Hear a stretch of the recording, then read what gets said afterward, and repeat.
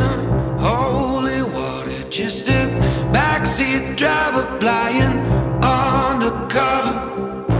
A nice suit and a family name. Says he'll make me a star if I just play the game. But that man doesn't know that I am bulletproof. Keep one foot on the sky and a foot on the roof. I'm not doing this to try to make a name. I just like the way it feels on me, the way it looks on me. Still got the fire when you try to be a flood. 'Cause I like the way it feels on me. That little rush, rush, rush of blood.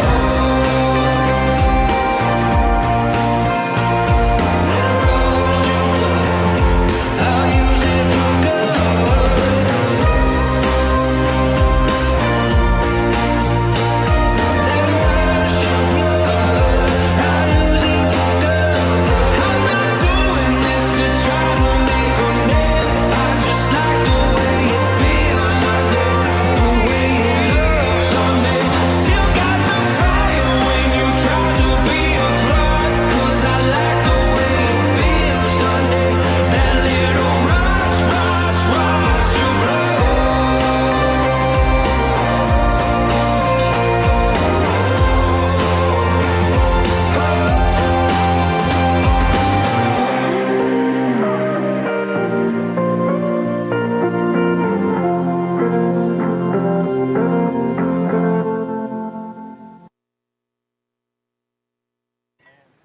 Well, hello, good morning, and welcome to the 80th Goode Waterski National Championships, coming to you live from. So, Zane, before I go into the second part of my spiel, we've got Zane Nicholson here, who will be taking you through the live coverage of the slalom events. How are you doing this morning? Doing good. Excited to be here. One thing about the 80th Goode Nationals. I'm thinking if the boat needs me, then that's going to be behind us as well. All right, then. So, whilst Zane communicates towards the other camera and gives us a little bit of spiel with what he's going to do this morning, I'm going to address our folks directly here for the trick and the jump event. Whilst Zane takes over with the slalom event. So far as the tournament schedule goes this morning, we're going to have Joe Perez take to the water first. He will have the honor of starting men's 6 trick, and there is our schedule for this morning: men's 6 trick, women's 4 jump, and then men's 6 through 11 in the jump event. So we're coming to you live right here from Mystic Lakes here in the middle of Maize in Kansas, in the middle of Sedgwick County in Kansas. The weather's not looking too bad, actually. They feel that around here that with the wind that's ever present here, it's actually going to be a little bit calmer of a day, which is certainly going to be a welcome respite for those who actually plan on jumping a little bit later on today, starting with women's 4. Tricks not normally are hindered too much with the presence of a strong wind, especially given that the trick path for this competition is relatively close to the shore. So there's quite a bit of protection on tap for that. So we got everything lined up. We got the schedule. We got men's 6 going on first, then men's 7, then men's 8, and then all the way through to the end of men's 11, where we'll see Elgin Faulkner perform his sublime tricks once again out of the South Central region. So we are looking to start in under 5 minutes here with the 80th Goode Waterski National Championships. You see our officials there. They're ready to go. The skiers nearby, they're ready to go. And we will be ready to go ourselves right here for the 80th Goode Waterski Nationals right after these.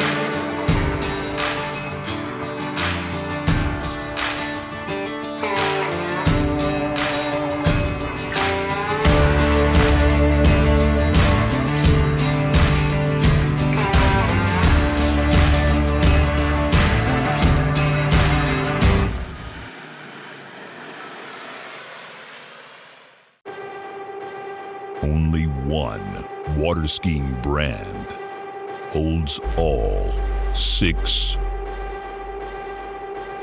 world records.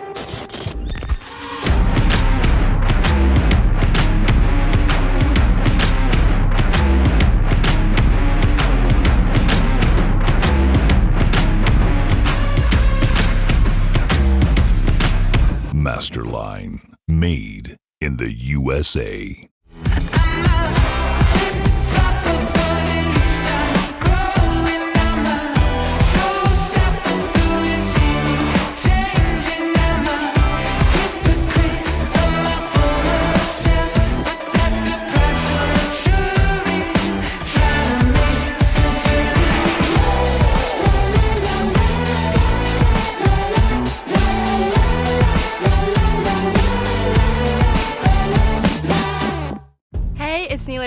Reflex Team Skier. In today's how-to video, we're going to be talking about how to turn your offside.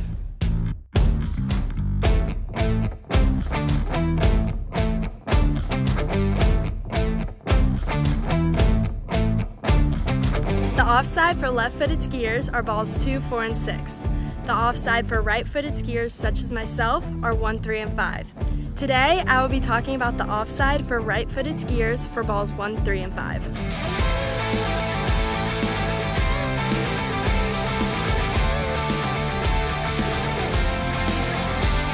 Our first major step for a good offside is the approach into the buoy.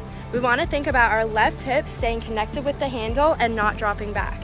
We also want to think about our shoulders and body facing slightly outward. Our second step, we want to focus on our left hand being low, straight, and with full connection to the boat to allow for full control. Our last step is the reconnection point. I want you to think about your left hip moving up and through the buoy line so then you can reconnect into a strong position.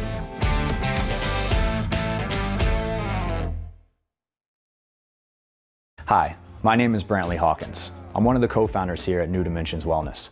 My partner and I have over 20 plus years of sports medicine and exercise experience working with the most elite athletes in the world. Together, we have developed a proven system that has been sought out by these professional athletes and is now available to you. You will move your body and loosen your joints in ways that you haven't before. It's not your typical weight training, it's not CrossFit, and it's not crunch fitness. Once I got in here, it was a big eye-opener how much different that they go about everything.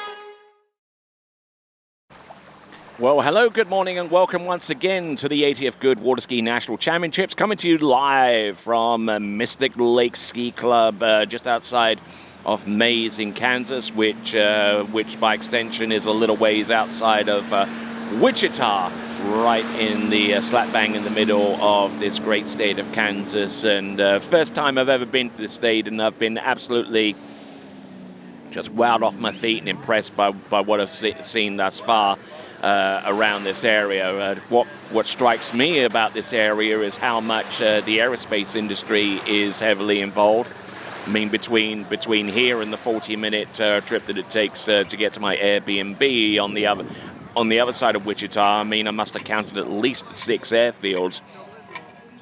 So aerospace having a strong presence around here, and you know. One of the many interesting things that you can glean from this particular area of the country. So far as things that fly, well, we'll have our skiers be hitting that ramp in a, well, I was about to say a short while, but we've got at least 64, at least 60 trickers I see on this list by taking a short glance, all the way from men's 6 all the way through to men's 11 before we go on to the jump event for the balance of the day. So, we have simultaneous webcasts. If you want to tune into the slalom webcast, that's going on right now with the first skier about to hit the water, Diane Parker in women's 6 slalom. But we're on men's 6 tricks about to take place on this webcast, and Joe Perez will have the honor of beginning the tricks event in the Goode Waterski National Championships, the 80th edition of. So Joe Perez, who comes into this event with a top score of 410 points, has been averaging around about 320 points, give or take.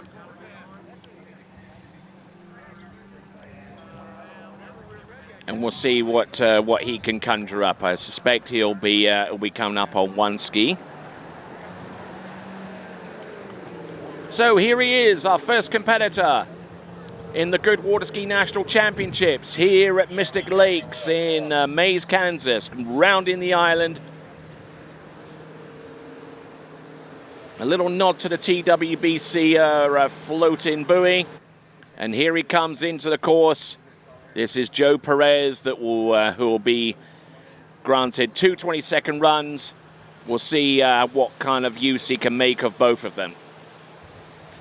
All right, let's see what he's got. Run time from 2U bars. There we go. He can start any time past that buoy.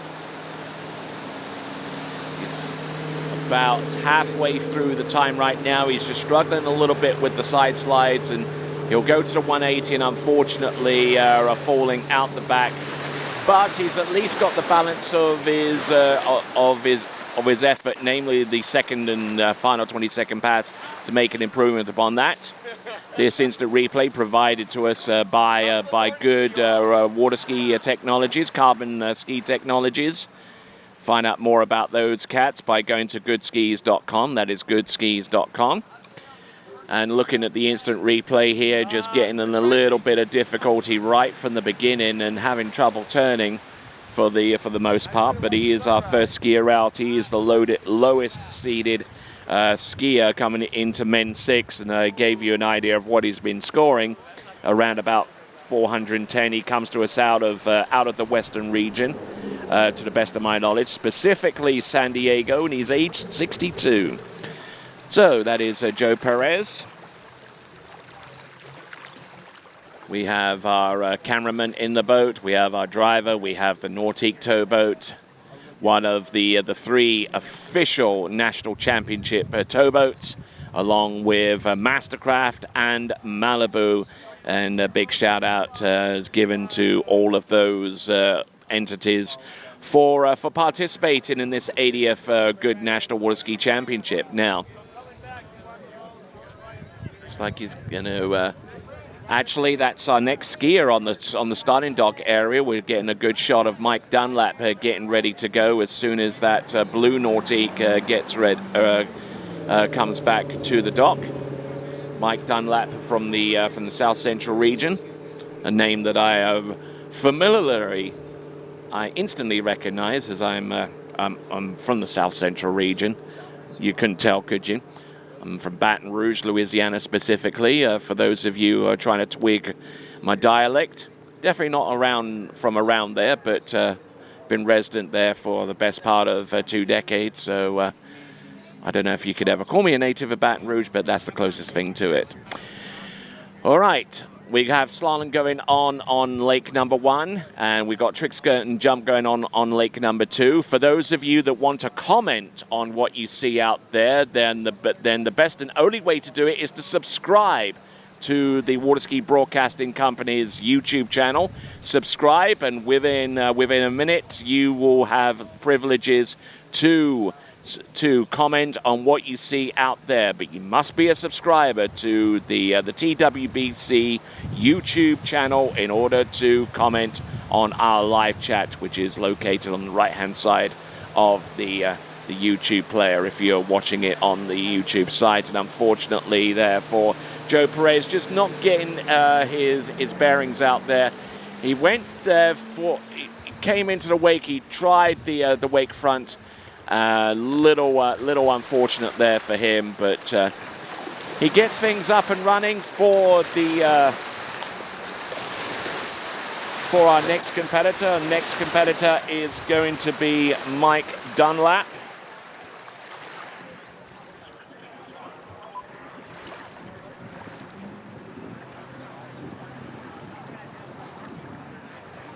So Mike Dunlap, who comes to us out of Houston in Texas.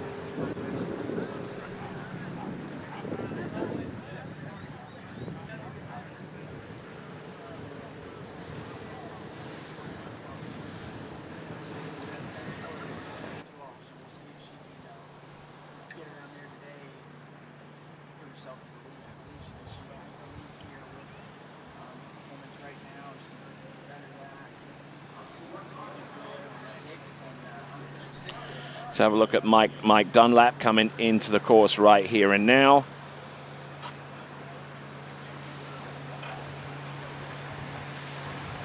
Coming in, and going in rather hard there. And Mike Dunlap, more known for being a slalomer than a trick skier. That much I can tell you. Has scored a total of 520 points in the Capital Area Slalom Series finals, which took place not too long ago before the South Central Regionals.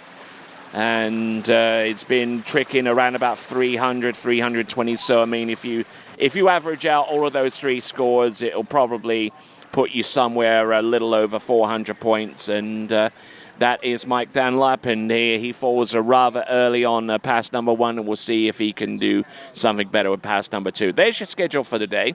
Men's trick 6 through 11, and there you see the jumping event as well that comes afterwards. I'm Tony Lightfoot, honored and privileged to be here in Mystic Lake in just outside Wichita in Kansas for the 80th Goode Waterskiing National Championships. There's our crew there. We've got Trey, we've got Vince, we've got Kelvin, and we've got a whole smattering of others spread across the site, providing us with the live pictures in which you're seeing right now. Not only with the tricks and jump event, which you are seeing with Mike Dunlap, our second skier out, but also our slalom event. So if you do have a spare computer, if you do have a spare laptop, and you're not watching anything on that whilst you're watching this coverage, then why not watch two events at the same time, with the slalom event on one and the tricks event on the other. And if you do want to comment on each one, then make sure you subscribe to the TWBC YouTube channel. All right, there we go with Mike Dunlap. He's got 2 trick skis, so not particularly stable on trick skis. I do have to grant him that. But we look forward to seeing him slalom a little bit later on. He is definitely more adept to that, to the best of my knowledge. And there is Mike Dunlap. Beautiful silhouette shot there with the rising sun in the east. These lakes ski east to west. Hence the picture that you're seeing at this dawn's early light. Little reference there to the Star Spangled Banner, which we played not too long ago. As we have a look at Greg Stokes, he is going to be third out. Now, this is going to be an interesting character, and I'll tell you more about him once we get to that point. And if you're looking for some ski product, wakehouse.com. Wakehouse.com is the place to go. All right, so Mike Dunlap on his inbound in pass, inbounding towards the dock, and boat, I'm not too sure. We didn't get a close enough look at Mike Dunlap as he went round the island, but we'll see what he's got.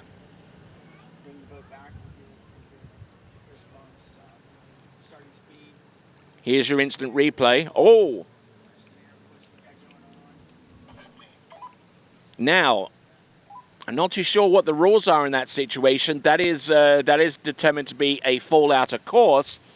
And if Mike Dunlap is skiing at a particular rating, there is a slight difference. It's between E and L. In E, you can actually have one fall out of course and not be penalized. But in L, if you fall out of course, you're done.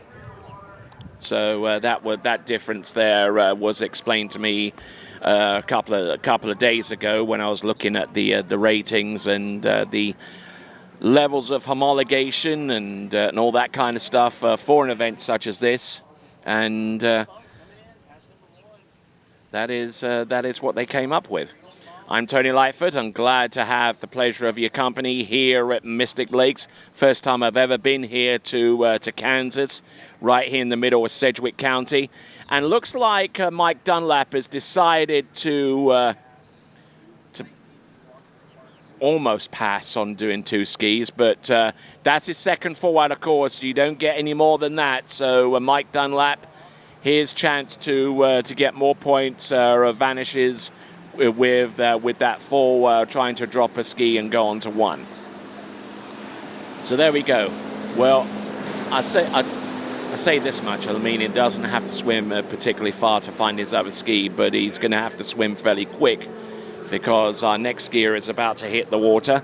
His name is Greg Stokes.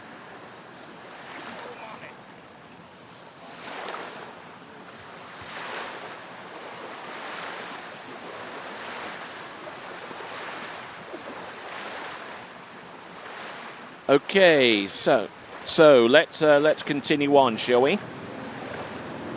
Greg Stokes is our skier about to take to the water, coming to us out of Rocky Mount in North Carolina, age 63.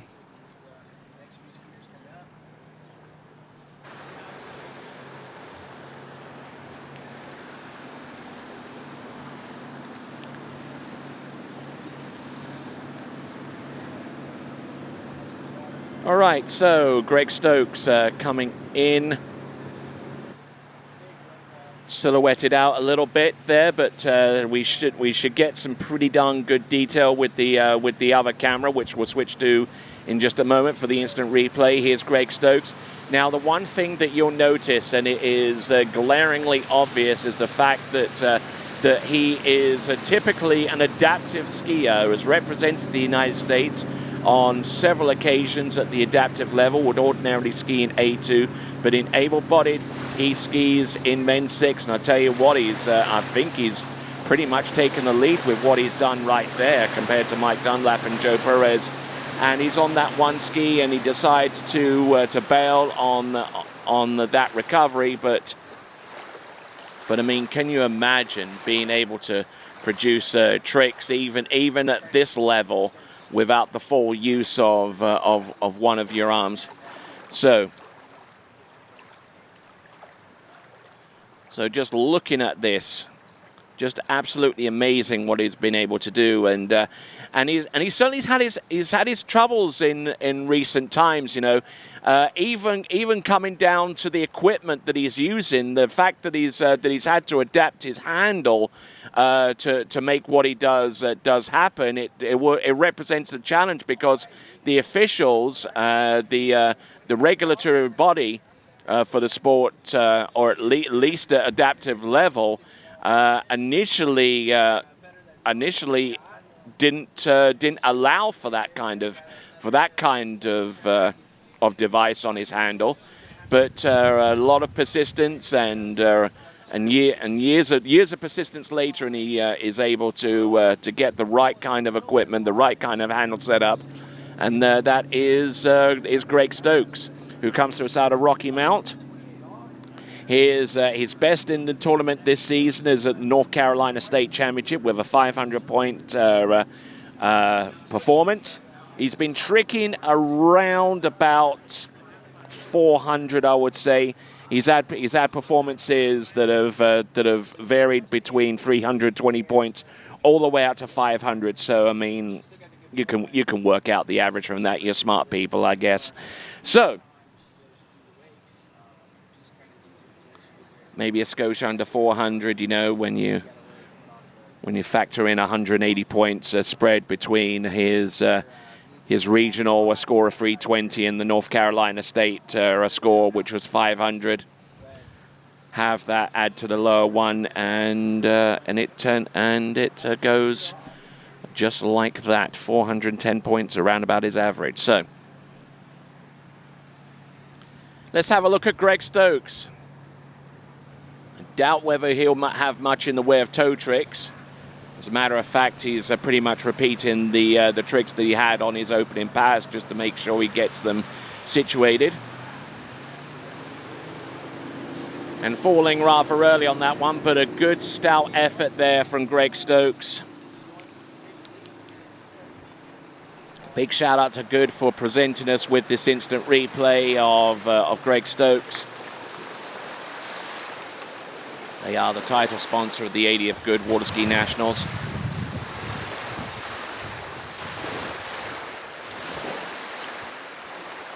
Naturally have re-upped their commitment to national championship water skiing. So far as these championships are concerned, they did that a good while ago, if you excuse the pun.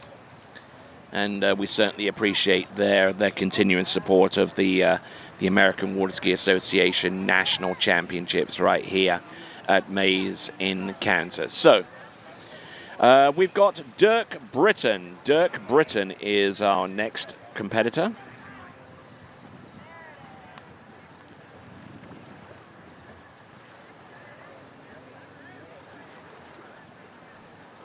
Just trying to give you his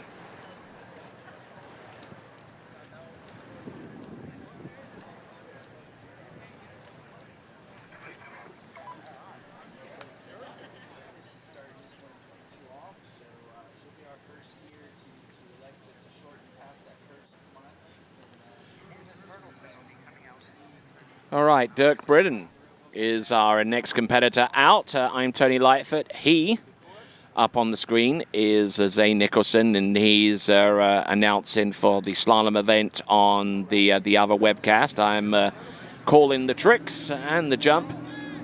And choosing Mastercraft this time is Dirk Britten, who comes to us out of Wichita in Kansas. So this is pretty much his home site. Has tricked as high as 610 points and started off the season, and well, I'd say starting off, I mean, his lowest score was 440 points. So it's pretty safe to say that his average is somewhere in the 500-point range when you take his top and bottom score. Let's have a look and see what Dirk Britten can do on the two trick skis. He will typically go with the side slides first. It's the easiest one to go with. There's one side, there's the other. That's 40 points in total. Then he goes for the 180s to the back and to the front. That's 6 tricks under his belt. Now he goes for the surface 3.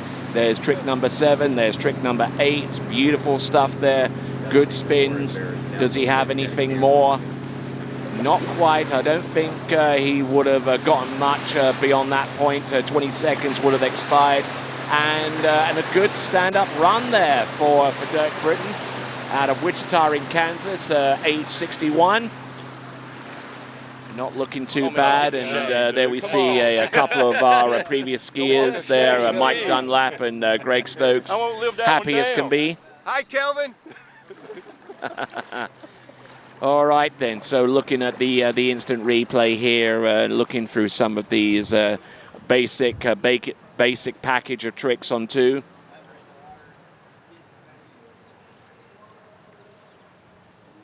Just looking in really, really good shape here.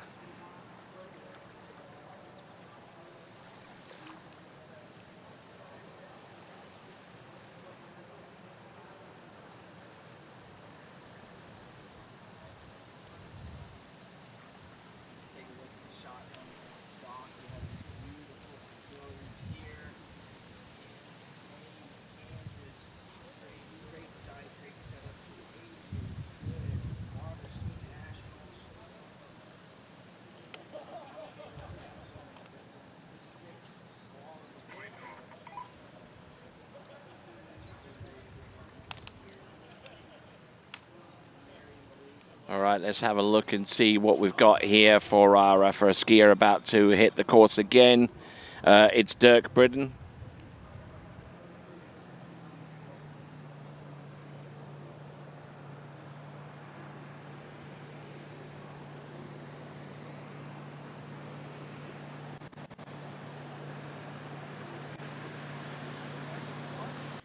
All right, going on to one ski, going through the side slides. The same basic package of tricks there with the 3, and unfortunately going down about a third the way through that run, and Dirk Britten in the water. I doubt whether that will be anywhere close to his best score of the season. But as they say, he gave it a good old college try. All right, so boat making its way to the dock without Dirk Britten there.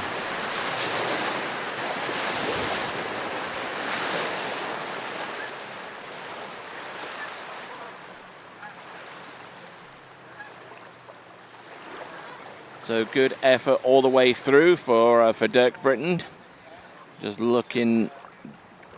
kind of looking under his armpit there for the 360, and certainly not the best way to keep one's axis on top of the water. He'll swim in, and he'll be happy he has the opportunity to compete at the national championship level. All right, then. So working our way down this list of men's 6 competitors. Next up is going to be Bob Magnus.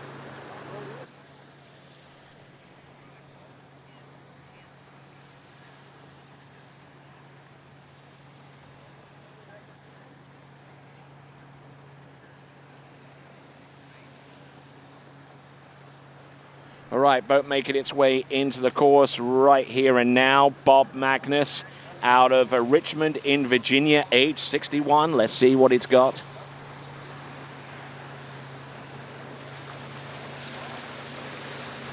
Okay, what do we have here? Come on, Bob. His best score of the season is 580 points. He's replicated that at least 2 times this season. There's Bob there with the MK1, the Martin Coleman 1. The trick ski produced by Goode, and they produce it in a number of different sizes, especially the oversized version for those that need a little bit of help getting their footing and stability on that one trick ski. And don't forget, if you wish to comment on what you see here, the best way to do that is via our live chat, and you can get involved in that live chat by subscribing to the TWBC YouTube channel. You can do 2 things when you subscribe. You can hit the button, which means that you will be granted access to our live chat chat board, which is on the right-hand side of the webcast player when you watch it on the YouTube channel. And secondly, you'll also be informed as to when live events become active. And we've got a whole slew of live water ski events during the course of these national championships. We'll have different players for each day and each lake, and you'll be able to see all of the action uninterrupted during the 80th Goode Water Ski National Championships. On top of that, we've got events in far-flung places. Hilltop Lake, which is the next tournament we'll be heading to after the conclusion of this one. Then we've got the Denali Trophy Lakes Pro in Charleston, South Carolina, before we head back to Europe for the European Championships. And then we've got events such as the Malibu Open, the Mastercraft Pro, the Miami Pro. We got the Pan American Championships in Santiago de Chile. And then in January of next year, we have got the Junior World Championships under the auspices of the International Water Ski and Wakeboard Federation. But here we are under the auspices of the American Water Ski Association. This is Bob Magnus coming into the course. Pass number 2, let's see what he's got. Starting off on 1, we'll end off on 1.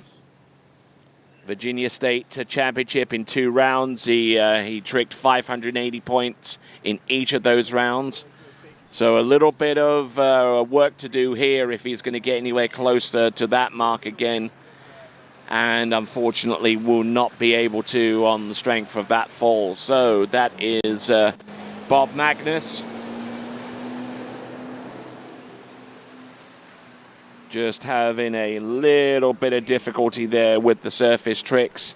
We're looking at him once again before we turn our attention to our next competitor.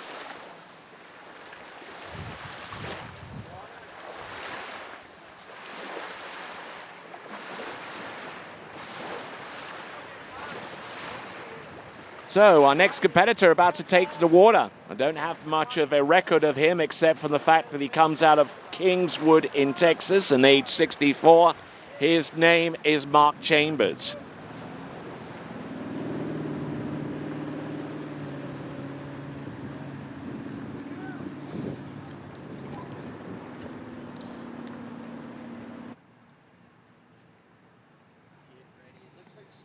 So here comes Mark Chambers, who decided to get up on 2 skis, and I think he kicked off one. Here is Mark Chambers here at the Goode Waterski National Championships.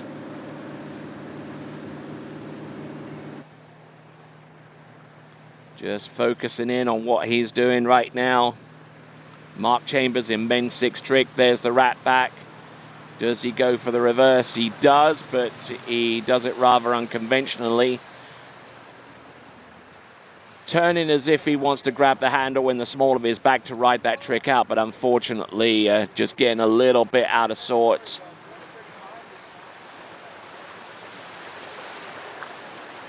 Mark Chambers and just trying to get settled, and unfortunately has a hard time doing that with that particular move. So, got a good smattering of people on site here in Maize, Kansas. This is the 80th Goode Waterski National Championships. I'm Tony Lightfoot. Great to have the pleasure of your company once again. And we have skiers from all across the nation, from the west and the east, from the Midwest, from the South Central, and from the southern region. And we're over here with the trick and jump event. And on the slalom event, we've got Zane Nicholson calling the action.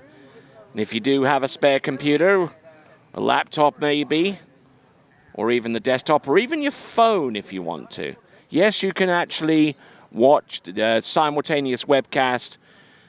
Mark Chambers getting ready to get back into the water for his second and final 20-second run, whilst we continue to rock and roll. For the benefit of those of you trying to keep tabs on what's going on, Jeanette Van Eikelen in women's 6 is about to take to the water, whilst Mark Chamber up on your screen there getting ready to hit the water in men's 6 tricks using 2 skis for his second run. So, a lot of action taking place. Women's 6 on one lake, men's 6 on the other. Yes.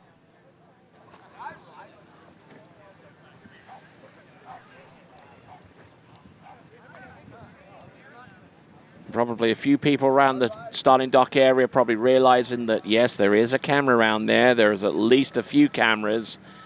They're keeping an eye on what's going on there as we work our way through the halfway portion of the men's 6 tricks. We started off with Joe Perez. We are about to go on to skier number 8, and that is Alvin Neff. But before him, we've got Mark Chambers. Now, slightly different to 2-ski configuration there. Obviously having a little bit of struggle getting up on one ski, but using a drop ski.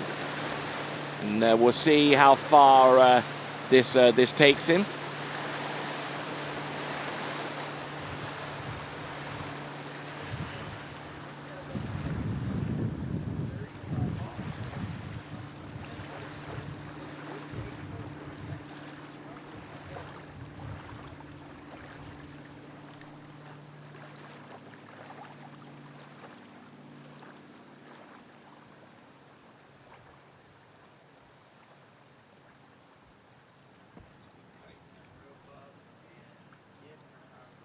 So,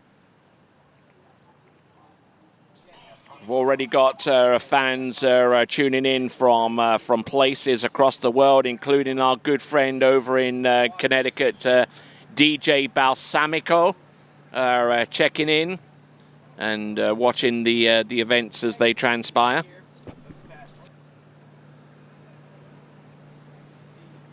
All right, here we go. Mark Chambers. Oh, and going down on the wake front and going down hard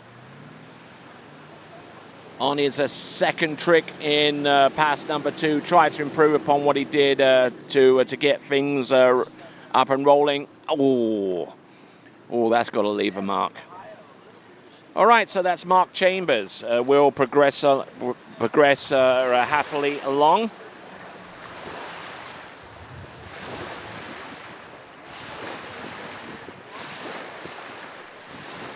So a good few of you are already watching us, and we certainly appreciate that.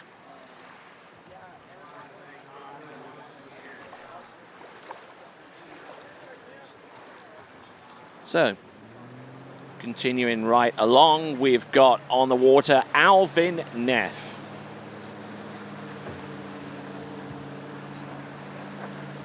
Alvin Neff, who comes to us from the South Central region.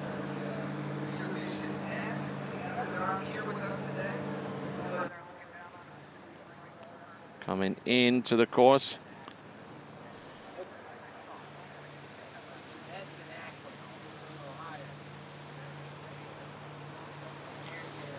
Here he comes, men's 6 trick.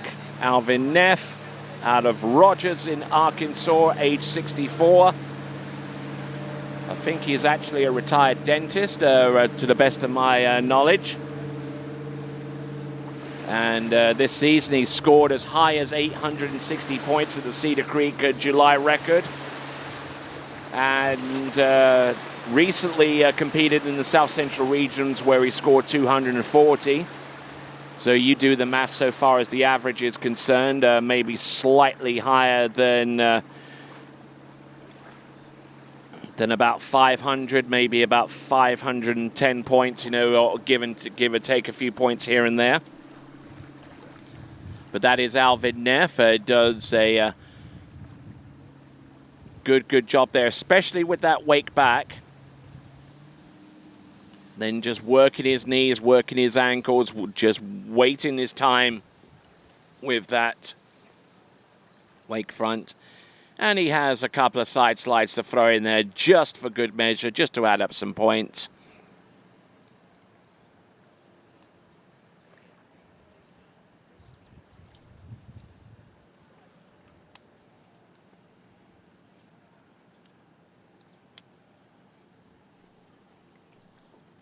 So, it's Alvin Neff, and provided that he gets his way through the second 20-second pass, he could assume the trick in lead at this point.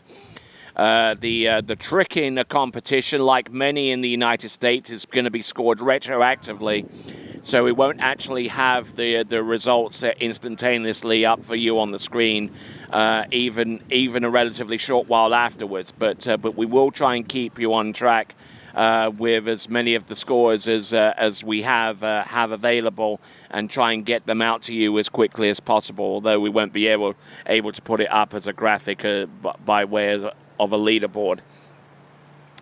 But here we go.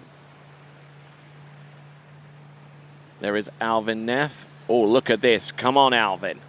Surface 360. Oh, goes for the surface tricks. Now, in recent times, they've loosened the group restriction on those tricks to mean that you can actually perform surface 360s and surface 540-degree turns these days without being penalized, because in the past they had this restriction that you couldn't do any more than 2 tricks coming out of the same group of surface tricks. Now that restriction has been kind of lifted, it means that the skiers have a little bit more free rein to be more creative on the boat so far as the surface turns go. Like that one, for example. There is Alvin Neff. He tries to edge out for the wake, lent a little bit with his shoulders, and whenever you do that, things start going sideways whenever you you slip up like that on your single ski. And working with the Goode MK1. All right then, Charles Procraska from, not too sure where he's from, but I'll get that information for you, Charles Procraska.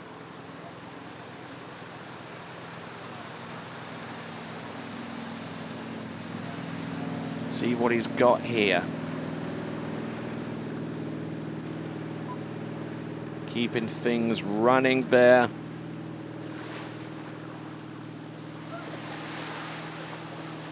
Not doing too badly. He gets through his run, and I think with Charles, so far as he's concerned, I believe he actually qualifies for the national championships on the strength of jump and slalom, because there's no record of him tricking within the last 12 months.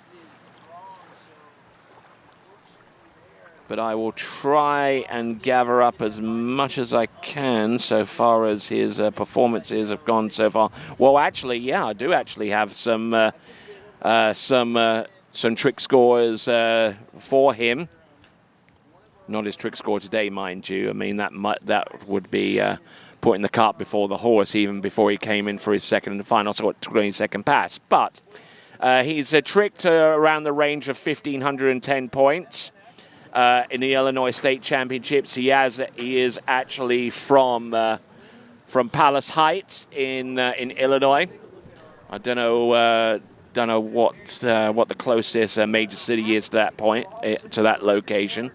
There are several you can choose from in Illinois, whether it be Springfield or whether it be Decatur or even the big windy city itself, Chicago, Illinois. But seems to do a lot of his competitive skiing around the pits area, so I would probably go so far as to suggest that he is from around the Decatur area, an old stomping ground of a one Freddy Krueger, who I'm sure we'll get to see quite a bit of before the end of this season. Here he comes. Palace Heights, Illinois. Best trick score that we've seen of him this season, 1,510. And he could actually be the first person to stand up both 22nd passes if he can get through. Oh, nicely done. Look at that. Waco into wrap and Waco out. Yes. Yeah. Up that fist, why don't you? Yeah. Liking what I'm seeing out there. Look at that. Toe wake back, immaculately produced, getting enough air. Not too much, mind you, but enough to be noticeable. Enough to suggest that he actually had a little bit of D-weight in that ski. And then he goes for the remaining tricks that he has, including the toe side slide that you see right there.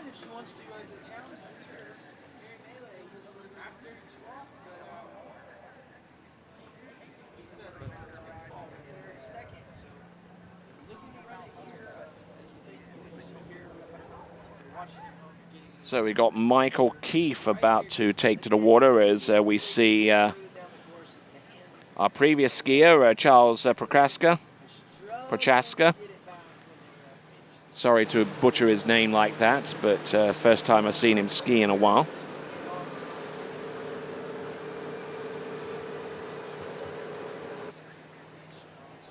So let's have a look and see what Michael Keefe has for us. He's out of Fort Worth in Texas, age 63. His best tricking score this season in the Ski Haven competition held in June this past season, 1,960 points, and you can see why. Look at him go. He is spinning like a top out there. There we go. Look at those surface fives. Now he works out towards the wake. There's the wake back and the wake front. There's the reverse wake back. He gets stalled a little bit on that reverse and unfortunately goes in the water, but he does have a good measure of his tricks that he wanted to perform out there, completed on pass number 1.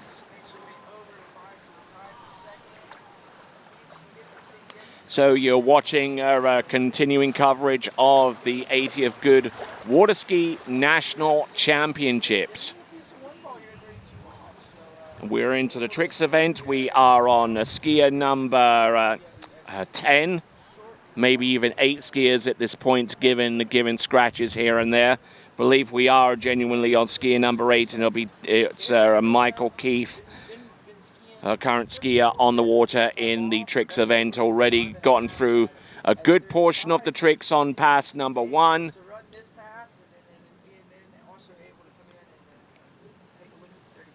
So, we've got Michael Keefe getting ready for pass number 2 on the back of that Nautic towboat. He's got a pin person in the boat. Actually, we're looking at dockside and seeing Brian Adriance, our next competitor to take to the water. For Michael Keefe's part, he's been pretty consistent this season. In the Rick Malik Memorial that took place not too long ago, 1,880 points, 1,650 there as well, and round 1 of that competition. And for the most part, for pretty much every competition, except for 2 rounds of the Princeton Fall finale, which took place towards the end of last season, which still would have meant that his scores were valid for 2022 consideration. He scored 950 and 580 points. So that's the only blot on his copybook right now. But for everything else that he's done beyond that point, he's been pretty darn good. Here is Michael Keefe.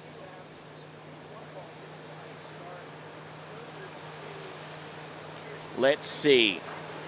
Oh, look at this, Michael Keefe. Yeah, he's really...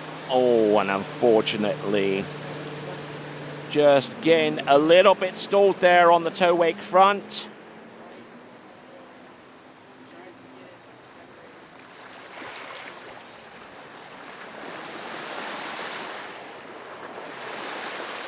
Yeah, just going down pretty early on this run. Let's have a look. The tow wake back. Yeah, it got the balance. But here is the common deal with the tow wake front, and you have to edge all the way through the top of the wake coming back. Because you do experience a little bit of slippage if you do not edge all the way through the wakes. So, let's have a look at the record for our skier on the water, Brian Adriance, who comes to us from Shawnee in Kansas, aged 62, or Shawnee in Kansas, I should say. His best performance of the season, 2,230 points. So let's see if he can conjure up some similarly high point magic. He opens up with the wake 3 from Rapp.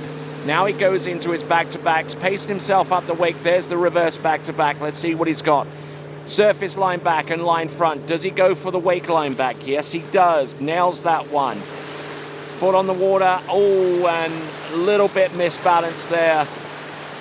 But he stands up all the way through, and that is a pretty darn good effort, if you ask me. Getting good height.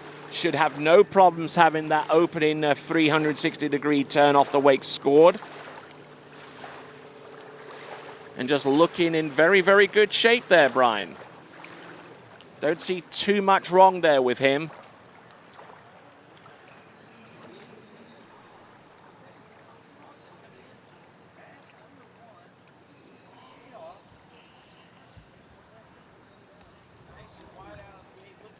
So, let's see, Brian Adriance, or Adriance, I should say.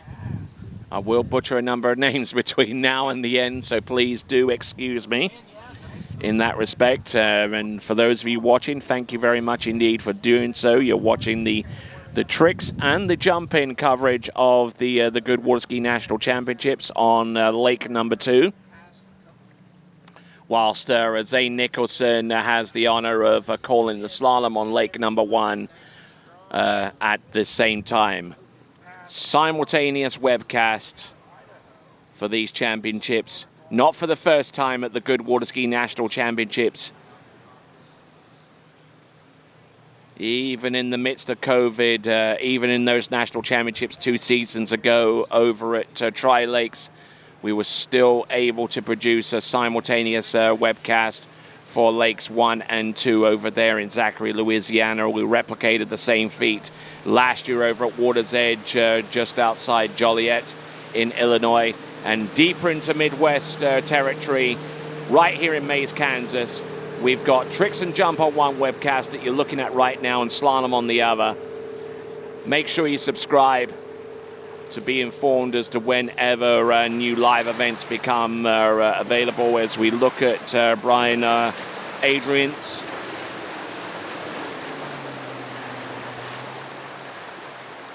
So just looking at his effort out there. Also, don't hesitate and hitting that bell icon as well. You'll get informed when new events become live, including the remaining events of these national championships, the 80th Goode Waterskiing National Championships. You'll receive an email notification, and then you can just click a link, and as Bob Marley says, it's there. All right, so looking at Brian Adriance. And I don't think the score he would have yielded for that performance will be quite as high as 22:30. But we'll see what we'll see with James McClure.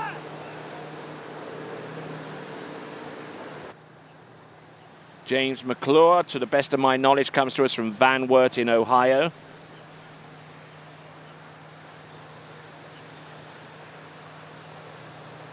He's age 63. He comes to us from Conroy in Ohio. Look at this, just leaning up over his ski, just trying to get good traction there.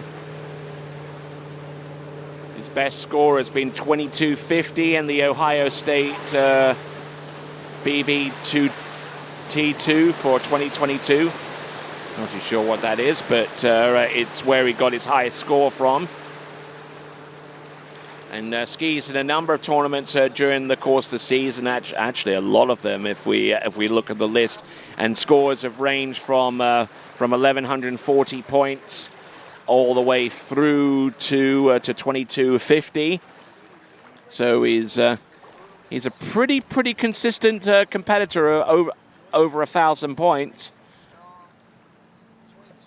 And typically tricks into the 4 figures. So not looking too bad there. The effort that goes into these tricks is certainly very, very apparent. And that is James McClure.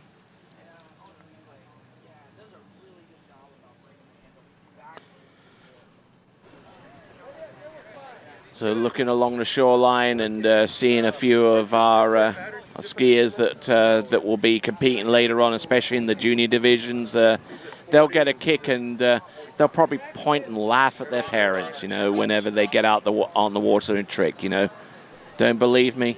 I've seen it. All right. Or they just feel embarrassed and seeing their parents ski. Sometimes that happens as well. All right, there. Here comes James McClure. Boat speed set. Let's see what he's got out of Conroy in Ohio. Look at this. Come on, James. Toe tricks, toe wake back. Has to wait for the ski. Wait for the ski. There you go. That's the way you do it. You wait for the ski to get over the top of the wake, creates its own elevation, and then you can spin to the front unimpeded. But look at that. Got side slides at the end, and he gets through both passes. Nicely done for James McClure.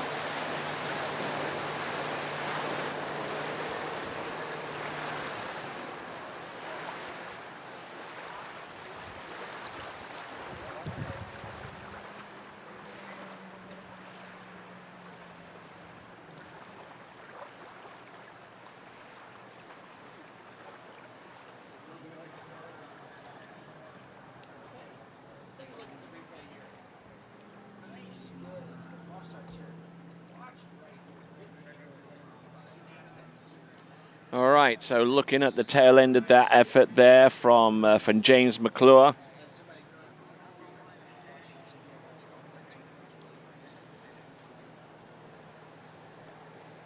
These instant replays are provided to you courtesy of Goode Carbon Technologies. They set up a booth and a stand there in the vendors village, and they have pretty much everything that they produce there for our skiers here to choose from. This is Jeff Van Treese, who comes to us out of Maria Stein in Ohio. Seems to have a whole slew of skiers from Ohio in recent skiers here on this list. Oh, and getting into a little bit of difficulty with the wake line back, but he's got one more pass to come. That's Jeff Van Treese. His best score of the season thus far is 2,200 points.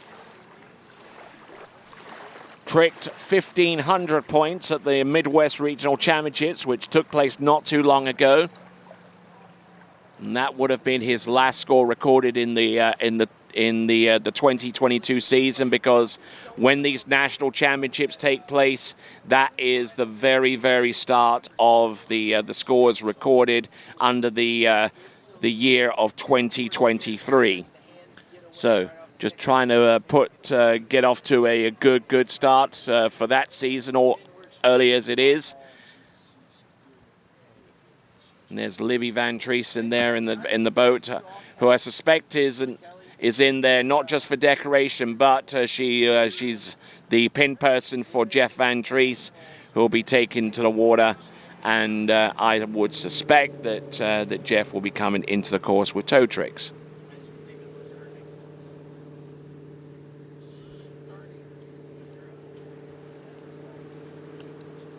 So, glancing over to coverage on women's 6. We'll be looking to run this. She's got a best score of 2:38 off the shield. So she's got gets a big one ball, nice looking turn here too. Yes, that 2-ball turn is so nice. On the other slalom leg, Joy Kelly going down. Not too sure what line length that was in which he went down, but I think it was either 32 or 35 off. But concentrating on the tricks event, we have got on the water Jeff Van Treese.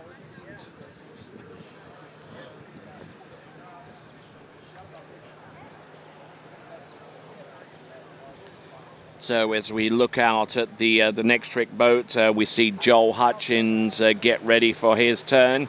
In the meantime, this is Jeff Van Treese, and as I surmised, toe tricks is the next thing he'll be doing. And look at this, there we go, toe wake back and toe wake front. Couple of toe sides there just for good measure. Toe back and toe front. Does he go for the reverse toe back? Yes, he does, and reverse toe front. Now, does he go for something a little bit more substantial, like a toe back to back? Does he go for the reverse? Not quite. I think 20 seconds would have been up at that point. But a good, stout, and solid-looking trick performance there for the most part for Jeff Van Treese. Well done to him. A 62-year-old out of Maria Stein in Ohio, and they're glad to have him present here at this 80th Goode Waterski National Championships. Joel Hutchings is our next competitor to come. Joel Hutchings.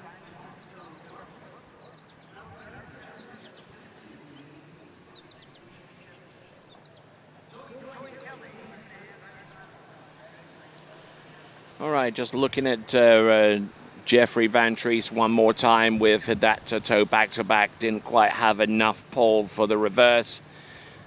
But that will represent the balance of his effort as we go to live pictures and see Joel Hutchings has scored a best of 2,410 points.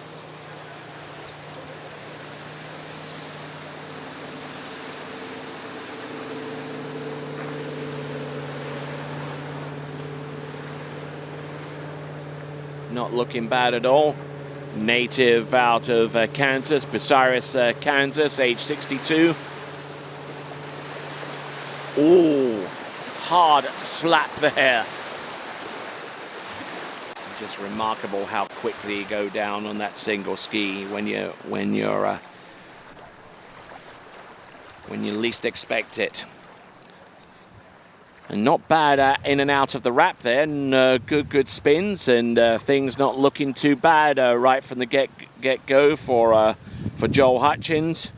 We've got how many skiers? We've got 5 more skiers to go, including Joel Hutchins, before we put the button on that event. But not looking bad at all for the most part. Behind that, Correct Craft and Nautique, one of the 3 official towboats of the 80th Goode Waterski National Championships, alongside Malibu and Mastercraft.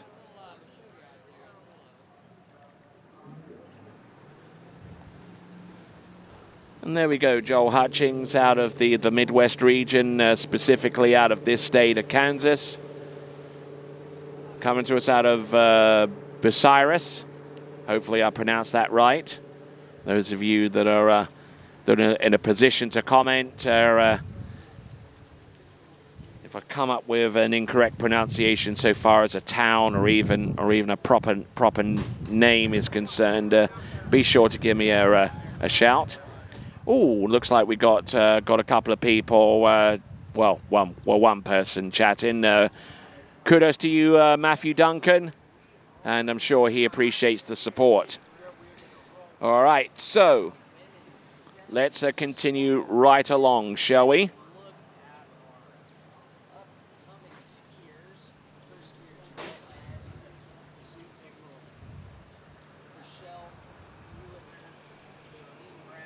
All right, coming back in, 2nd and 22nd pass. Yeah, definitely. He wants the weight shifted a little bit towards the port side of the boat to try and even up the wakes a little bit as he performs something like that, which is the tow wake back and the tow wake front. Let's see what he's got. Tow side. Does he have the reverse? Yes, he does. Let's see. Foot out of the hold, and a little bit hasty there with the line back, the surface line back, and that is going to be his lot. He'll swim to shore and leave the way open for our next competitor to go, who should be Mike Lefleur or Lafala.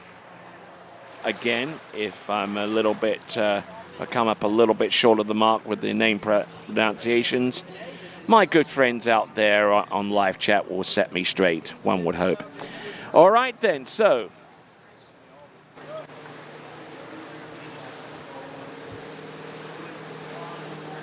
Mike Lefleur from New Athens in Illinois.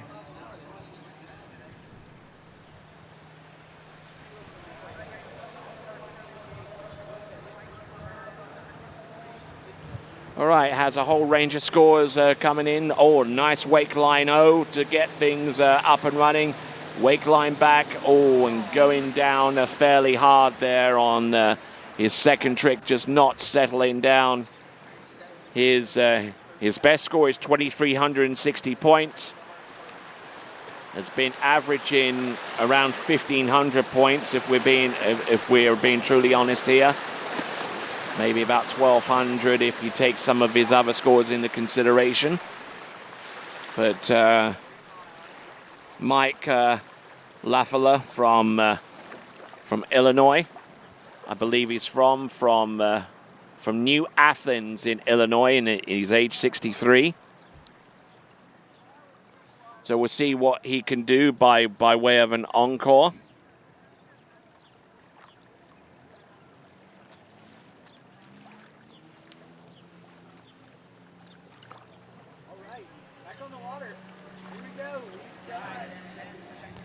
So, welcome to the Goode Waterski National Championships. I'm Tony Lightfoot. He is Zane Nicholson, and he's calling the slalom on the other webcast, and I'm calling the tricks and jump on this one.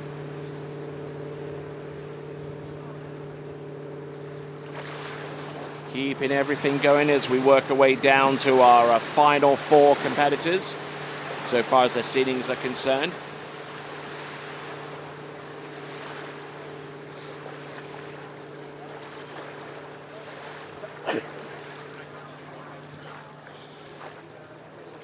So, men's 6 tricks, down to our last 4 competitors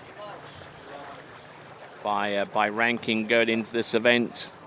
We always endeavor to try and put the best skiers towards the end of the order.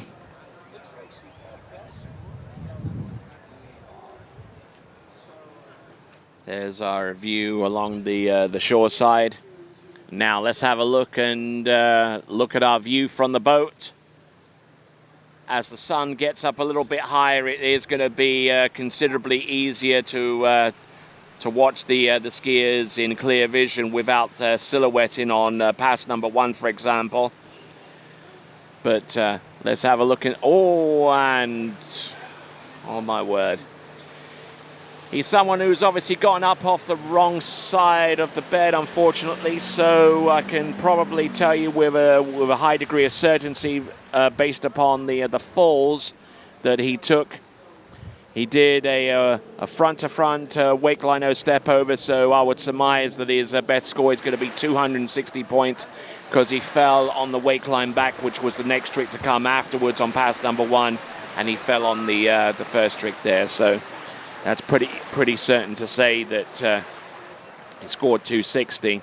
Or it could be absolutely nothing based upon anything the judges would see to discount that particular trick, whether it wasn't a continuous rotation or whether there wasn't any air between the ski and the water. But for my part, 260 points is all he's going to be leaving out of the water with for his effort.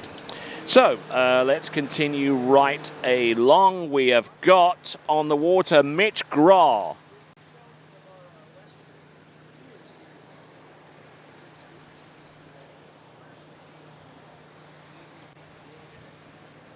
Mitch Grah coming in, age 61, a long-time member of the U.S. senior team. It's been skiing for absolutely ages. As comes to us out of Carrollton in Texas, age 61. Has been has skied all over the place this season. He's gone to tournaments in the southern region and kept to his roots in the south central region as well. His best score is 2,530 points, and he produced that twice this season. Aside from that, he's tricked over 2,000 points for the vast majority of the season. So that scores of 2,400 points, a little over. In the South Central region, he won his division with 2,440 points. But not looking too bad for the most part.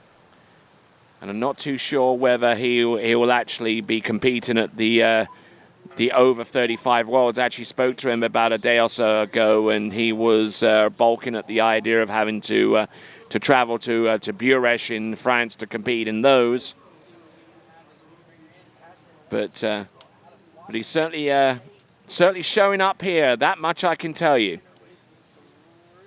I'm Tony Lightfoot. He is Zane Nicholson. We are announcing our respective lakes at the Goode Waterskiing National Championships, the 80th edition of. And if you're looking to get a grip on your competition, check out Pro Gear by going to skiprogear.com and check out the line of gloves and other accessories.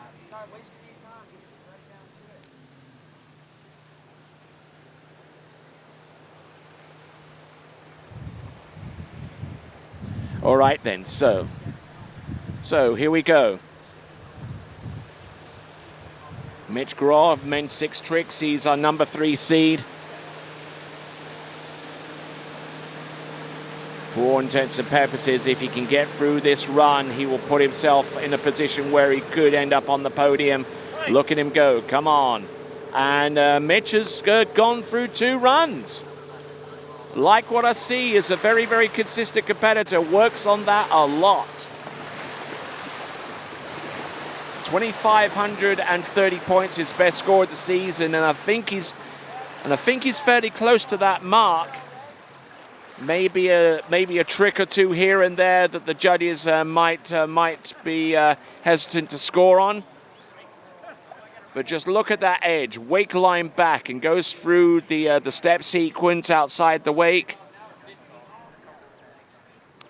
Two reasons why one would do that. One is speed, and the other, well, you've got flatter water outside the wake, and it is essentially a one-legged spin, and you can quite easily get out of shape very easily on a surface line back.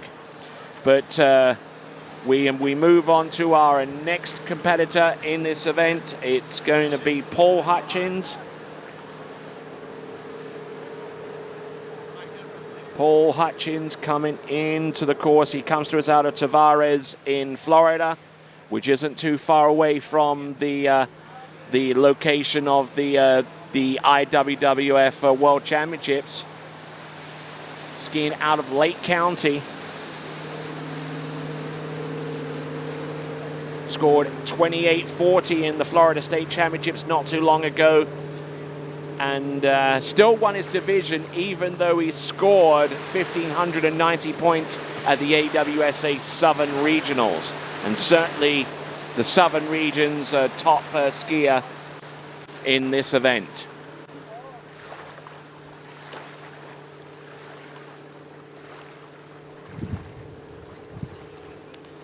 So, not bad there for Paul Hutchins out of Tavares in Florida.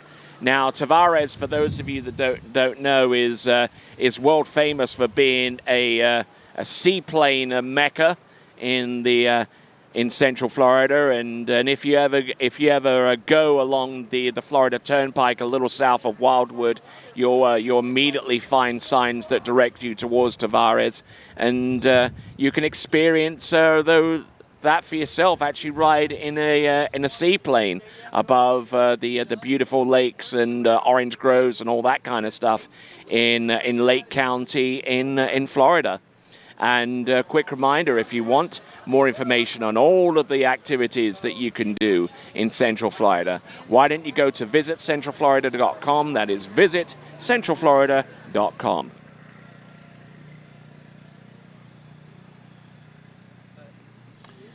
All right, so Paul Hutchins did a toe 360 towards the end, so certainly paced himself pretty well.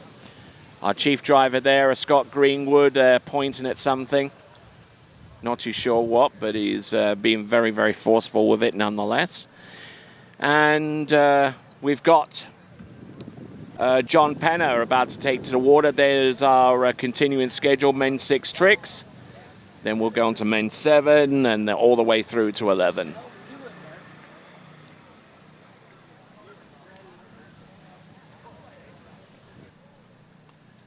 So, and there's John Penner.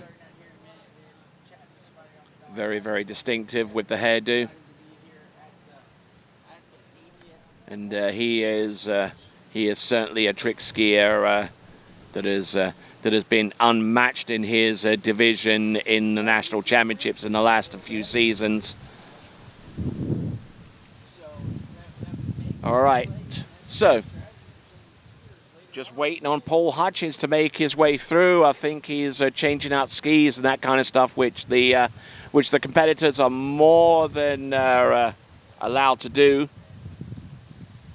That whole trend was essentially started off in the early middle part of the 1990s, where skiers found that changing skis actually helped with their performances, as the difference between hand tricks and toe tricks are so diametrically different so far as the balance and the positioning involved needed to excel in each one. This is Paul Hutchins. He's on the water right now. Oh, look at that. Purposefully positioned that handle. And unfortunately for him, kind of overdid that handle position and unable to get through that run. And I'm glad that we had the microphone switched off at that point. I'm sure those of you who are lip readers, my apologies on his behalf. All right, so that is Paul Hutchings. Are you rope edge, please?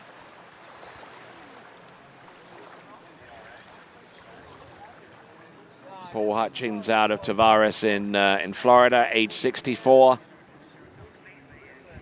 And going down pretty hard, I would say. And he seems to be pretty annoyed with that because he knows that he needed to be on his game to form a credible challenge to the likes of Mitch Grah and Mike Lefleur. I omitted one name out of that group because he is coming into the course right now. This is John Penner.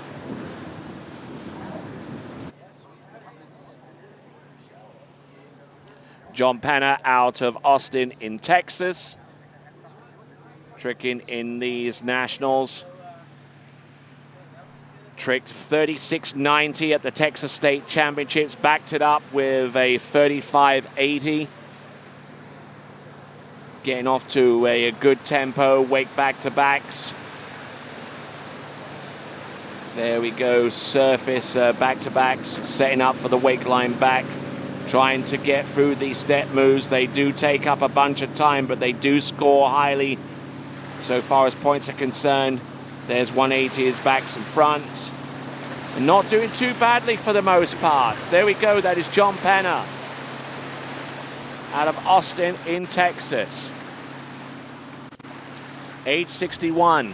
So I believe this is his first excursion into men's 6, or at least his first of 2 excursions. Not too sure what division he skied in last season. Matter of fact, I could probably tell you because I do have historical data on particular skiers. They actually skied in the national championships. I believe he skied in men's 6 last season, based upon the ski year 2021. And just to confirm that to you, the last time he skied in men's 5 was in the year 2020. So this is his. This is actually his. I believe his third excursion into the national championships in men's 6. So John Penner looking to try and add this title to the many that he's accumulated over seasons past. Not looking too bad for the most part, it seems.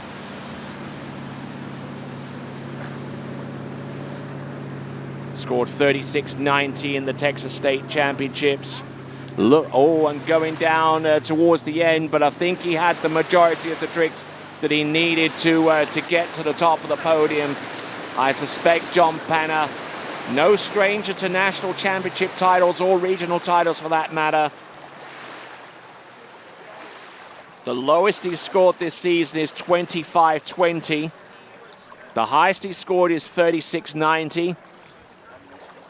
He is the current South Central Regional Champion. He won that title handily with 32.60. Won that one with a country mile.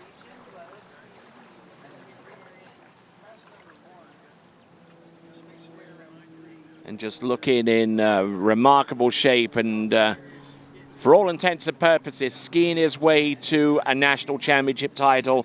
That is John Penner. So without knowing too much about the scores, congratulations to him. So we're done with one trick event. We're now on to men's 7.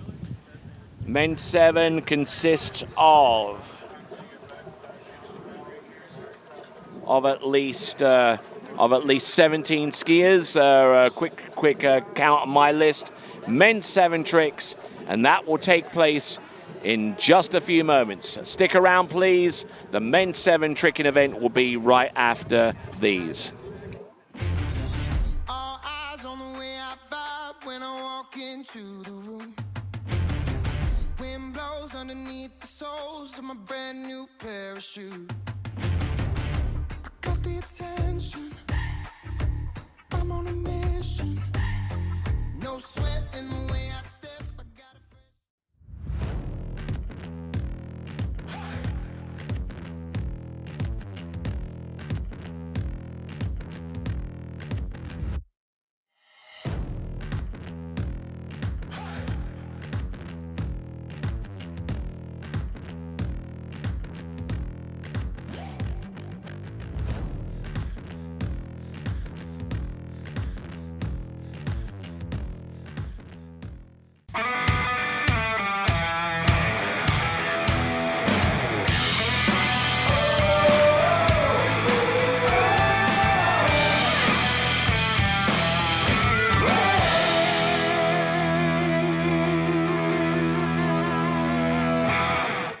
All right, so we've got our first competitor in men's 7 tricks about to enter the course. It's going to be Bradley Boyd out of Conway in Arkansas, age 67.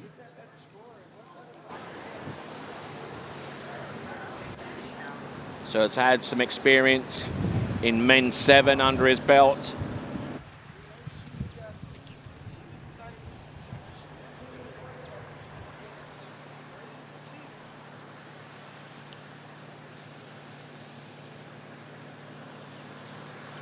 So here we go, Bradley Boyd, our first competitor out in men's 7 tricks. His best score of the season is 200 points.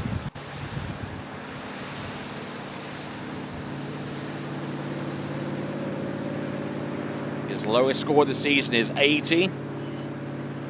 So about 120 point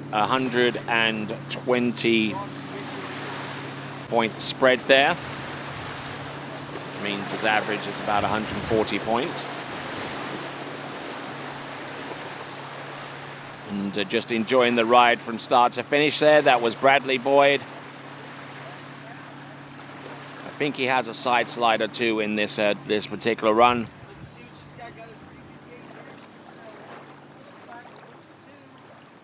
And not looking too bad for the most part.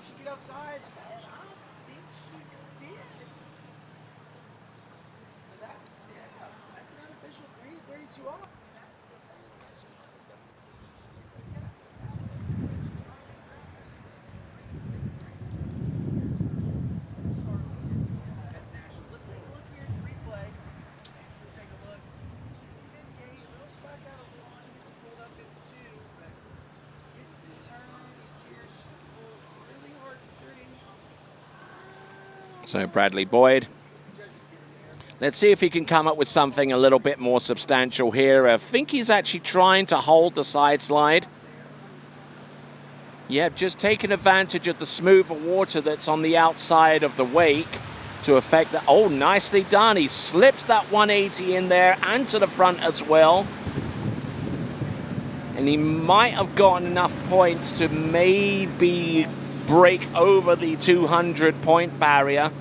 If he can slide that ski around and make it go a little further, he might be closer to 300. So well done to him. That's Bradley Boyd in men's 7 tricks. He is our #1 skier off the dock, so the lowest seeded skier in men's 7 tricks. As we continue to work our way to the next competitor, who is Brian Mercer. Brian Mercer.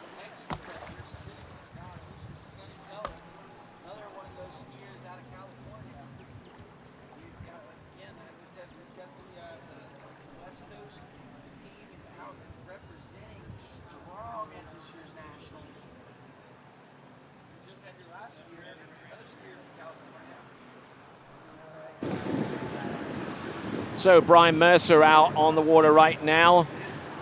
Has only tricked a couple of times this season. Comes to us out of Kaysville in Utah, age 65. So this might actually be his first nationals in men's 7.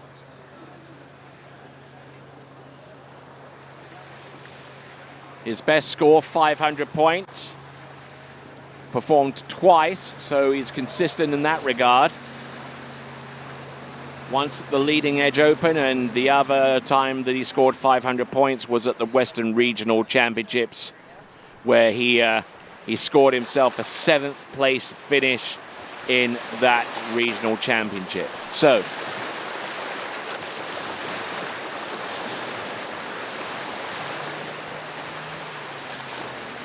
plenty of action taking place out in the water, and feel free to comment, but the thing you have to do first before you comment is subscribe to the TWBC YouTube page. And for a couple of reasons. One, it allows you to comment about a minute or so after you subscribe. And if you hit the bell icon, then you will be informed instantly whenever events like this, like the 80th Goode Waterski National Championships, are live on your screen to watch. So there we go. So getting some messages coming across on the Trick Lake. Thank you very much. Chuck Comfer, thank you. And nice skier Mitch. And thanking me here and there. Oh, shucks. And then we got Amy Chinnery Valmasai. And thank you very much indeed. And keep them coming in. I'll try and keep a good eye on them and keep you informed as to what they've done in the past in this season, the 2022 season, as we transition now to 2023. Because typically, what happens is that when the Nationals start, the 2023 season starts.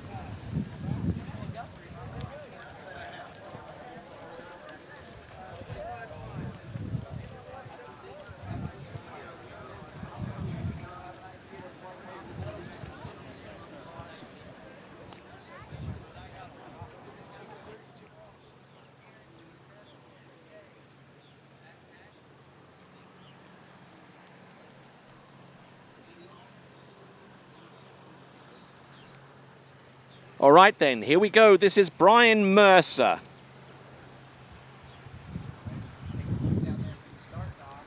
Now, Brian Mercer, who's only tricked twice so far this season, and in each occasion he scored 500 points. A little bit stiff there with his knees, just needs to lower his body mass a little bit towards the ski rather than trying to upweight so much. Upweighting helps, but only for a certain amount of tricks, and that wasn't one of them. There he is on that MK1 from Goode, and the Wiley binding. You know, it looks like a pretty decent setup there for him, right foot forward on that ski. You can instantly tell whether he's right foot forward, notwithstanding the fact that you're watching him right now. But if you ever see a skier with the front edge of his back binding turned out towards the left, then where he stands on that trick ski is right foot forward. And so important to get your stance right on the trick ski. So important, you know, from the early stages to actually select the best foot. Although, having said that, of course, I have known of some skiers that will actually slalom on with one foot forward and actually trick on with the other foot forward, a la Joel Poland, who has recently launched the Joel Poland edition of the Radar Graviton trick ski that you can now see on the Radar Skis website, radarskis.com. Check them out and check out the brand new graphics on the Graviton trick ski. Now we've got two trick skis here for our skier on the water. It should be John Wilkins. John Wilkins. Try and get you some information there on him.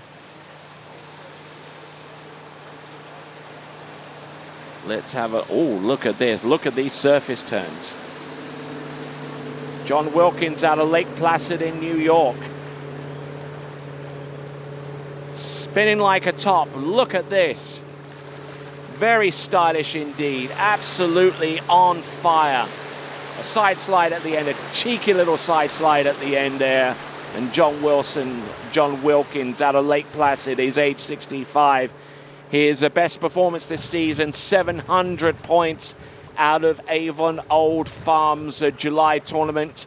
I don't have a result for it. Yes, I do have a result for him from the Radar Skis Eastern Region Championships, 520 points. So the average between that and his best performance, there is a 180-point spread. So about a little over 600 points is his average. But look at him go, just spinning like there's no tomorrow. Absolutely, just look at this. Look at this, just staying over his ski, good knee bend, good ankle bend. If you ever want to see good two-ski tricking, you found it right here in John Wilkins.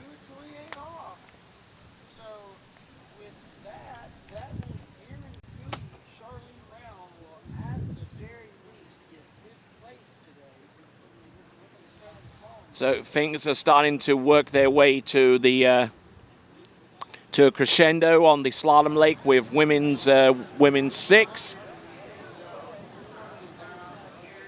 We are on men's 7 tricks. We're already done with one tricks event, one trick event category. That was men's 6, and we'll continue to go to 7, to 8, to 9, to 10, and then to 11. Taking it up to an 11, yes.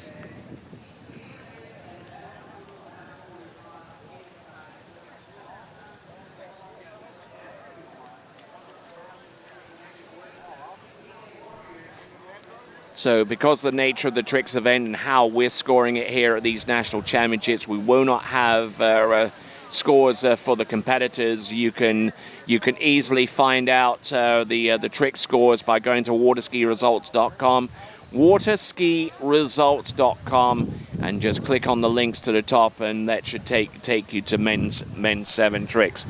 I'm actually going to try that myself and see. And we'll try and get those results to you in short order, if we get the results, that is, because the way that we're scoring, we're scoring these retroactively. So let me go trick. Looks like I've got some men's trick 6 performances loading up, and we don't have any quite yet, but we will endeavor to get them once they become available. All right, then we've got John Wilkins on the water. He's on the one ski now, trying to bust out some huge moves here. Look at this. Come on, John. Stay on top. Look at him go. And that enlarged trick ski by Goode, certainly becoming very, very popular among the men's 6 and men's 7 trickers that I've seen so far. You know, and it's really encouraged a lot of people to return to trick skiing, whereas in the past they might have shied away from continuing to compete in an event where even getting up on top of the water, you know, is a challenge in itself. So let's have a look and see with the remainder of these tricks as I keep one eye on the trick skiing and that we see on the Insta replay, and another eye on the scores that have been released. I can tell you among the scores that have been released, the score from John Penner hasn't been published quite yet, so obviously they're having to work extremely hard to get his trick score. So we got Pat Combs on the water right now. Pat Combs.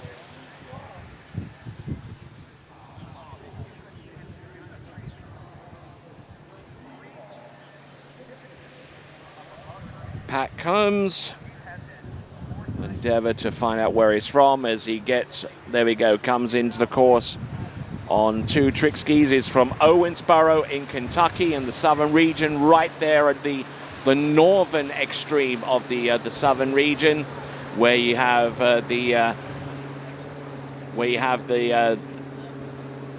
those folks up in Paducah, ski nuts. So age 68, very, very close to aging out of this particular division, which is men's 7. And looking at his record, coming into this event, the Timberlake pick and choose. He's scored 870 points. That's the highest he's produced this season. He placed 4th in his division at the regional championships about a weekend or so back. So a podium finisher, so to speak, in the regional championships in men's 7, and by being a podium finisher, he qualifies to ski in these national championships, the 80th Goode National Championships, and proudly wearing the K for Kentucky. Yes, basketball is very much a thing in the bluegrass state. That much I can tell you. I was actually resident in the state of Kentucky for about 2 to 3 years, and the rivalry between them and Louisville, and was about as intense as it gets. Or, I mean, even beyond Louisville. I mean, the Kentucky against every other team in the SEC. So yeah, it is very well celebrated and very well revered, the men's basketball team, and they're well taken care of as well.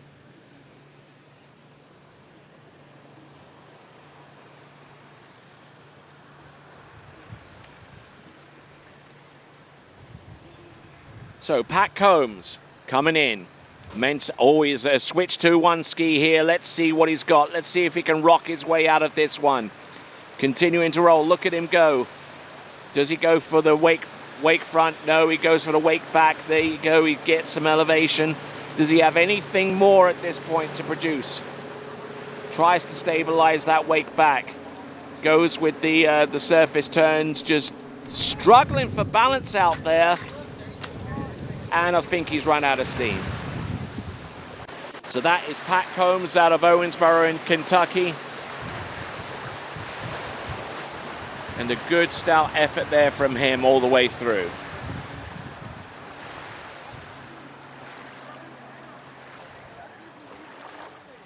So our next competitor to take to the water will be George Calvarelli.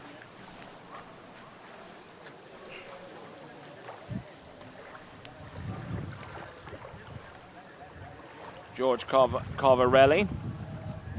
That name is hugely familiar among the folks in the South Central region, and he comes to us out of Fort Worth in Texas. Has made the odd trip or two to Tri-Lakes, which is in Zachary, Louisiana. We'll see him come into the course as we look at. We looked at the tail end of Pat Combs' performance. Here is George Calvarelli. His best score is 930 points this season.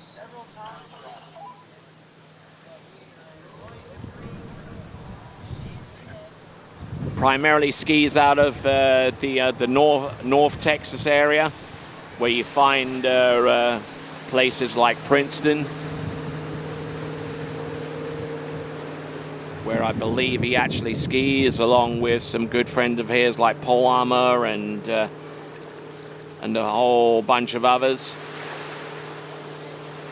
There's George Calvarelli. Oh, and just losing his balance, losing his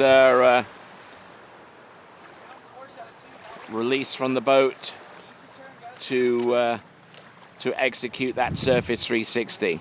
There we go. That's George Calvarelli. I'm sure he'll have an opportunity to try toe tricks. That looks to be a highly engineered toe strap there for George Calvarelli, and I'm sure he'll lose.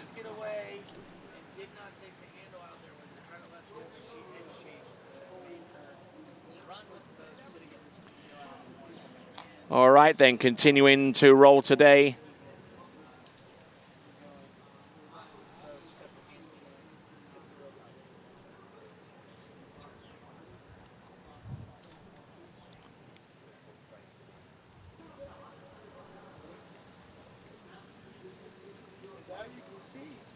All right, then. So George Calvarelli getting in a little bit of a tricky situation there.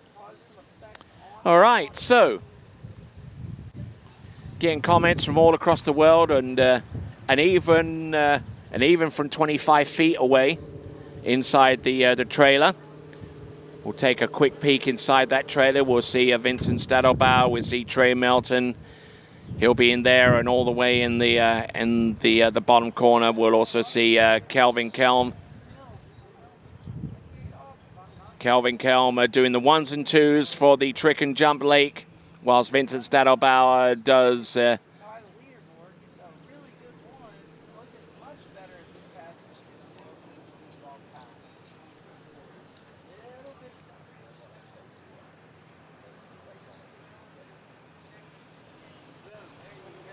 All right, then. So as we see George Calvarelli come into the course.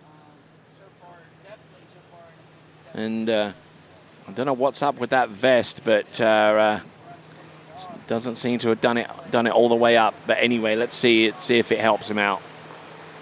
There we go, the wake back and wake front. Now let's see if he takes the foot out. No, he doesn't. Reverse wake back, and just a slow fall there for George Calvarelli out of Fort Worth, Texas. He'll swim into shore. Swimming into the opposite shore because, well, his equipment's over there. So he figures, well, in for the penny, in for the pound, I suppose. That's George Calvarelli.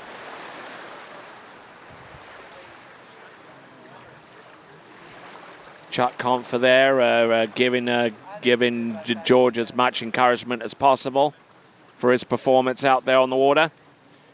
And good to hear from Heather Bonney, who's always commenting on webcasts like these, no matter where it happens across the world. And the events that are broadcast online are getting more and more frequent. I'm sure all of you are deeply engrossed in the national championships, the 80th Goode National Championships, but there are a number of events across the world that have live broadcasts at the moment. I mean, there is the European Youth Championships that's going on right now in Greece. Their fifth and final day of coverage on that one. The Asian Championships are taking place right now in Korea. There's a whole bunch of others. So water skiing certainly front and center when it comes to online coverage. But the best coverage you will see is right here at the Goode Water Ski National Championships, the 80th edition of. All right, then, we've got Timothy Dwyer in men's 7 tricks. I'll try and get you his stats. He's doing quite well on top of the water, I do have to say.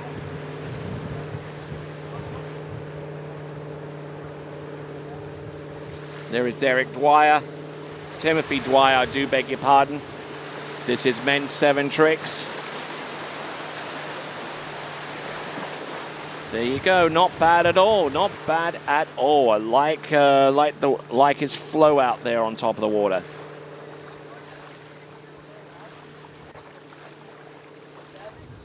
So Timothy Dwyer. I would surmise on the list here, and I do search on the basis of surname, that the only competitor here with the last name Dwyer that's within that age range is actually David Dwyer, who comes to us from Olive in Iowa, so not too far away from here.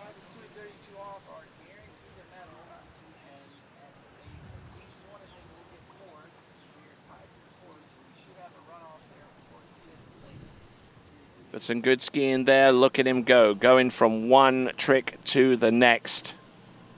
Don't see much wrong with that.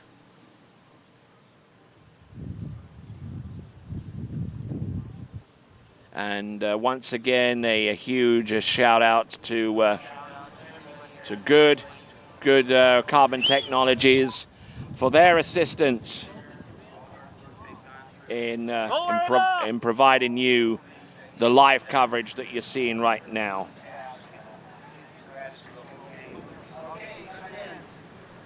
All right, Timothy Dwyer managed to get his record up. He comes to us out of Missouri, out of Lake Lotswana. And his best performance in the tricks event is 910 points. He's only tricked twice this season, up until this point. He tricked 530 points at the Midwest Regional Championships, and that was good enough for the win in the tricks event. Oh, look, tries to go for the 310-point, 540-degree turn from back to front, and unfortunately unable to get the edge or the elevation to make that trick happen. However, he did have a whole slew of tricks to begin with. Looking at the instant replay here,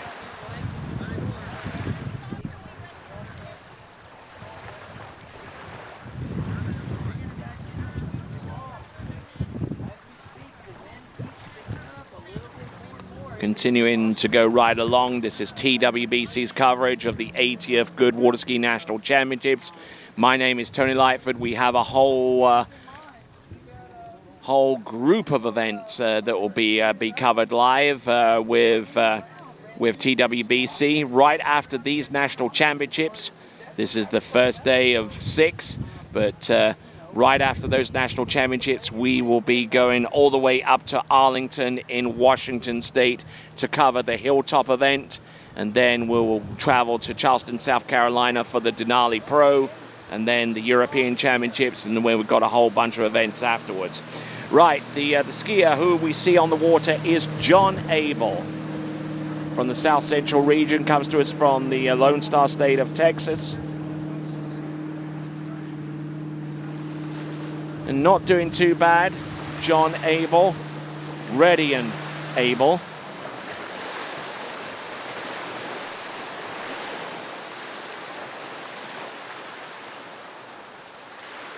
So John Abell, actually one of 2 John Abels in the region. I'm going to edge towards the one that actually is actually 68 years old. His best performance of the season, 1,220 points.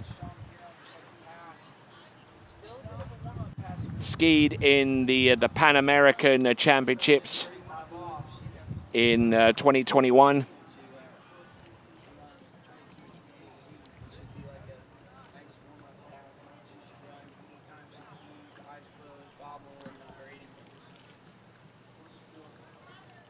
All right, so John Abell, just looking at his tricking, seems to be very, very consistent there.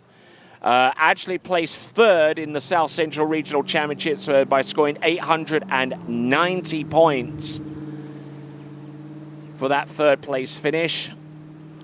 And those are regional championships. They actually had to be moved from its original site in Cypress, Texas, and moved elsewhere. And a little bit of disruption there caused by that. But they managed to get it done. So kudos to all who made it happen.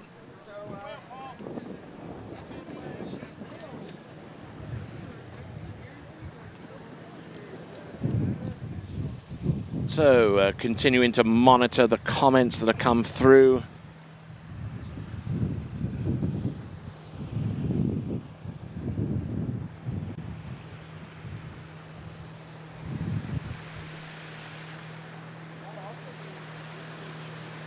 Let's have a look and see. This is John Abell working his way from one trick to the next. He's a highly capable jumper. We'll see that a little bit later on, and not too sure whether he'll jump today, but he will during the course of these national championships.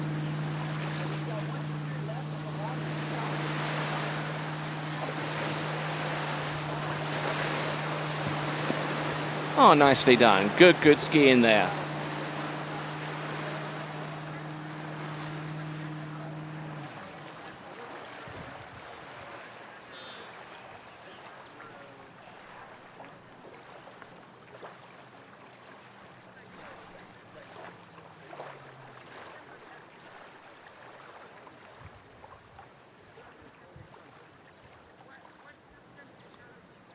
All right there, so John Abell able to get through that pass for the most part, and we'll wait and see what his point score is in a short while. We've got 1, 2, 3, 4, 5, 6, 7, 8, 9.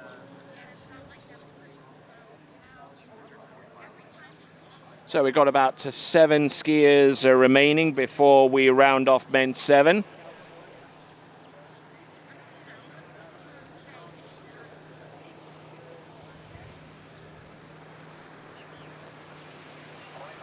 So keeping a close eye on what's going on. We've got Paul Armour.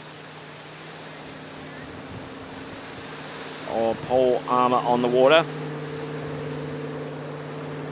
Looking very good. He skis out of Princeton Waterski Club. Actually, that's the specific city that he's from.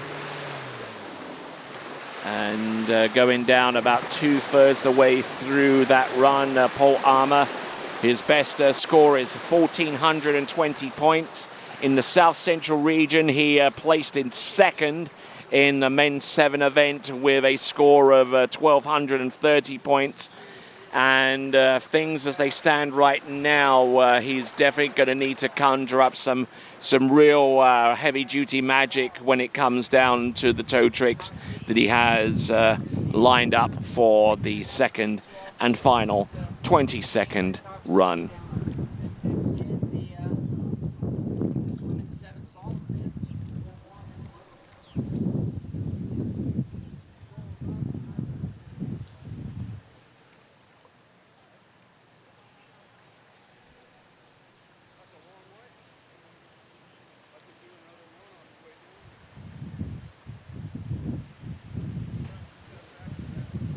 Well, hello, folks. My name is Tony Lightfoot, and he is Zane Nicholson. Zane is commenting on the Slalom webcast. There is our crew. There's Trey, the Melon Man Melton, along with Vincent Stadelbauer and Kelvin Kelm.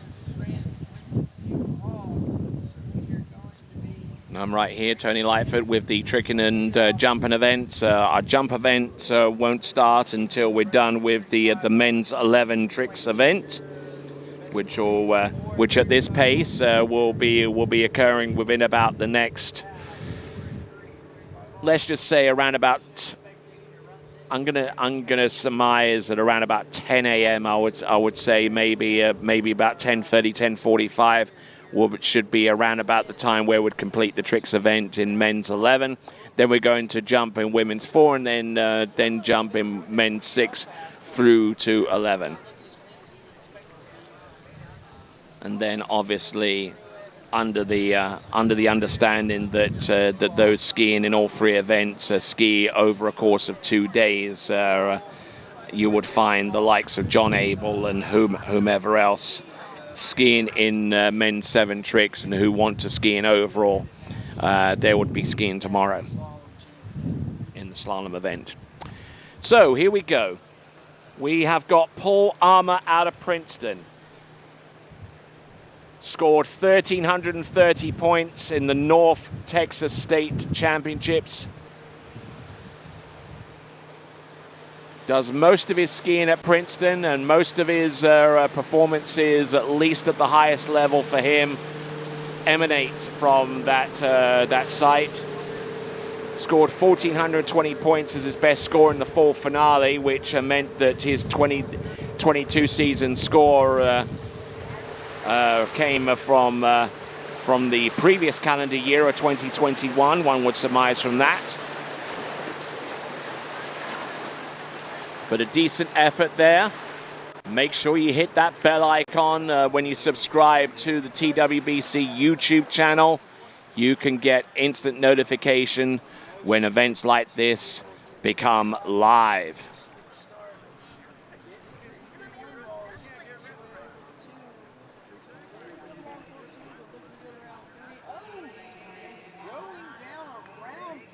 And continuing to roll along here, and these instant replays are provided to us courtesy of Goode Carbon Technologies.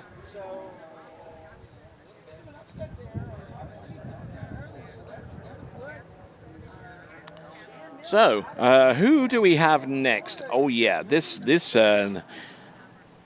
chap and me go way back. He comes to us out of California, and his name is Brad Hartwell. Brad Hartwell, who comes to us out of Costa Mesa, age 67, and we'll see what he can conjure up with the 2:22 passes that he has at his disposal.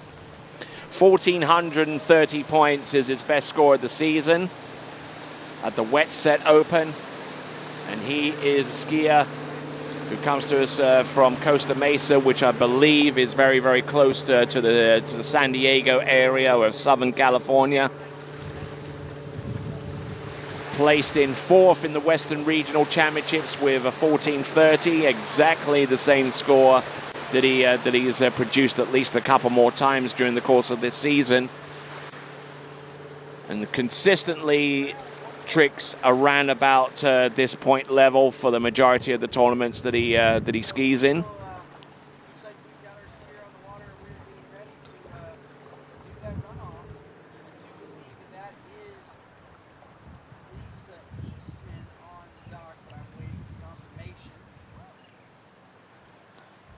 So, working our way through. These two ladies tied at 2:32 off, so they will go out at the last pass that they ran.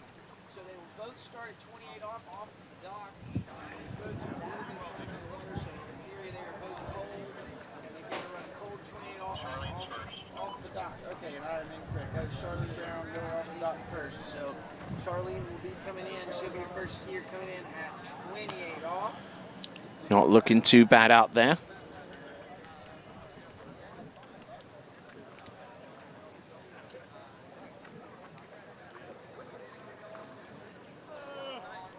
All right, so the skier on the water is Brad Hartwell. We'll try and get back to him very soon. Zane Nicholson on the call with Slalom. You can listen to him on the other webcast player.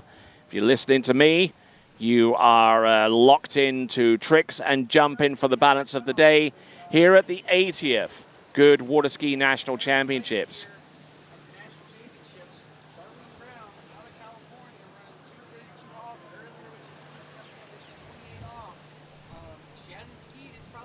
Coming back in, Brad Hartwell.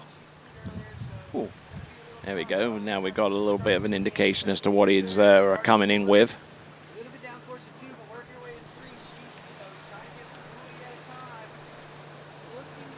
Looking all right. Just trying to stay on top of the water, just trying to keep an even kill. Oh, and going down there and skiing on a La Pointe trick ski from Mastercraft from way back in the day. La Pointe Mastercraft, as it was known back at that time in the late 1990s, but using it effectively up to a certain point.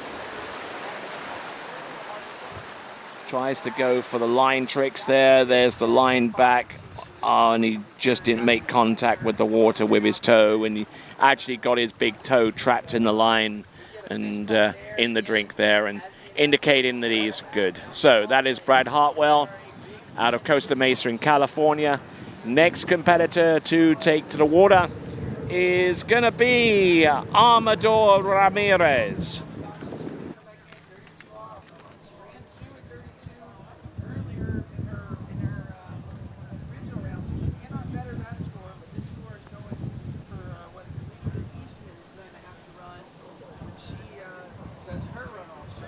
So Amador Ramirez will try and give you an indication as to what he's done in trick skiing this season, including his third place position in men's 7 in the tricks event at the 2022 Southern Regional Championships with 850 points.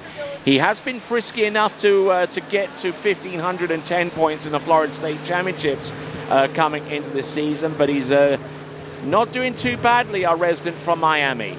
Age 65, and putting on the Ritz out there.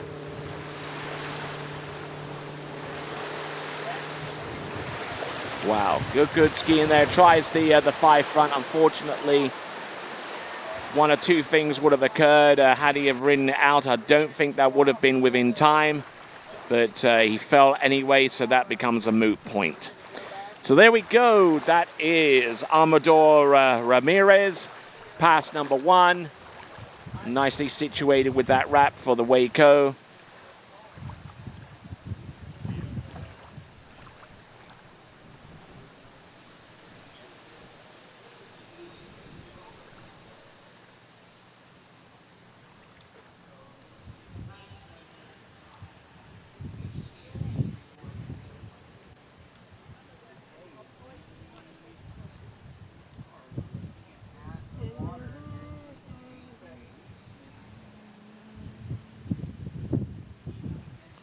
So back with us, I'm Tony, he's Zane. Zane's got slalom, I've got tricks and jump. Funny how that works really, but there you go. All right, so. All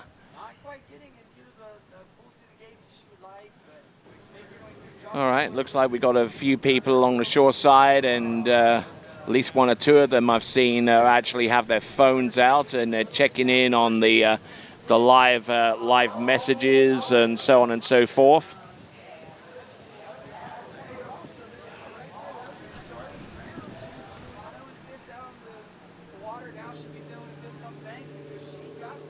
So let's have a look and see. Our skier on the water is Amador Ramirez.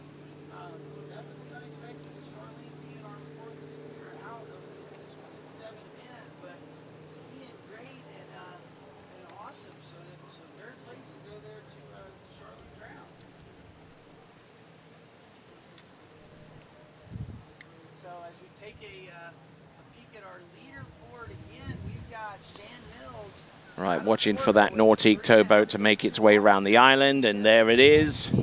We'll focus in on what Ramirez, Amador can produce with pass number 2. Just pushing in and seeing what he's got for us. Looks like he's going to try something with toe tricks, although it will not be a wrapped toe trick. There you go.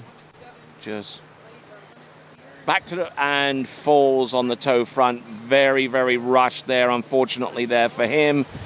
So that represents the balance of his effort, the toe back and the toe front, and goes in rather quickly and brings in our next competitor rather quickly ahead of schedule. So there we go.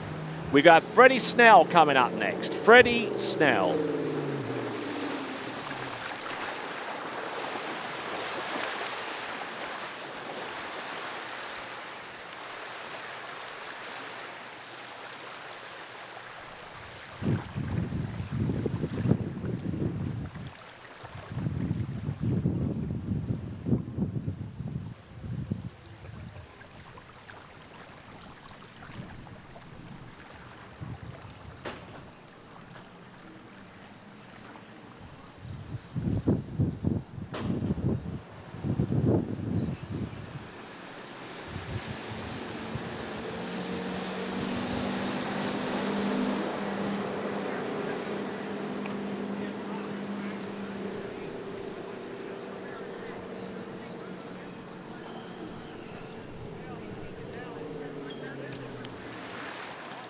All right, Freddy Snell getting ready for the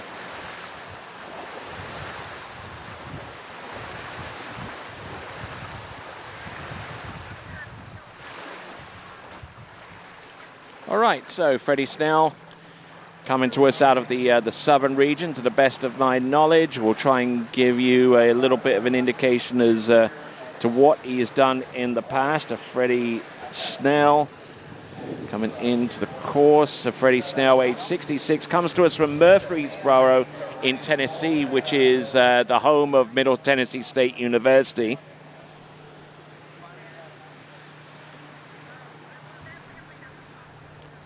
Let's see what he's produced. He's tricked as high as 1,580 points. There we go. There's the Waco to get things up and running. Scored 1,570 at the Tennessee State Championships and placed first in men's 7 as a result. Let's see what he's got. Keeping the handle very close to his body. Skiing with his head down for the most part, but that's the way he typically rolls. This is Freddy Snell, who's had his challenges in being able to actually ski in this event injury-wise, but he's done well. There he goes with the 5 front. He loses 310 points as a result of the fall, but I tell you what, he was racking up the points at a very, very furious pace. That is Freddy Snell, who comes to us out of Murfreesboro in Tennessee, aged 66. So one of his first forays into men's 7. Not his first one, but among his first ones, his first seasons into this particular division. A highly competitive division, I do have to say. We got the likes of Dee Johnson and Stephen Miller and Dave Allen. They'll be tricking coming up in a few, as well as our top seed, Alfred Sanfandra. And like I said, I will butcher one or two names. So if there are a few of you want to feel inclined to see me a little straight with a little bit of a pronunciation guide, I am more than happy to entertain such comments.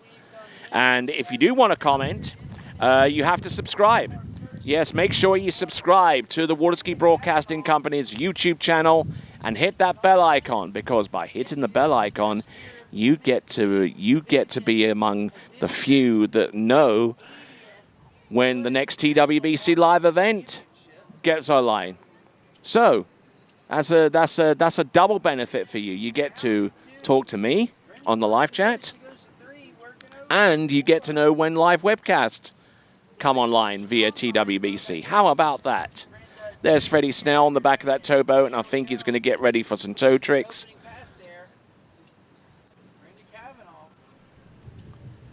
So, great to have the pleasure of your company this morning. This is day 1 of 6 here at the Goode Waterski National Championships. The Goode Waterski National Championships.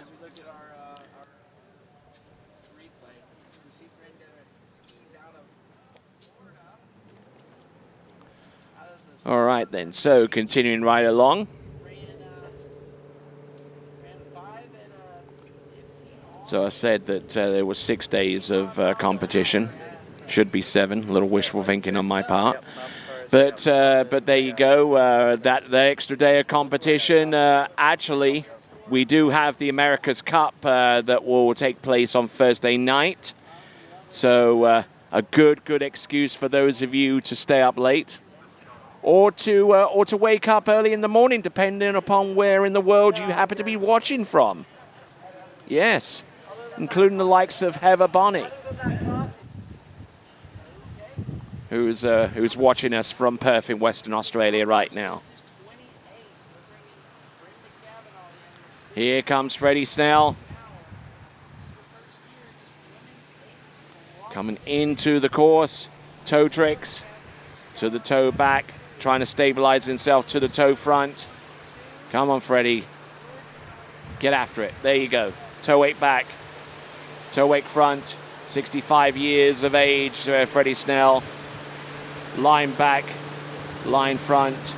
Just trying to keep everything going in an even keel here.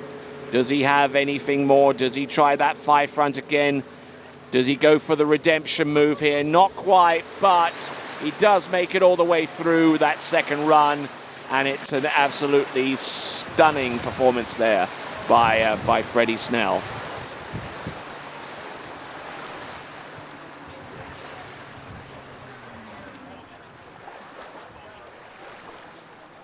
So if you fancy moving to southern Florida and want to check out one of the most anticipated water ski properties there, check out Pentalago.com. That is Pentalago.com.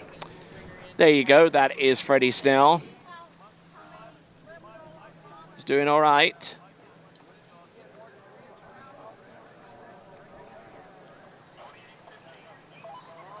So looking in good shape for the most part. There's Freddy Snell working his way all the way through that pass. And we're going to see Robert Fulcher coming up next.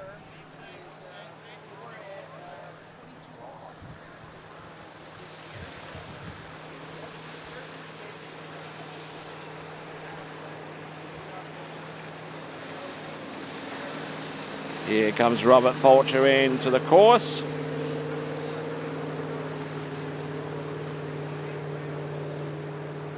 Coming to us out of Texas, I believe. Not looking too bad up to a certain point. Coming to us out of Benbrook in Texas, age 66.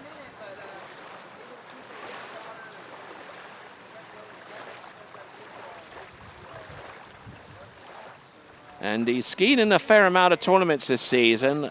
Wow, pretty much all of his summer was made over tournaments. He's been at the Princeton fall finale, which was in the previous calendar year, although it was a tournament that was actually certified for this season so far as the water ski calendar year was concerned. There's Robert Fulcher. 1,700 points he scored in the fall finale last season, and he's backed it up with scores of 1620, 1550, 1510, 1,500 points. So the consistency has been there, and he will certainly need every bit of it as we continue to roll away towards the end of the men's 7 tricking competition.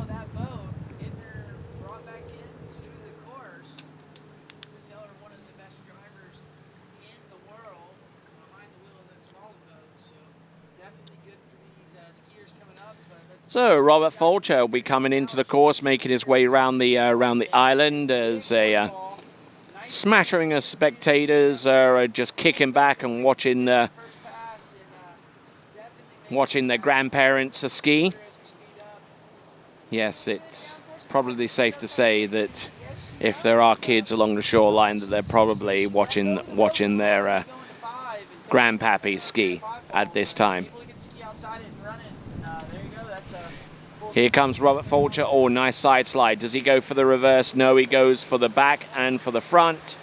Here he goes, toe wake back, making sure that he has the edge over the top. Oh, nicely done. A little stiff-legged on the landing, but he's able to keep rolling. There's the line back and line front, leg all over the show. Let's see if he can control it down long enough, but unfortunately does not. That's Robert Fulcher. And decent effort there from him.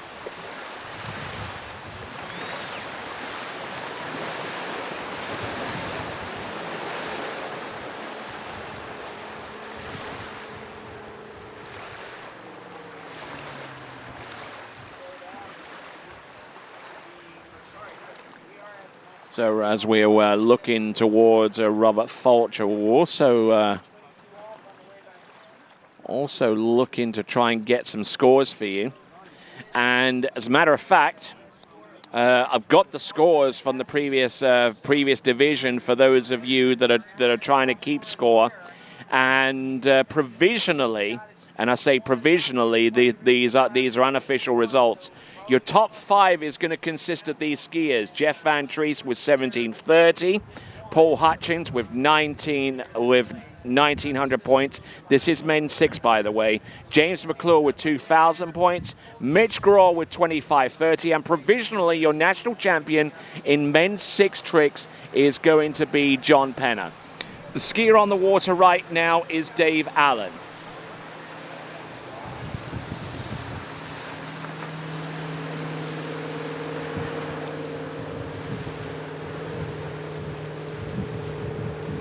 looking all right. He's a good knee bend through the majority of the tricks that he's performed out there.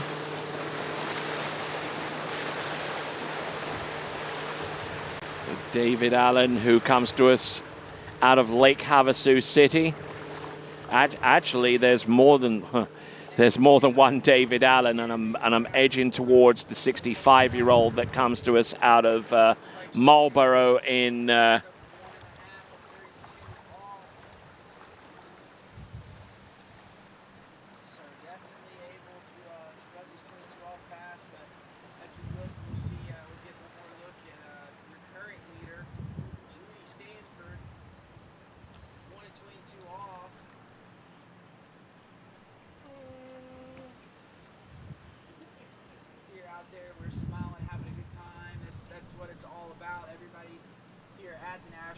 So looking at this run again, looking very, very consistent. At the announcer's booth, I enjoy seeing a good fist bump when we see our skiers happy. That gets us happy over here over announcing, but also lets us know that you ski good. So that we All right, so that was Dave Allen. I'm Tony Lightfoot. one time we have Judy Stanford. She's your current leader with 1:22 off. So, This women's 8 slalom event. so coming to us from the Eastern region. Doing a grand job with pass number 1. Dave Allen in men's 7 tricks. Oh, look at this. He's going very, very quickly indeed. Look at him go. Dave Allen. Rocking his way. There we go with the line back, wake line front. Oh, and very, very good there with the side slides. Very, very well executed. Didn't need to have the 1 foot in the trick ski, the back foot in the trick ski, so he just did some simple 90-degree turns to pile up the points.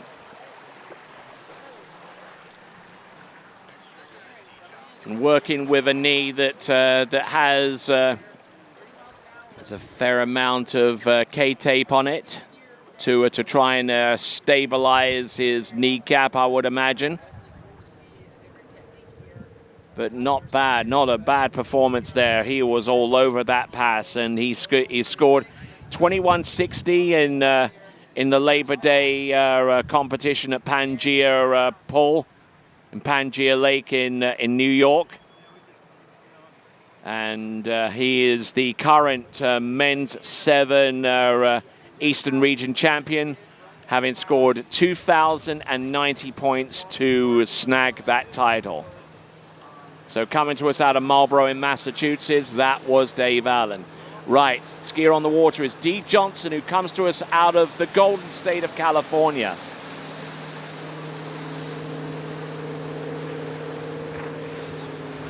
Working his way through this pass, trick to trick. Little bit high with the leg there on the on that line back. And Dee Johnson skiing his way all the way through to the end. So coming to us out of Marietta in California. There's more than one Marietta in the nation. He's age 66. His best performance this season thus far in this 2022 season, because that does encompass a number of events that took place after Nationals last calendar year. His best performance, 2,700 points in the last blast of heat. And then he's followed it up with scores of 24.80. He is the runner-up in the Western Region and Championships with 2,400 points in that rather recent event, and he's had scores in excess of 2,000 points for all but 4 tournaments within the last ski season, that is 2022.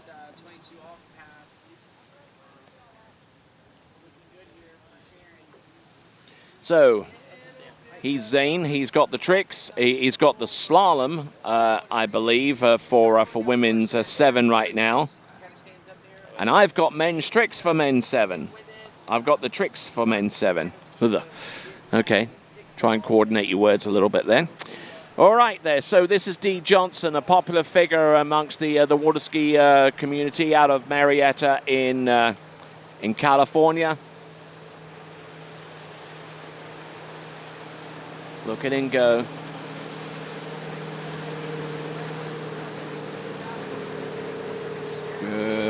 Good skiing.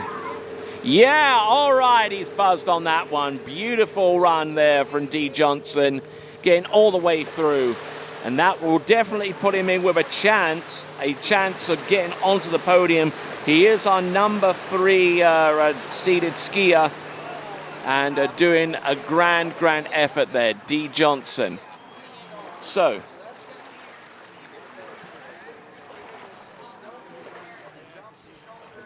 really can't fault him at all for what he produced out there, especially at reverse toe back, and goes straight into the toe back to back, and it's reverse. Yeah, and there you go. You pump that fist.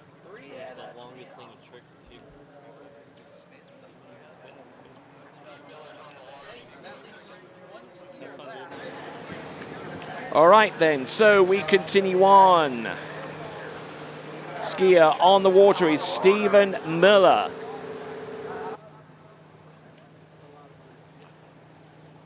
Skiing out of Florida. Got a best score this year of 235 off, which is consistent at 5 scores of 235 off. Looking all right out there, Stephen Miller.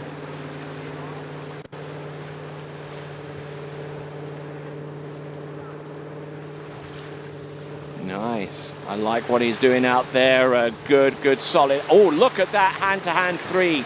Got plenty of height. Unfortunately, the landing could have used some work. But a good, solid effort. He is the Western Regional Champion with a solid score of 28.30, 2,830 points in those championships, and which he backed up with the same score from an event that took place towards the end of the calendar year last year. That is Stephen Miller, and only one of his scores out of the 6 that he contributed into his seeding scored less than 2,000 points. So he's a very consistent athlete. Out of Marysville in Washington, this is Stephen Miller.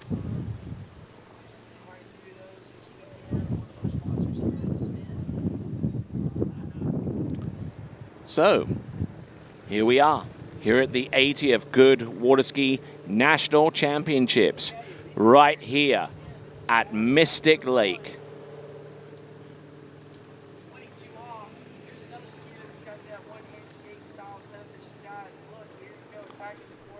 All right, a lot of action taking place, slalom and with tricks. We're building up to a finale so far as the men's 7 tricks are concerned.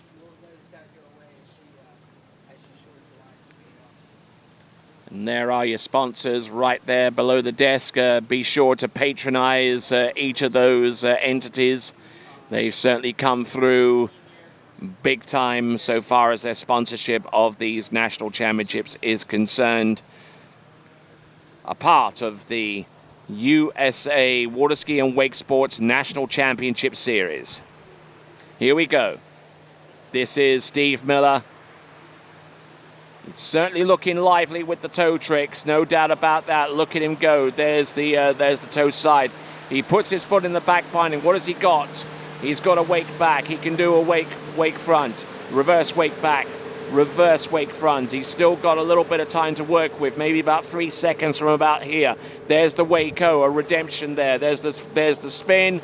There is the reverse spin, 360 degrees in each direction. Nicely done. Yeah, buddy.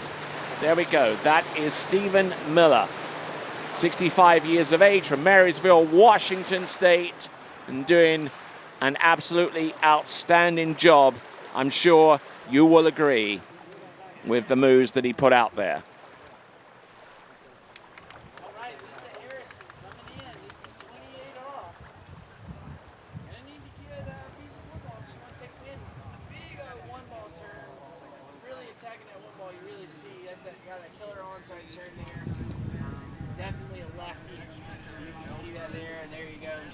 year women's 8 women's slalom champion, running 28 off. She's looking to continue being consistent like she's been all year and run that 32 off and get into 35. 18-inch footing. And then you got a ledge. Well, learn third, keep tipping over. Right. It's basically a 6-foot wide. All right, so just looking at the tail end of that performance from Steve Miller, doing a grand job there. We're down to our last men's 7 competitor. It's going to be Alfred Sanfandra. Hopefully I pronounced that right. If I'm a little bit short of the mark, please comment if you feel so inclined to.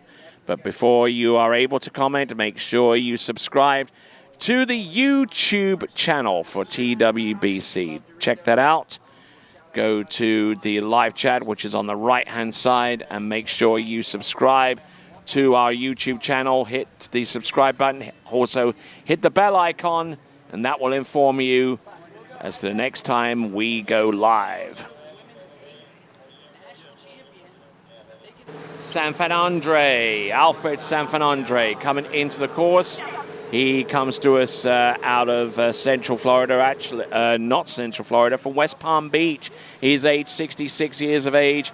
Let's see what he's got. Our final skier in men's 7. What has he got? He's got surface turns. He's got wake to. Oh, and he drops the handle on the 5 front. It's a 310-point trick. And unfortunately, they're losing the handle and may have lost his chance of scoring a national championship win on the basis of that fall. He got the elevation, but he just flat out missed the handle. Wow. In the water he goes. Now, he's got a decision here. He's got a decision to make. Does he continue on to toe tricks, which in about 8 out of 10 cases, those toe tricks will yield less points, even if you get from start to finish? Or does he go with a repeat of the handle pass, which in most cases tends to yield higher points, especially if you plan a flip or two in there?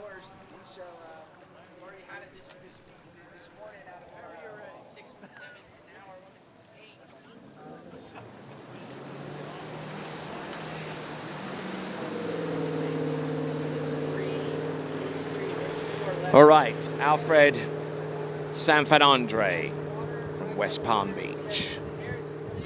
I'm sure Okehili Park is his main stomping ground, although he has traveled as far as places like Miami and the McCormick Spring tournament that took place in Cessna. Hopefully there'll be a few more tournaments in the future there for that facility. One of the very first facilities, multi-lake facilities, to be created in the Sunshine State of California, in the Sunshine State of Florida. But we'll see what the future holds there. In the meantime, this is Alfred Sanfandra from West Palm Beach in Florida. He's scored as much as 38-10, but the chances of him scoring that now to have been dealt a severe blow because of the fall on about his 5th or 6th trick into the first pass. There's the spin. It's a 360-degree turn front to front on toe hold. Look at him go. He's trying to work his way through these tricks. There's the toe side. There's the reverse. Foot out of the binding. Now step tricks. He's got to work quick here. He's got to try and redeem himself for that fall, and he's not going to do it there because he fell on the wake line back-to-back. Just smoked the wake, and unfortunately just slowly falling as a result of that error. So that is Alfred Sanfandra, and that is his lot, unfortunately. So that will constitute the bulk of his performance. That is Alfred Sanfandra.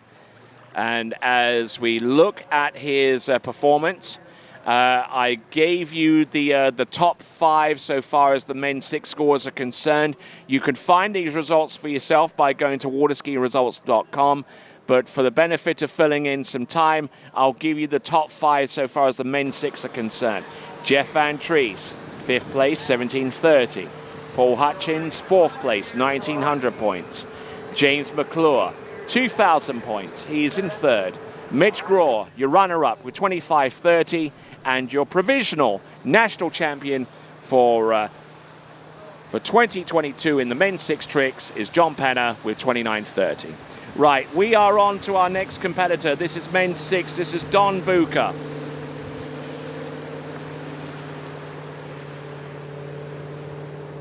Let's see what he has. Oh, and tries the 5-4. He's spinning just so violent with that turn. Unfortunately, unable to gain his balance at the end.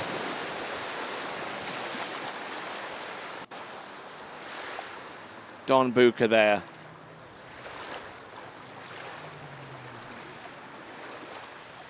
Coming to us out of Syracuse in Indiana.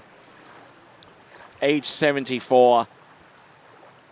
And has produced point scores this season consisting of 580 is his best score. In the Midwest Regional Championships, he placed 2nd, hence qualifying for these national championships by scoring 500 points in men's 8.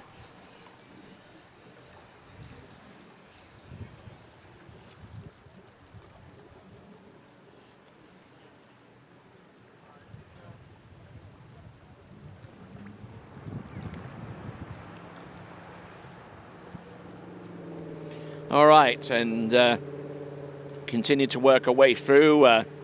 There's Zane over there taking a little bit of a breather from for the high-intensity slalom action that we've been witness to so far.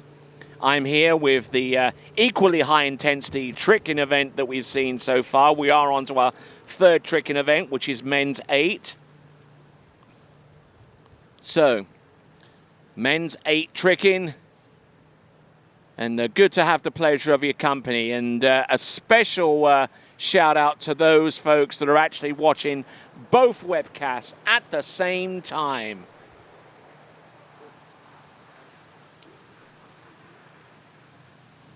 So, and especially you folks around the world that are doing the same. So, all right then, we have got men's 8 tricks. Our first competitor out, Don Bucher, out of Indiana. Yeah, from Syracuse, Indiana. Oh, and going down early on pass number 2.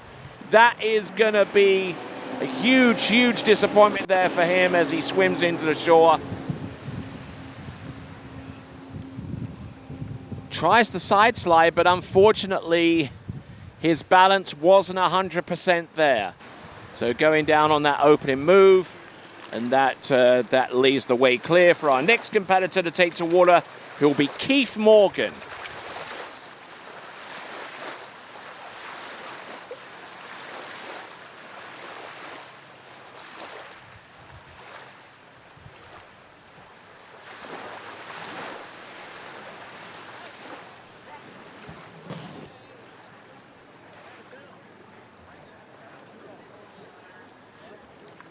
So,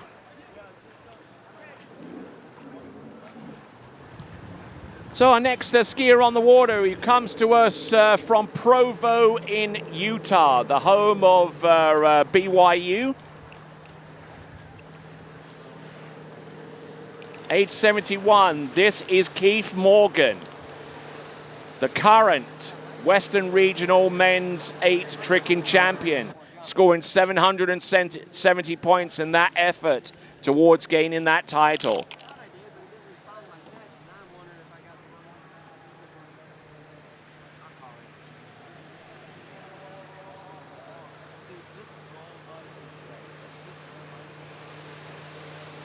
All right then, so here we go. This is Keith Morgan, who's backed up that performance at the regionals with scores into 750 points.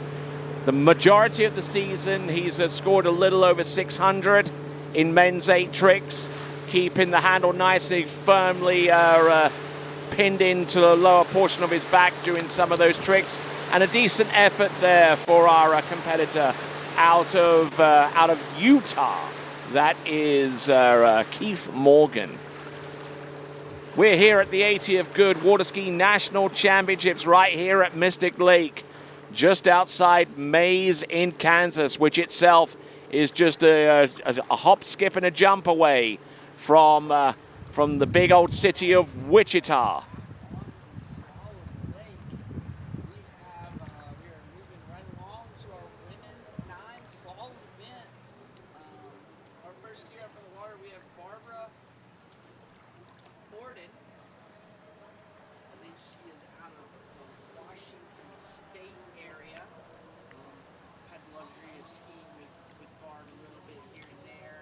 So, just seeing our skier Keefe Morgan go through that particular effort. Just left that for you to enjoy while I chew on a grape or two. So, good effort so far from all of our skiers.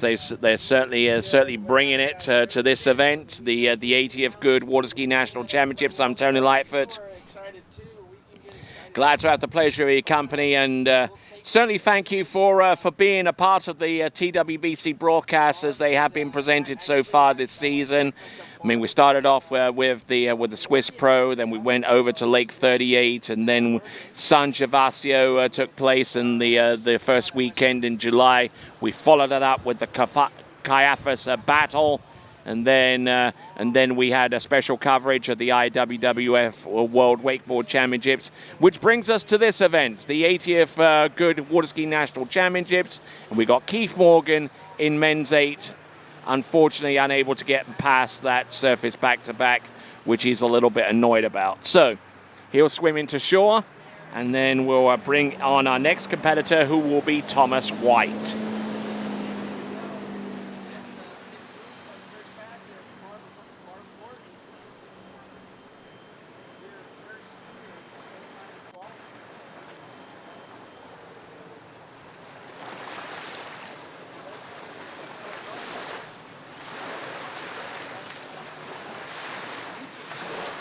All right, so Thomas White, we're now in the division where the lower portion of that age range starts at 70. And this guy coming in is 72 years of old, out of Marlboro in Massachusetts. It is going to be none other than Thomas White. In the Massachusetts State Championship, he scored 1,250 points. His best score of the season has been 13:20, which he scored at the New Hampshire Open. Let's see what he's got. Does he have anything of a similar range? Keeping everything flowing back and front, back and front. Continuing to roll with this one. As they say with the Oasis song, you got to roll with it. Most certainly, and he did with that opening pass. Good effort there for our skier out of Massachusetts. That is Thomas White. Hasn't tricked all that often during the course of the season. Matter of fact, he is the runner-up in men's 8 from the Eastern Regional Championships this season. Scored 920 points for that distinction.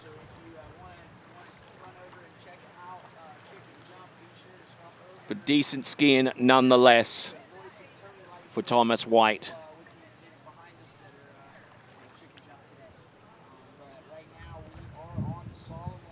So, continuing to roll along with our coverage. This is the tricks and jumping event on Lake 2.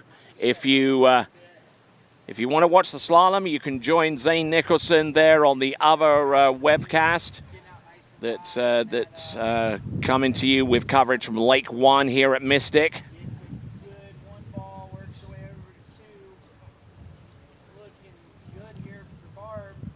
So great coverage going on.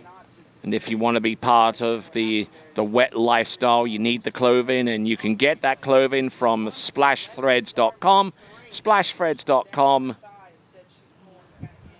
Check them out. Also, as well, why not check out the TWBC apparel? Yes, indeed. You can go to waterskibroadcasting.com and check out all the latest styles, all of the latest fabrics, headwear, T-shirts, hoodies, all that kind of stuff, especially the hoodies. The hoodies are just the lick, I tell you.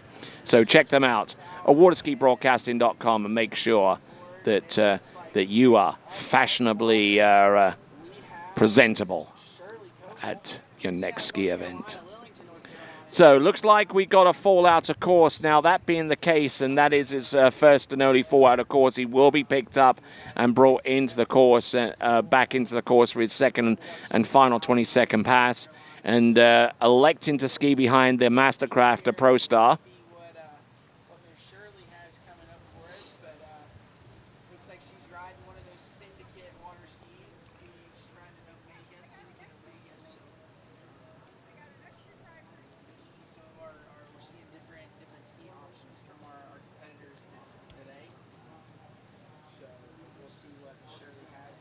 So let's have a look.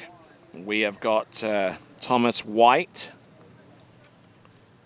His best score of the season, 32.20. Can he get up? Yes, he can. He's up on top of the water. He's now eagerly awaiting his opportunity to shine.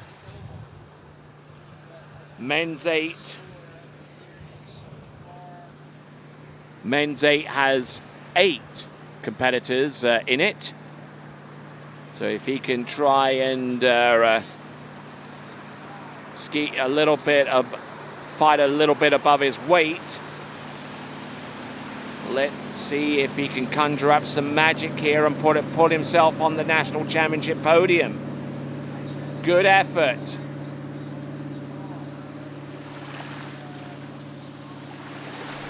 Not looking bad at all.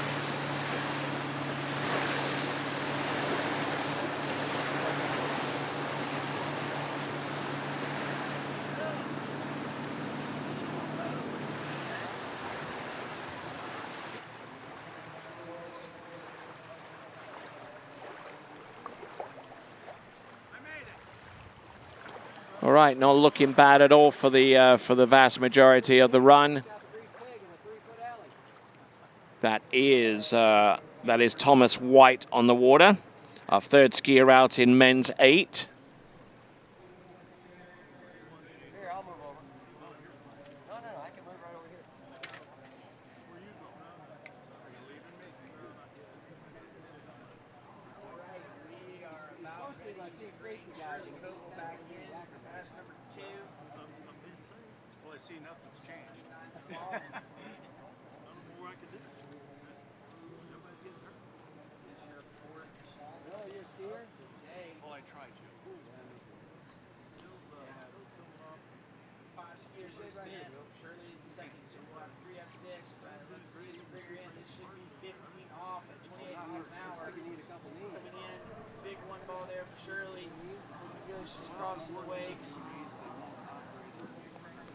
All right there, folks. My name's Tony Lightfoot, and I'm glad to have the pleasure of your company here at the 80th Goode Waterski Nationals.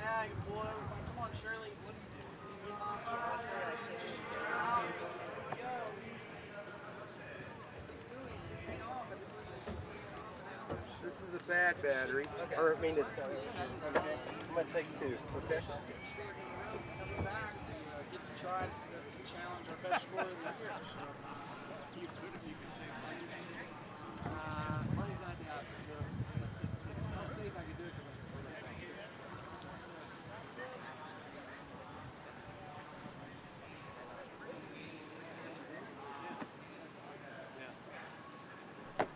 We're down to one good spare battery over here, so maybe if someone who's on break wants to reload us on that.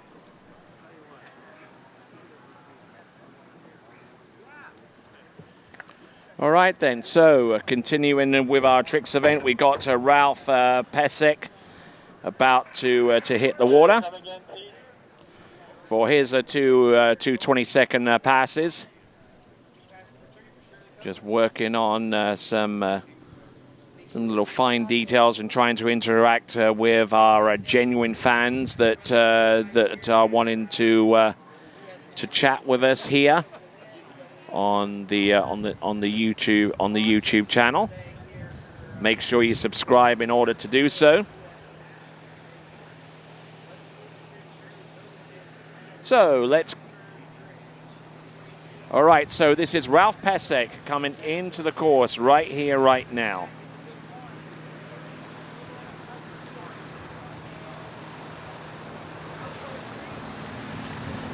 Just keeping a good, solid tempo. Ralph Pesek from Lake Milton in Ohio. Oh, nice surface spins, and yeah, he had that one planned out to an absolute T, didn't he? Right from the get-go, Ralph Pesek out of Lake Milton in Ohio, age 70.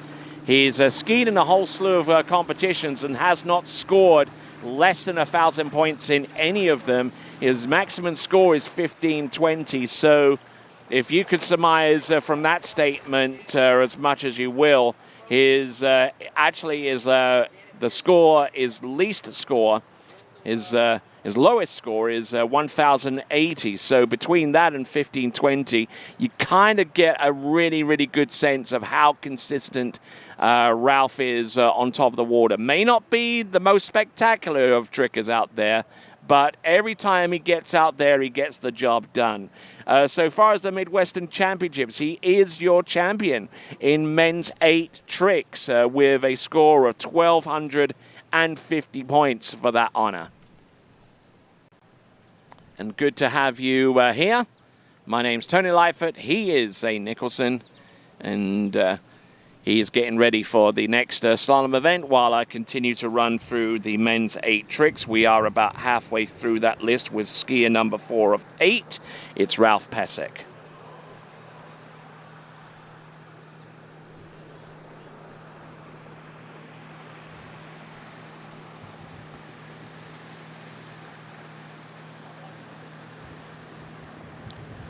Going through toe tricks right now, trying to maintain his consistency here.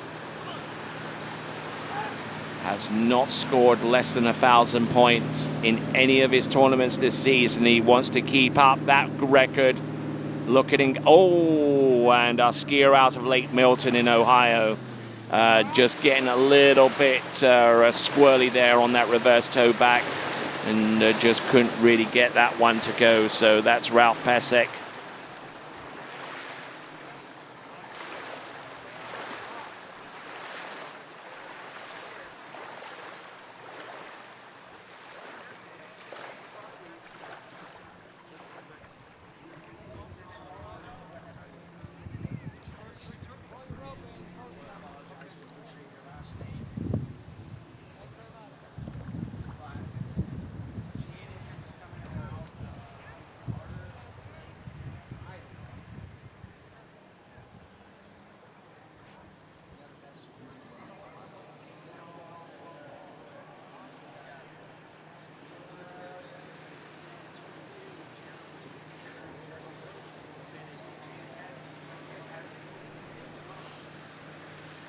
All right then, so continuing right along, this is John Sylvie. John Sylvie comes to us from the South Central region. I'll get into more of the specifics in just a moment, but I tell you what, he's not looking too bad, is he?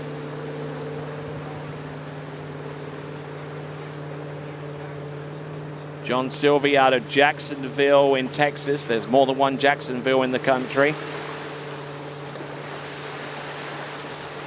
So, a skier who has performed at about a very good level, 1,500 points, near enough his best score. He performed 1480 at the Paul Risch Memorial Trick Tournament, and performed that in the third round of that tournament, backed it up with scores of 1,010, and obviously had a nightmare in the second round with 200. But he is the South Central Regional Men's 8 Tricking Champion with a score of 1350.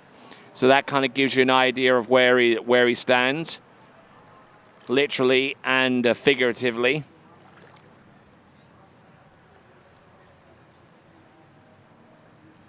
So decent effort there from John Silvey, age 70, out of Jacksonville, Texas.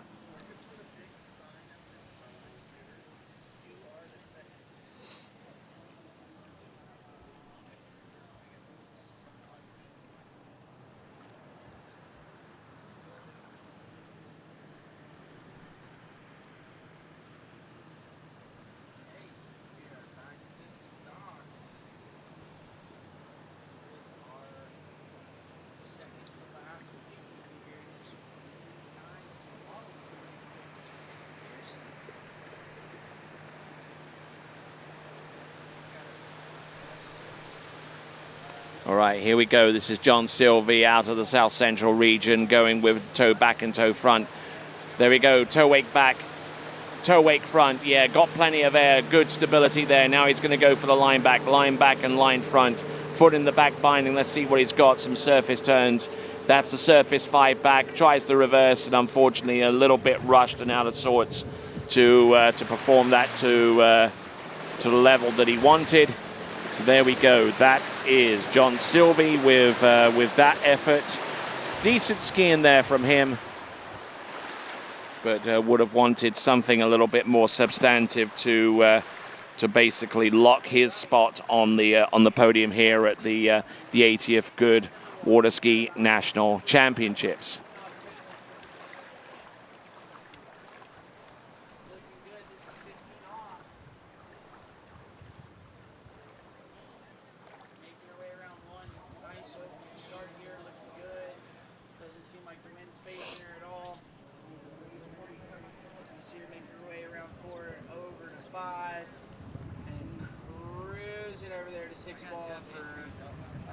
Buoys on our opening pass, 15 off.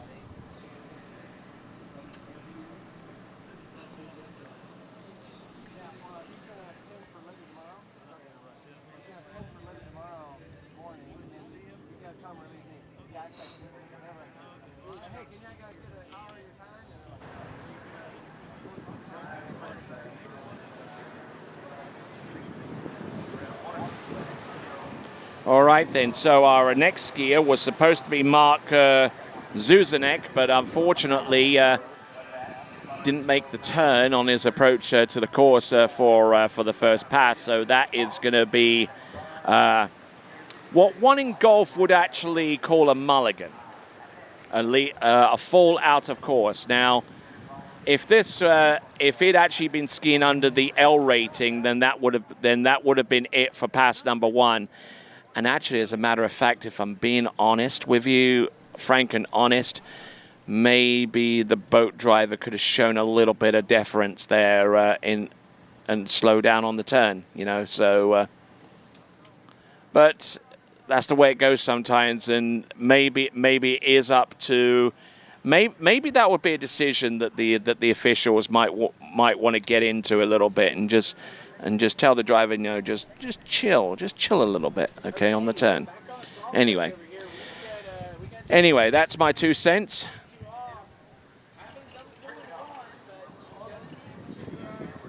Right, so getting ready for Mark Zuzanek. I'll try and pull up a little bit of information for him because, you know, that's what I do. Zuzanek, let me see what we got here. Comes to us out of Martindale in Texas and age 70. And tricked this season. Let me see what scores he's conjured up. 1,710 points in the Texas State Championship a little bit earlier on before the South Central regions, where he actually ended up being the runner-up skier in the South Central region in men's 8, scoring 1,320 points. So a highly competitive field of skiers there. We just saw the South Central Regional men's tricking champion in John Silvey with his performance. Now let's see if Mark Zuzanek can conjure up something, and unfortunately that might have put paid to any effort, any aspirations that he has of ascending the podium. Essentially falling on this particular move, he just caught the tail of the ski with the reverse wake back to back and goes down as a result. So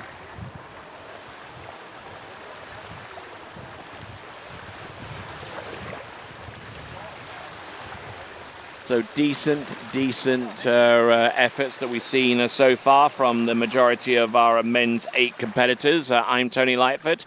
I'm so glad to have the pleasure of your company here. And this is day 1 of 7. Yes, we have 6 more days of this beyond the end of today. And we'll try and keep you entertained as much as we can between us and Zane. Zane on the slalom lake. I'm on the tricks and jump lake.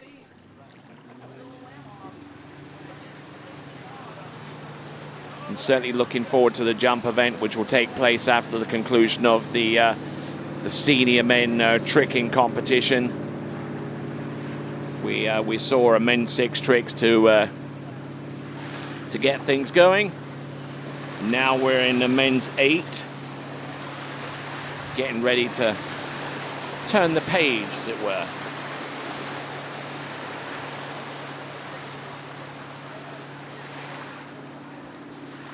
There is Mark Zuzanek, and hopefully he'll be able to get the opportunity to perform on his second and final 22nd pass.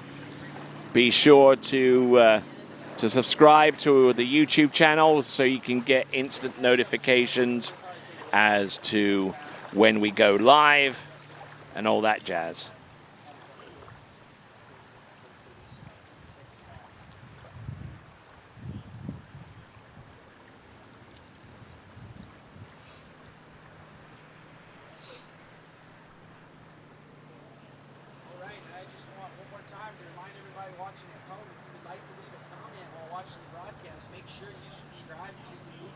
Waterskiing broadcast YouTube channel. Click that subscribe button, and then you can leave all the comments when you're watching below. I know I'm definitely checking them, and I will definitely try to give a shout out when I can. All right, so let's see what we got. Mark Zuzanek from the South Central region.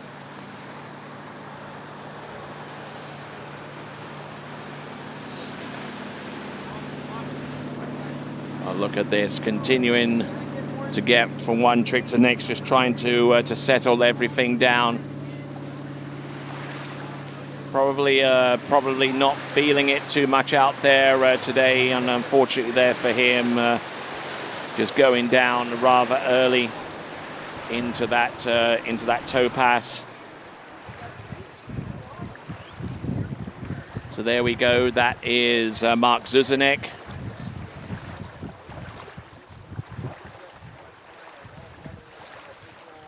Will no doubt be ruin that effort out there. So that's Mark Zuzanek just getting into a little bit of trouble towards the end as we now work our way to our penultimate skier in the men's 8. It will be David Keller.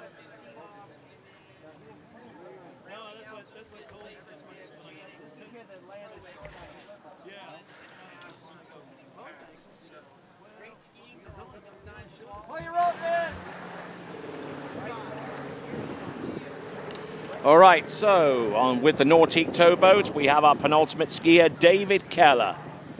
David Keller is our next competitor to take to the water right now. Let me see if I can grab you a skosh bit of information there for him. David Keller in the men's 8 competition.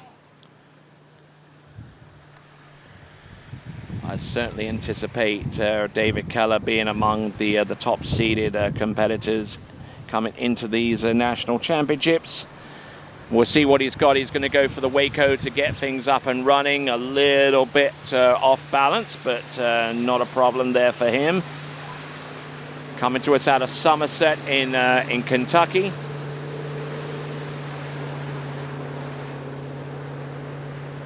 Tricking some pretty decent scores. Trick 2180 in the Kentucky State Championships. He is your Kentucky State Men's 8 champion and in the regionals had a bit of a nightmare there with a 570 points in the regionals, but still placed second and still made it to these nationals on the strength of that run, on top of all the other scores that he produced in that 4-round Kentucky State Championship event that was held not too long ago.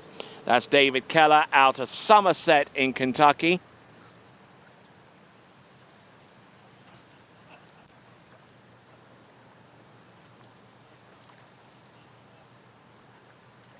And not doing too badly by all accounts.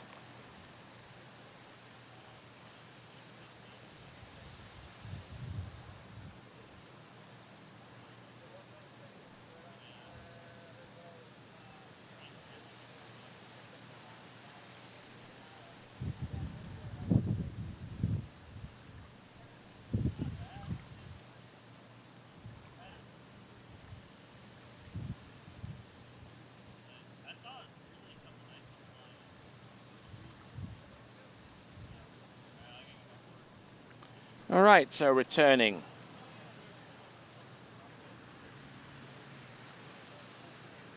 here to continuing coverage of the 80th Waterski National Championships right here at Mystic Lake, our penultimate skier in the men's 8 tricking competition. This is David Keller.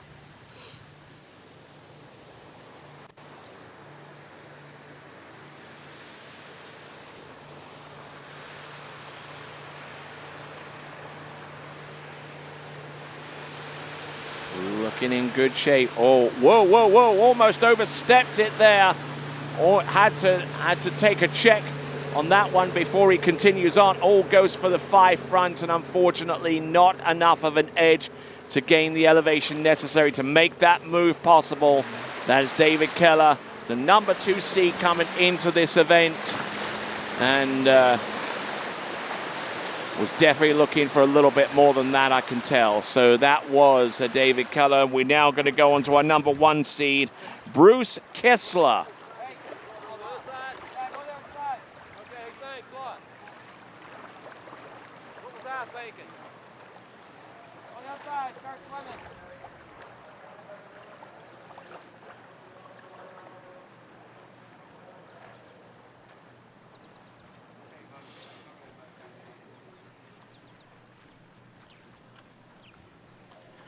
All right, so working our way now towards the very end of this event.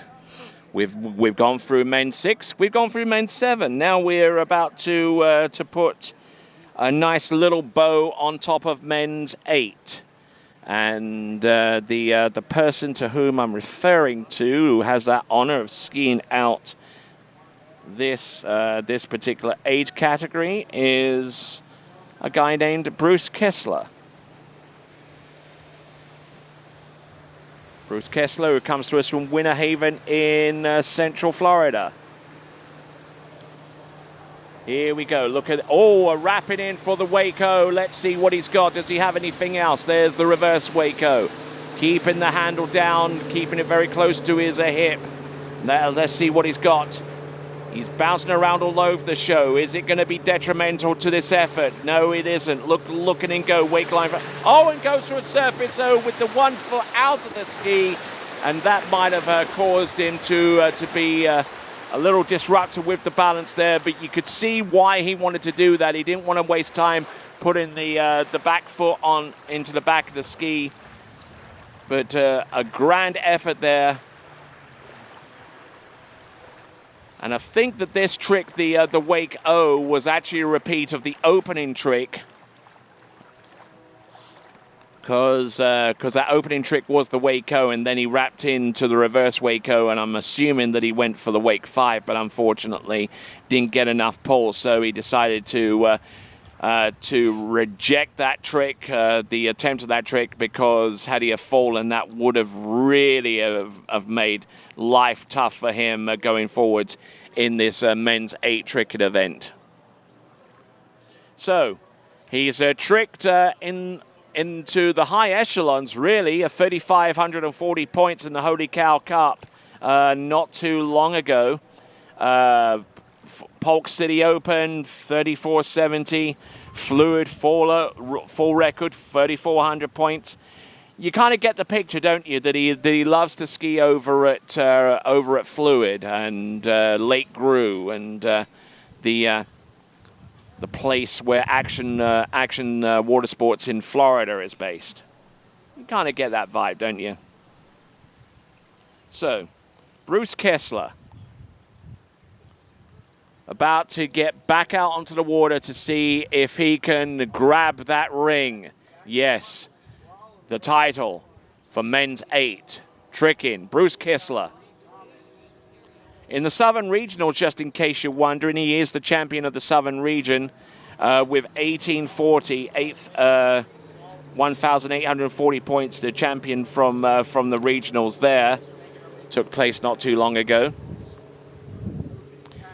And he's also the champion of the Florida State Championships as well with 1480. So there were a couple of instances this season where he scored less than 2,000, and those weren't detrimental to his effort to win the titles that he was shooting for, whether it's the Florida State or the Southern Regional titles. But if he's looking for the national title, I suspect he's going to need something a little bit beefier.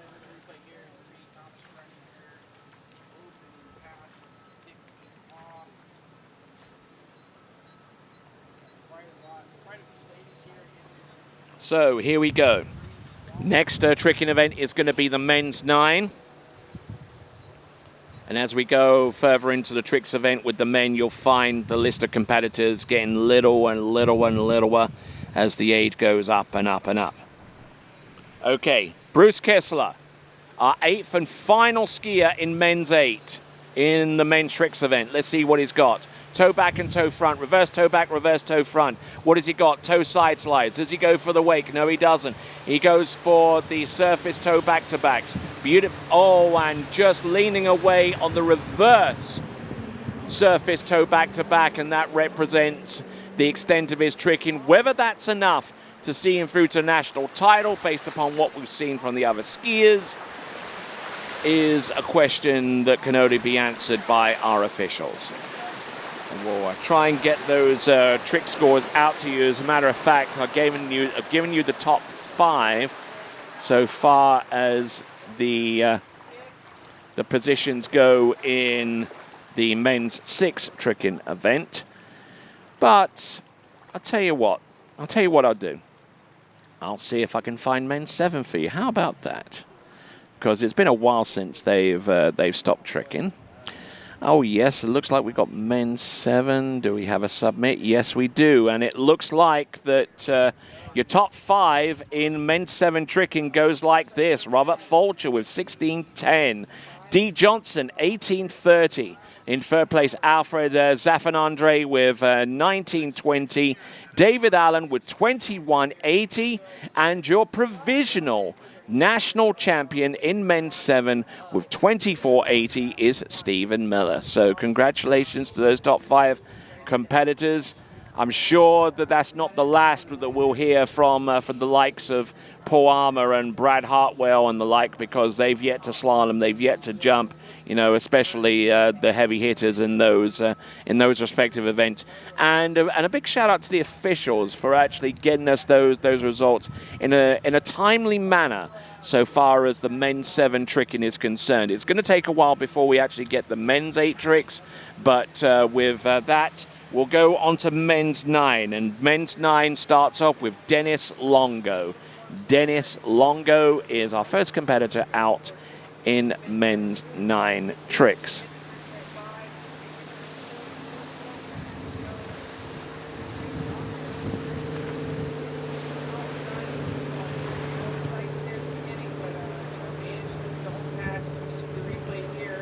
Okay, coming to us out of Coral Gables in Florida, that is Dennis Longo, whose best tricking performance this season has been 16.20 in the Okehili free event record. In the regional championships, he scored 1,050 for a runner-up spot in the men's 9 tricking, and that solidified his his participation in this event in that particular age category in men's 9. We are on the first skier in men's 9 in the tricking competition, and this is Dennis Longo.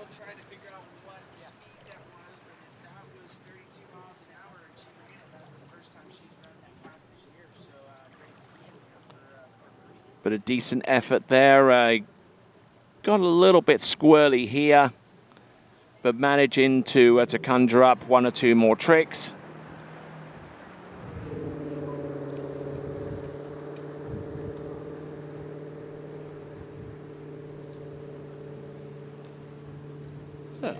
And that was Dennis Longo, and now we're going to bring him in for pass number 2 momentarily.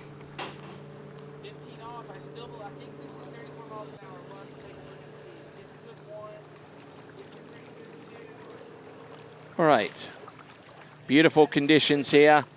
The wind that was present for the last 3 or 4 days seems to have died out a little bit, although it'll be a little bit overly optimistic to expect that that the wind is going to stay down for the entire week.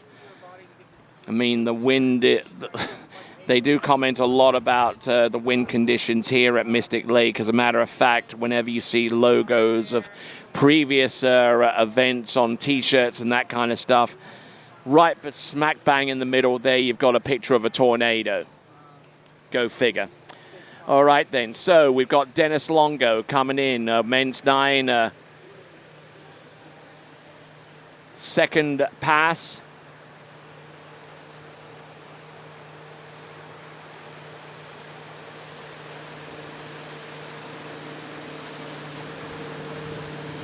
And I don't know what kind of tricks he has. And he goes for the line back. And that looked like 7 shades of ugly to me. But I tell you what, that was a decent little performance there. Probably won't yield anywhere close to what he produced at the Okahili free event tournament, where he tricked 16:20. But we'll find out in the fullness of time. And if you want to keep an eye on those scores coming through, waterskiresults.com is the place to go. Waterskiresults.com. Give it a little bit of time so far as the tricks are concerned, because they do score them retroactively. Once you give them in a little bit of time, then they'll get the scores out to you, and before you know it, you got a full set of results. So Joe Blair is our next competitor to take to the water in men's 9. Joe Blair.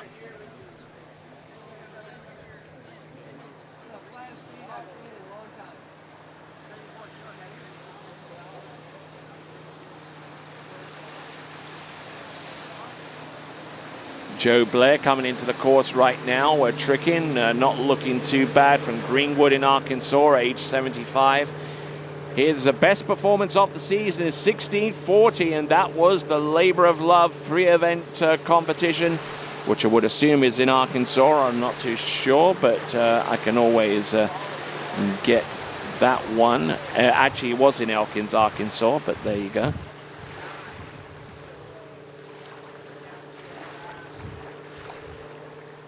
So, look at him go. This is Joe Blair getting through his opening pass. Skiing in the Oklahoma State Championships. Not for placement, naturally, because he's not a native of Oklahoma.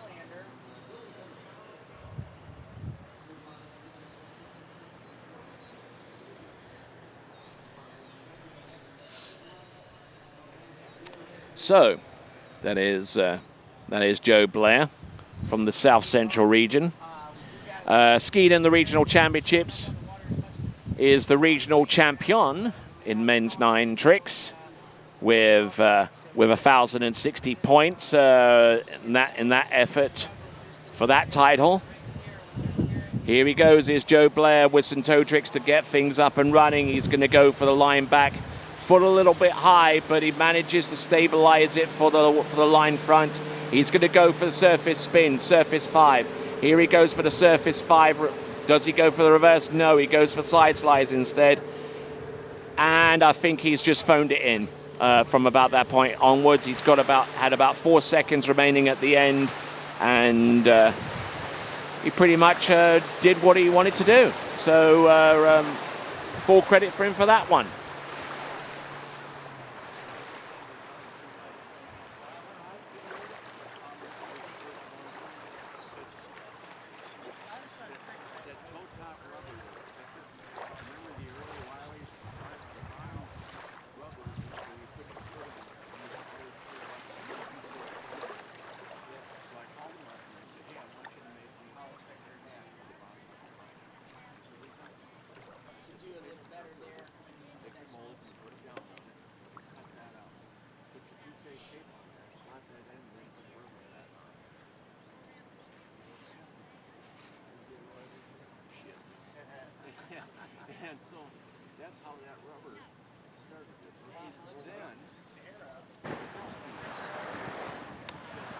All right, so looking at our next competitor, it's going to be Stan Switzer.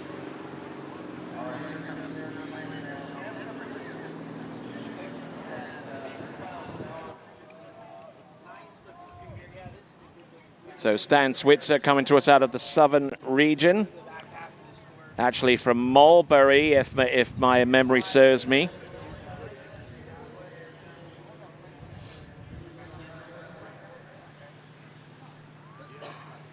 Yep, indeed, it's the 78-year-old competitor out of Mulberry coming into the course right now for his trick effort.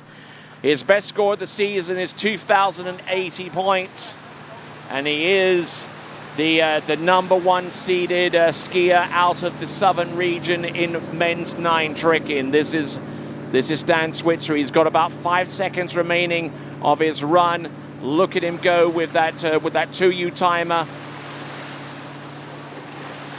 Nicely done, getting all the way through. Oh, and tricking all the way through past the 20 seconds, and a decent effort there.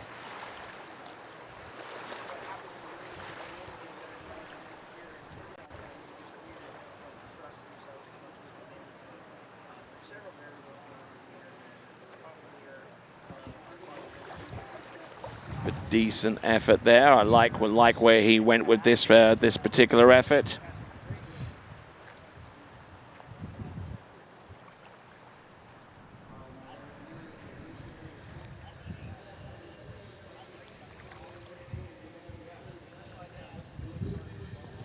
All right, so a fantastic effort there from Stan Switzer. Essentially stood up all the way through on that toe pass. From about this point onwards, he's past the 22nd.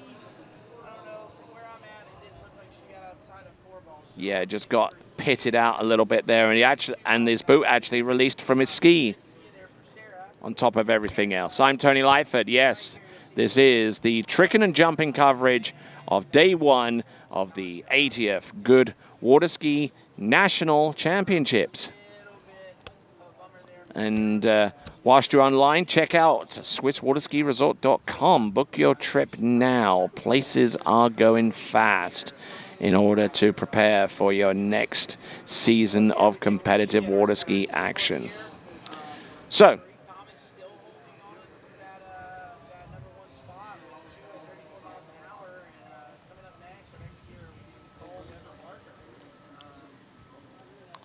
the excitement's starting to build here at Mystic Lakes.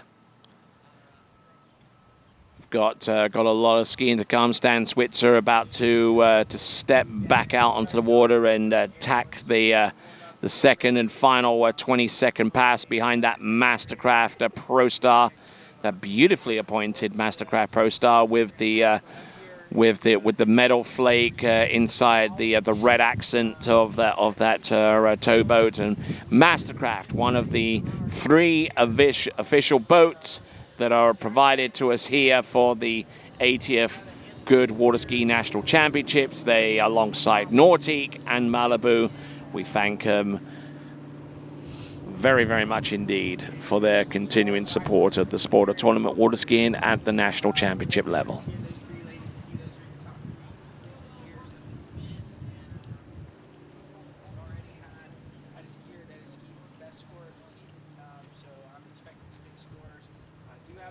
All right, and Stan Switzer, matter of fact, is our penultimate skier in this event, so he's looking to try and solidify a spot on the podium.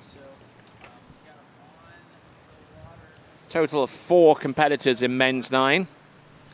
So the challenge to get on the podium has been eased up a little bit for at least the remaining 2 skiers. For all of them, as a matter of fact. So we've got Stan Switzer, the number 1 men's 9 tricker out of the southern region. Scored 1,270 points for that distinction not too long ago. Look at this, keeping the handle very closer to his hip. Men's 9 tricking, looking and go. Oh, beautifully executed line tricks. Whoop, whoop, there you go. Standing up all the way through, essentially. Save for that fall on that toe back-to-back. He did remarkably well. That is Stan Switzer.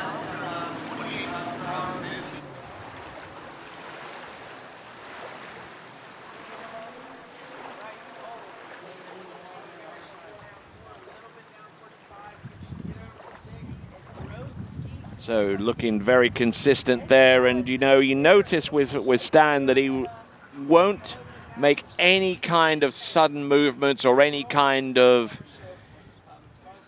out the ordinary motions on his ski. He's very, very disciplined. I mean, you can just see the level of intensity, the level of focus in his eyes, as he goes through each of these tricks. Simplistic some of those tricks may be, but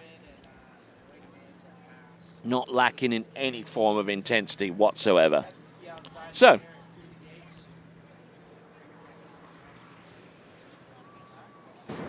now men's 9 tricks concludes with Steven Nelson out of St. Paul in Minnesota. Yes.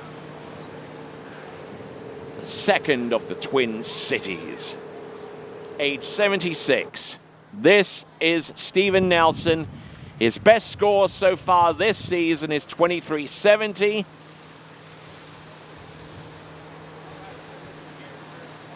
Look at this. Electing to go with toe tricks first. Rather unusual among our senior competitors that we've seen so far, starting with men 6. Whoa, oh, ouch. I'm sure that he is blessing his lucky stars right now that there was an alert person in that towboat with the rope release.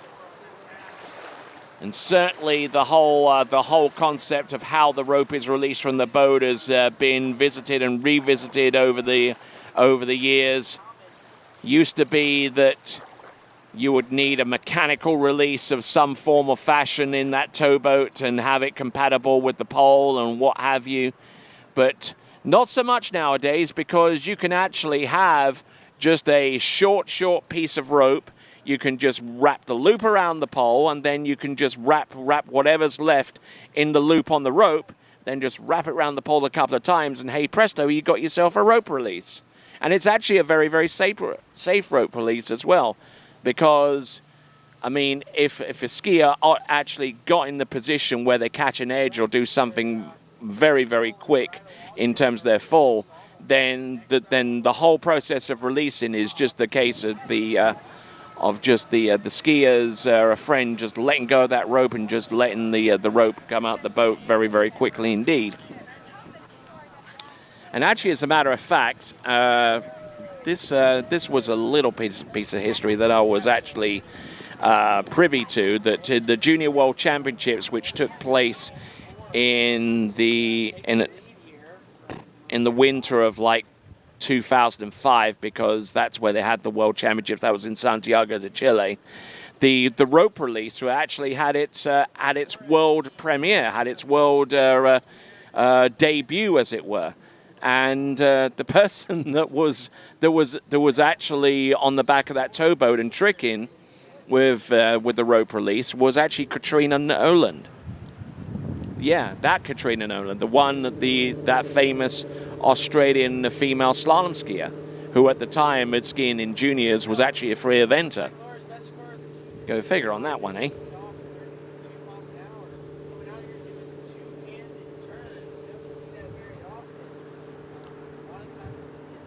So yeah, who would have thought that a high-level slalom skier such as Karina Nolan was in the midst of making a little bit of equipment history so far as tricking is concerned. It was actually called the Aussie rope release for a while, but I don't know, somewheres along the line they omitted the Aussie part out of it, and everyone and their dog now uses a rope release. Far safer, in my opinion. Not only mine, but others' opinions as well. Anyways, let's have a look and see. This is Steven Nelson. Setting up.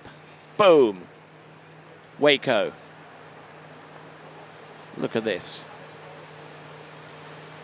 Little bit shaky, a little bit unsteady there. Oh, and goes down early. He just didn't look settled, if I'm being honest.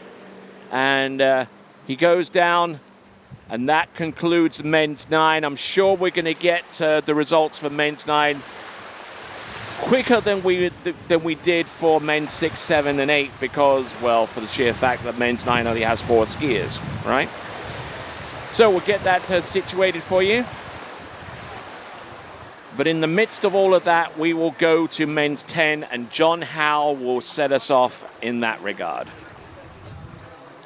But before we do, let's have a quick break. And why don't you take a break with us here at the 80th Goode Waterski National Championships? We'll see you on the flip side.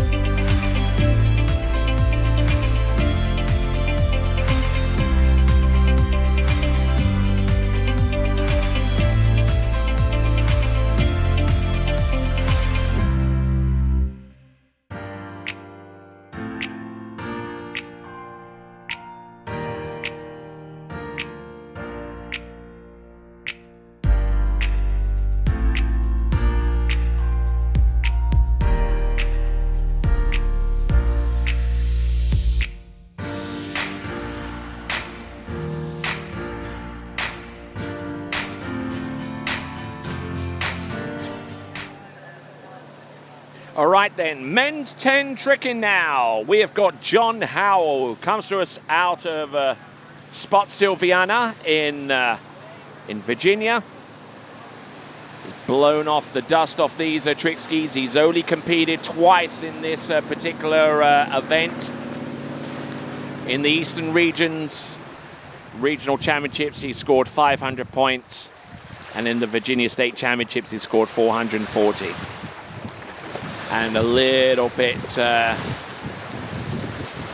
rushed, I would say. Just trying to throw some heat down on the men's 10 trickers. That will consist of Floyd McCrate, Carol Piercy, and Errol Bryant. Then we go to men's 11, where we see 3 competitors there, including the legend himself, Bruce Cundy, and Elgin Faulkner. And Roger Wall. They're all legends.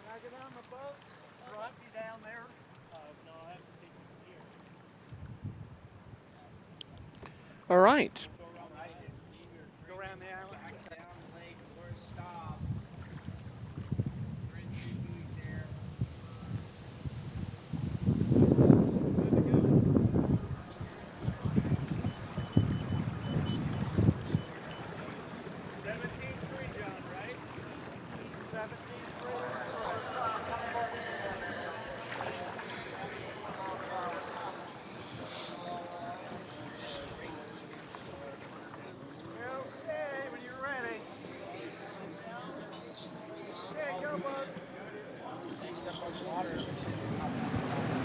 All right, back on top of the water.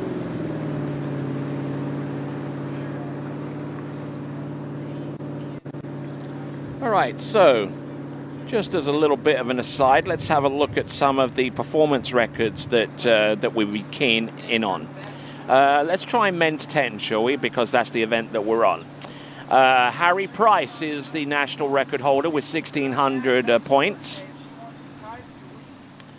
In men's 11, the trick national record is Harry Price with 1,050 points. So we'll try and keep an eye on some of the scores as they come through. Now, I know that Stan Switzer is the national record holder with 25-20 in men's 9, so we'll keep an eye on that and try and reconcile that against the score that will no doubt be published. I mean, men's 8, 3,400 points. I don't know about that one, whether that's got any chance of being broken here this time around. But we'll try and keep an eye on things there and keep you suitably informed as we work our way through. This now is John Howell from Spots, Sylviana, Virginia. Now he had the option of doing toe trick, going on to his next pass of skiing or repeating the first one. I think he went with the latter. But unfortunately, no matter which way you cut it, I think he would have rather have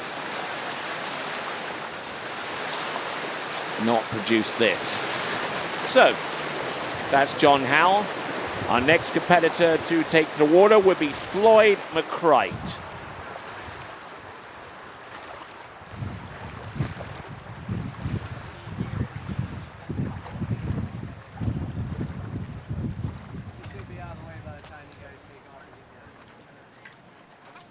Keep swimming!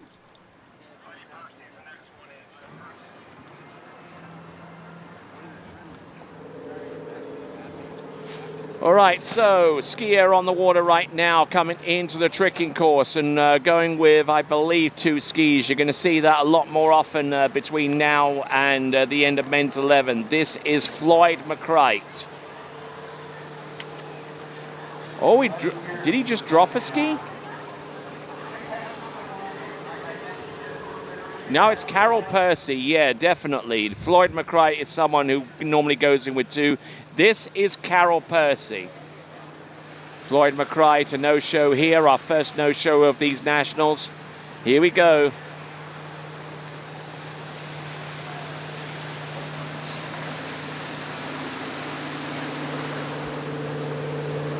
Carol Percy.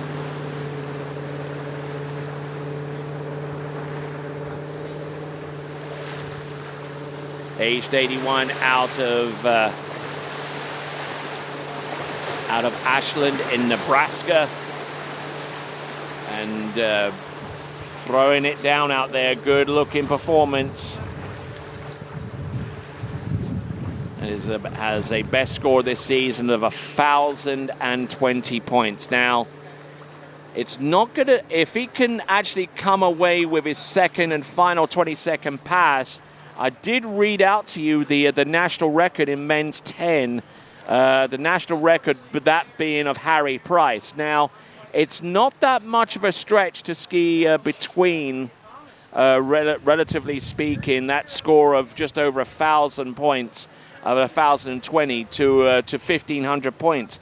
Doesn't take much. Maybe a couple of tricks, maybe 2-3 tricks, depending upon their values, So if he can actually conjure up something worthwhile here on pass number 2, then we could be seeing something close to a national record here for Carol Percy. Now, there's the surface O.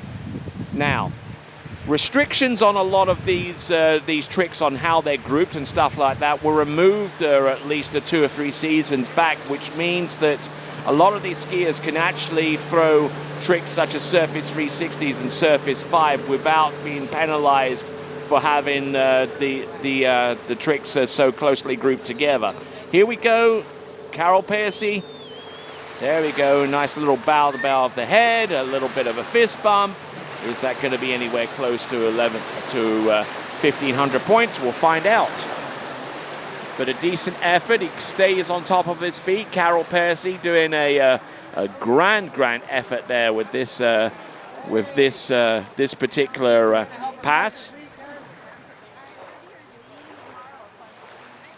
We'll try to get the men's 10 performances to you as soon as possible. As a matter of fact, let me see if I can find some performances here in men's 8. Men's 8 was one of the last ones to be scored on. Let's go men's 8, shall we? Okay.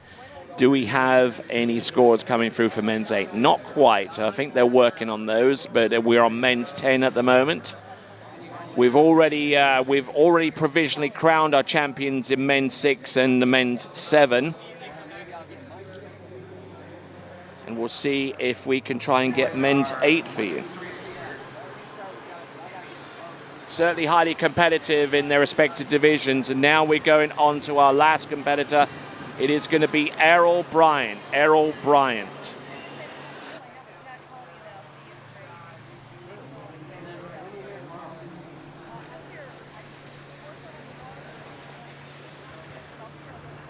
Errol Bryant, who comes to us from Beachmont in Kentucky.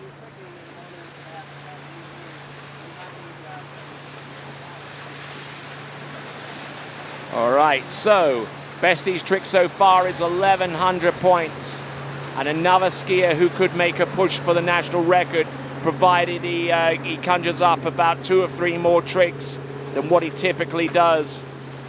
He's scored among the likes of 990 points, 960, 860. But I don't think he'll conjure up the points to be close to a national record. Now, the national championship is within sight, provided that he could get through the second run. But at this point, it's going to be a real toss-up between the likes of John Howell, Carol Piercy, and indeed Errol Bryant. And we've still got one more category of tricks to go before we end off that particular discipline for the day. Then we'll go into the jumping. Then we're going to go into the women's 4 jump.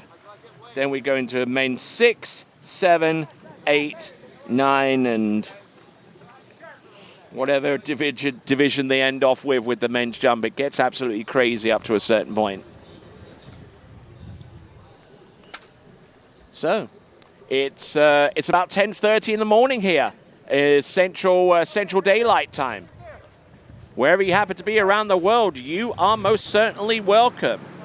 You could be watching from places around the world. Places like Melbourne, Australia, where the time right now is 1:35 in the morning on a Monday. You could be watching this from Bangkok in Thailand, where the time is 10:36 p.m. You could be watching us in Sydney, Australia, where the time is 1:36 a.m. on a Monday.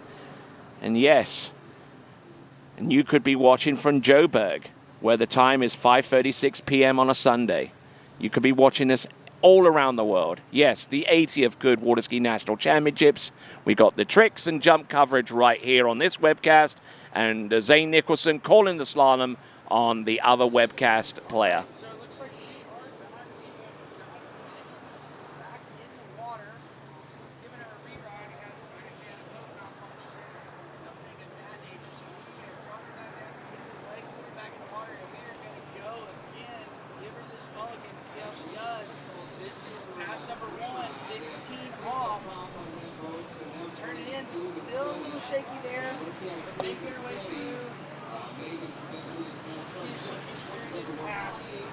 Here we go. This is Errol Bryant, hat and all, or at least a headband anyway.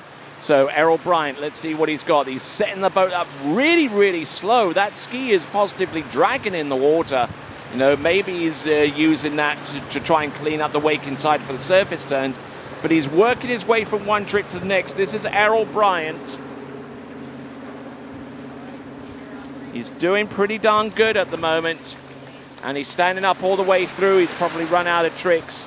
and he's decided to phone that one in. So it looks like the skier who comes into this event as the #1 seed with 1,100 points from the Timberlake pick and choose, and is the Southern Regional Men's 10 champion with 850 points coming into this event, rounds up that division.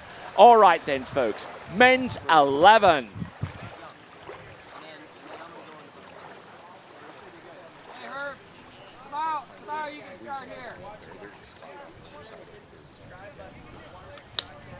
No, I know you like trick. I don't really care if that much. While watching, make sure you try to bring them on air as they come in. On the water right now.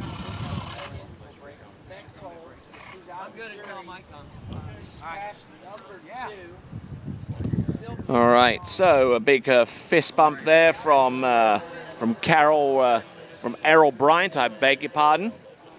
Whether that's enough to see him through to the win, we'll find out in the fullness of time. All right, so we are on men's 11 tricks. Now the boat is waiting up a little bit because, well, this is men's 10, men's 11. The folks that fall in need a little bit of time to swim into the shore. Yes, of course. They're not quite as sprightly as they used to be, I guess. I don't know. I mean, but they're here at the Nationals and they're here competing, you know. So I mean, imagine yourself in a position where you're like close to 90 years of age and you're competing against the very best that the nation has to offer in your same age category. Okay, here comes Roger Wall from Prior Lake in Minnesota, aged 88. Skied 2 times in the tricks event this season. The Ralph Samuelson Minnesota State Championship, where he scored 180 points, and the Midwest Regionals, where he scored 70 to place second. Come on, Roger, let's try and bend your knees a little bit. Come on, a little lower. Come on. There you go.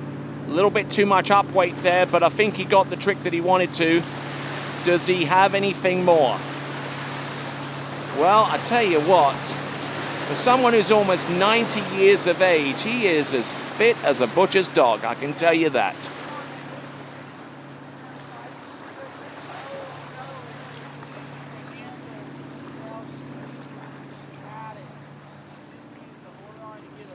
Just needs to stay on his toes, stay over his toes a little bit there, and just when he gets into the back position, he starts straightening up, and the skis start catching the water a little bit more dramatically. But I tell you what, he's doing all right. He's doing a-okay out there. And just to give you an idea of what the men's 11 tricking national record is, that record is currently held by Harry Price with 1,050 points. Now, unless he gets onto one ski, which obviously he's just dropped to the ski off for now, if he can get if he can get deep through this run, like beyond that side slide, and get a few tricks in there, then that record could seriously be in danger of dropping. Here we go. Oh, look at that. He's trying to go for the reverse half wrap. He's trying to get it round. He's trying to crank that ski round. Come on, Roger. Come on. Oh, it goes for the reverse back and unfortunately goes down. But a good stout effort nonetheless as he swims into shore. That is Roger Wall out of Minnesota. And certainly appropriate that he's here and skiing with amongst the nation's best. Waterskiing celebrates its 100th year of existence, and came about through one crazy idea in Lake City, Minnesota, when a guy decided to say, hey, maybe it's not impossible to make some skis, curve them up at the top, and find something powerful enough to pull me on top of the water. That guy was Ralph Samuelson, and he is the inventor of waterskiing as we know it today, and it celebrates its 100th year. Yes, waterskiing has been in existence since 1922. All right, we're down to our final 3 trickers of the day. We've just seen Roger Wall out there. We're now going to witness the awesomeness of Bruce Cundy. And he's about to take to the water. There we go. We've got all the fluorescents. Look at that. We got Bruce Cundy.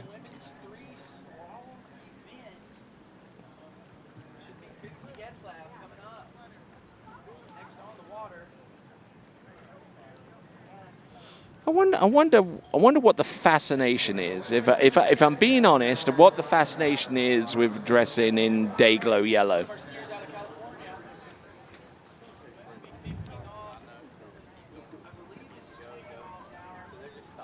So he's just trying to get the rope settled up. He's got his cattle collar on to make sure he doesn't get whiplash. Normally he's dyed his hair bright orange at this point, but I think he's all oranged out at this juncture. He's got the orange T-shirt on. He's got the orange shorts.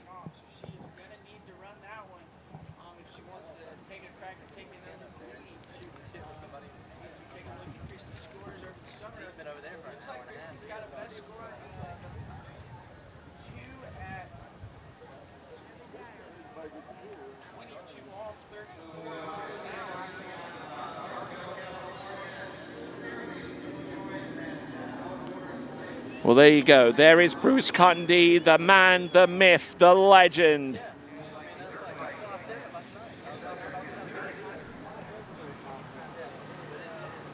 Coming to us out of Sterling in Illinois.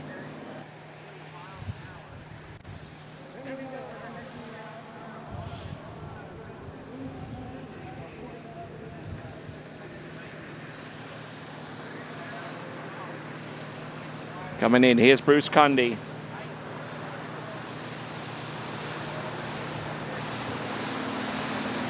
Going for the surface turns, looking in very, very good shape.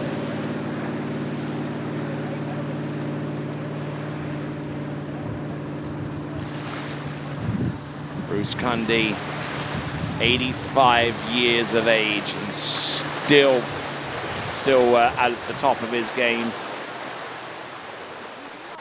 Sterling, Illinois, 85, as I mentioned, as I believe only competed a couple of times this season. We'll see how his tricking record stacks up. Yes, Illinois State Championships, 540 points. Midwest Regional Championships, where he is the champion in men's 11 tricks with 380.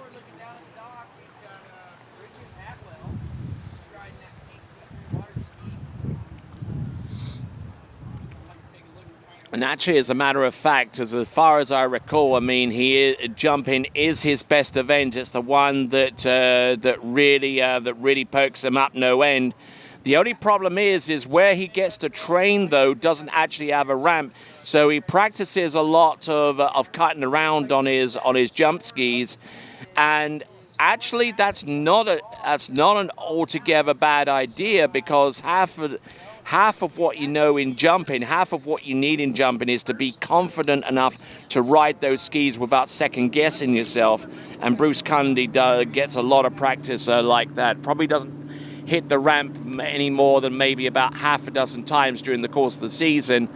But you know, for a lot of pro level jumpers, you'll find that they hit the ramp less and less these days because of that reason, and also to try and basically save their body, because the kind of distances they're called upon to jump, you know, to win those kind of titles and what have you, you know, they puts an untold amount of stress on your body.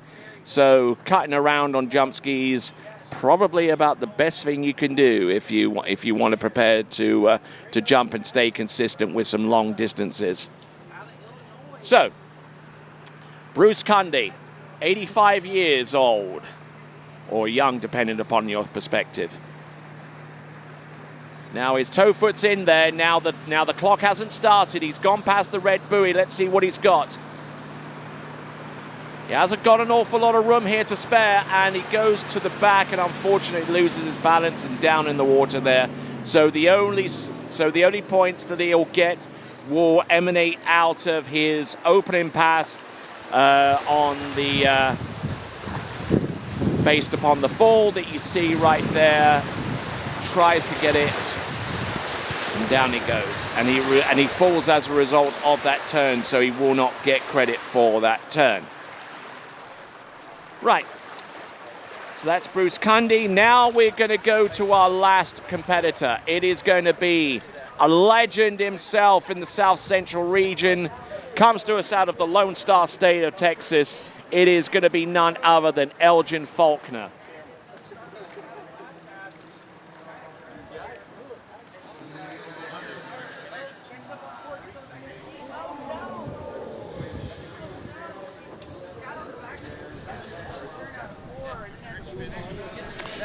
So, getting ready to take to the water, the oldest skier in these national championships, aged 92. It is going to be none other than Elgin Faulkner.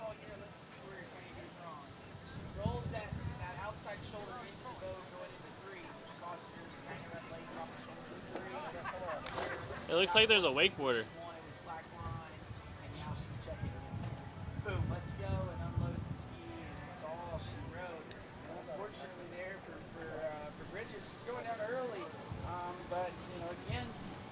Story of this event.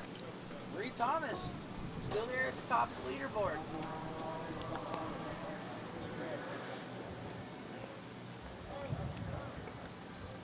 So Elgin Faulkner about to take to the water. He's going to use the wakeboard. You know, one of our oldest competitors using relatively new water sports technology to keep himself going within the sport. Elgin Faulkner. And there you go. Coming to us out of Houston in Texas. Skied in the regional championships. I'm going to see if I can conjure up a trick score there for him. Skied in the regionals and also the Polish Memorial Trick Tournament. Scored 560 at the regionals. He is your men's 11 South Central Regional Tricking Champion. And I tell you what, he's a living legend. I mean, think about what he's witnessed in the last 92 years. Absolutely. I mean, come to think of it, and being born in 1930, right? Let's start off there. What has he witnessed? Historical events. I mean, we're talking about the rise of fascism, the defeat of that odious way of government. You know, I mean, it was barely a teenager when World War II was won. You know, then you got the advent of rock and roll. You got the battles against segregation and everything like that. Human rights, civil rights, everything within the last 92 or so years. He's been there front and center for it all.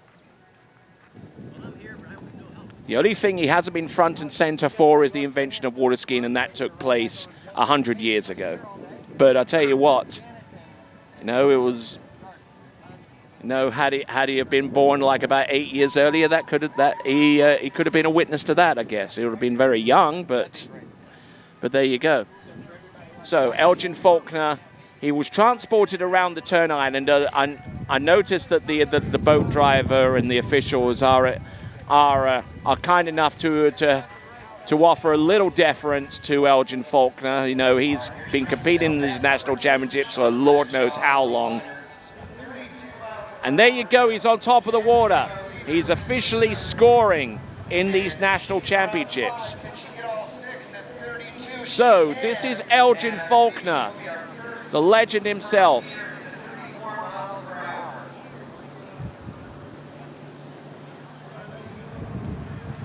There he goes. Let's see what he can conjure up. This is Elgin Faulkner, our last tricker of the day. There's the back. There's the front. He's 2 tricks in. Surface O, look at this. Does he have the reverse? I think he might actually have done a 5 there. Now the 5 reverse is going to... There you go. Surface O reverse. Does he go for the surface 5? No, not quite. But I tell you what, he's still up there. He's still skiing. He's got about 5 seconds remaining.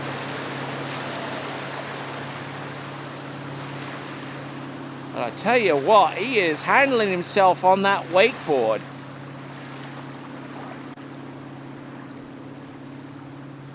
He might have had a shot at the medal at the Wakeboard Worlds that we broadcast not too long ago from Rieti in Rome, and the coverage of that is available on TWBC. Now it's probably going to be a little bit hard for him to come back with a toe pass, but we'll see if he's got some tricks stacked away in there somewhere and can continue to rock that wakeboard. That's just remarkable stuff, isn't it? He's 92.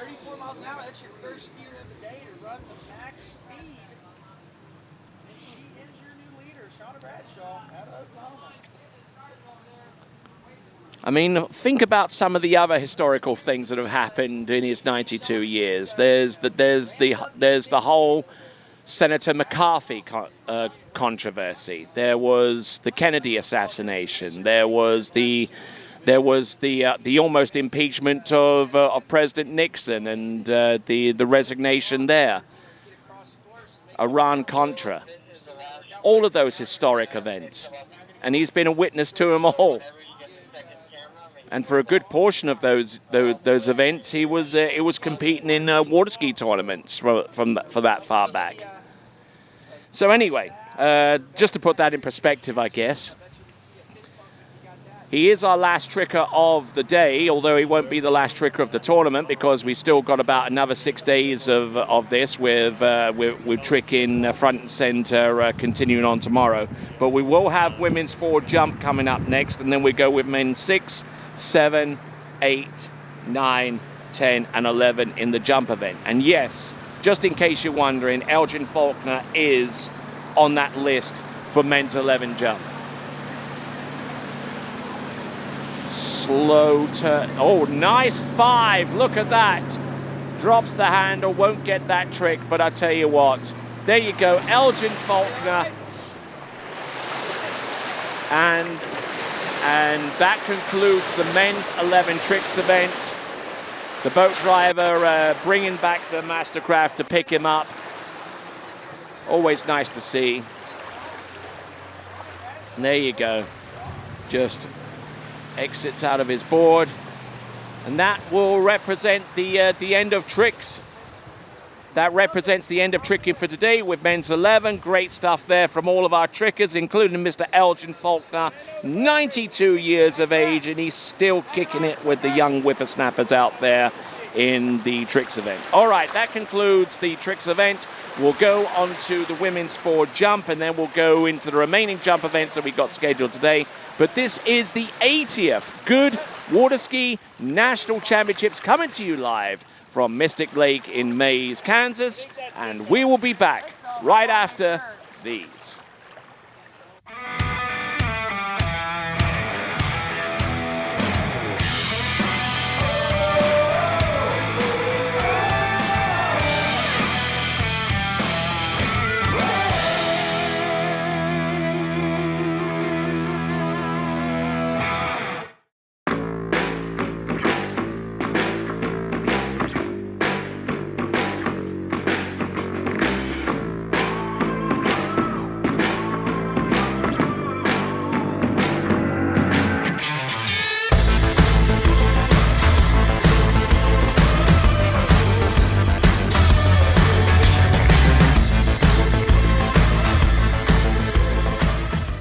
Try match play at bplayfield.com.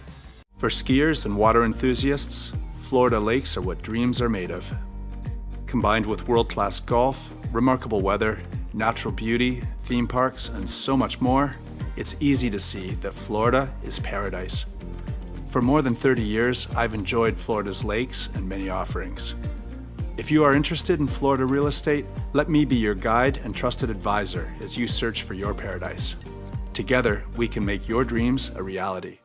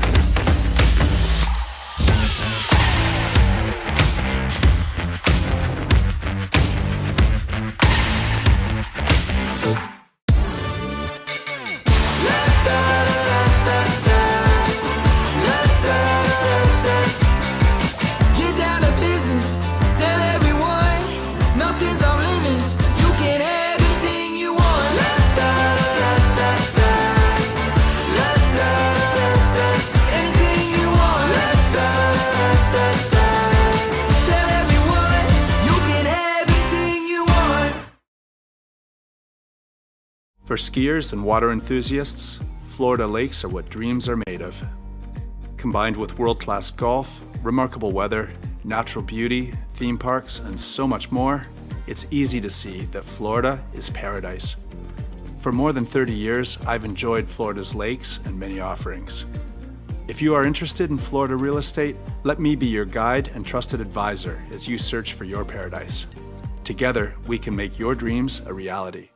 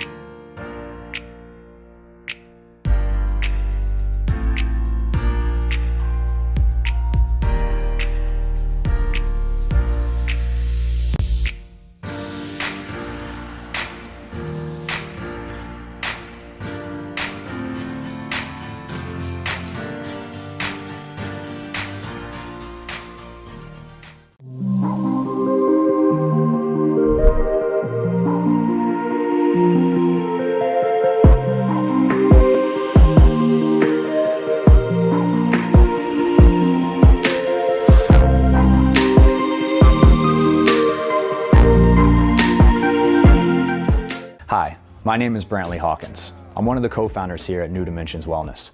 My partner and I have over 20 plus years of sports medicine and exercise experience working with the most elite athletes in the world. Together, we have developed a proven system that has been sought out by these professional athletes and is now available to you. You will move your body and loosen your joints in ways that you haven't before. It's not your typical weight training, it's not CrossFit, and it's not crunch fitness. Once I got in here, it was a big eye-opener how much different that they go about everything.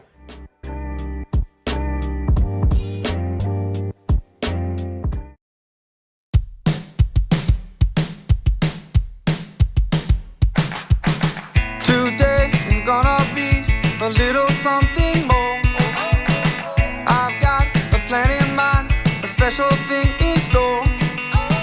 The light bulb inside my head says, get out and play, 'cause you never feel this way. Hey, it's Neely Ross, Reflex Team Athlete. Today we'll be talking about one of my favorite tricks, the front flip. Keep in mind I'm doing this for a right foot forward skier heel side front flip, but it's the same for left foot forward, just the opposite side.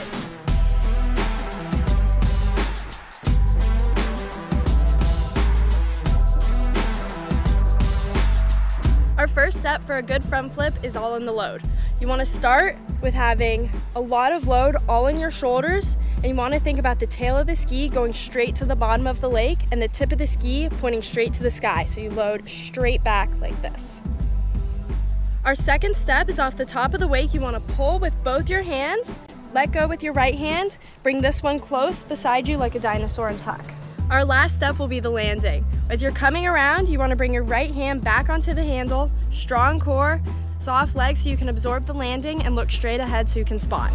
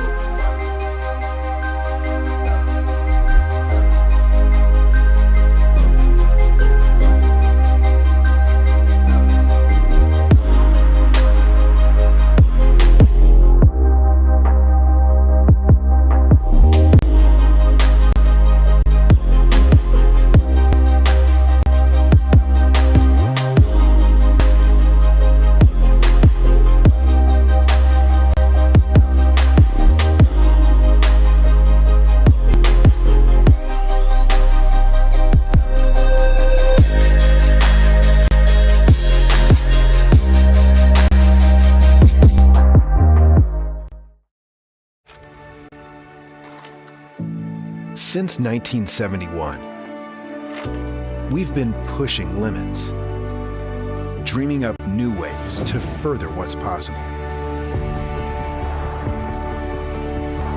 Never stopping until we have the most powerful and dependable inboard engine on the market. For a half century, we've powered countless wakes, endless smiles, and limitless potential. We will never stop leading, never stop pushing, and never stop dreaming.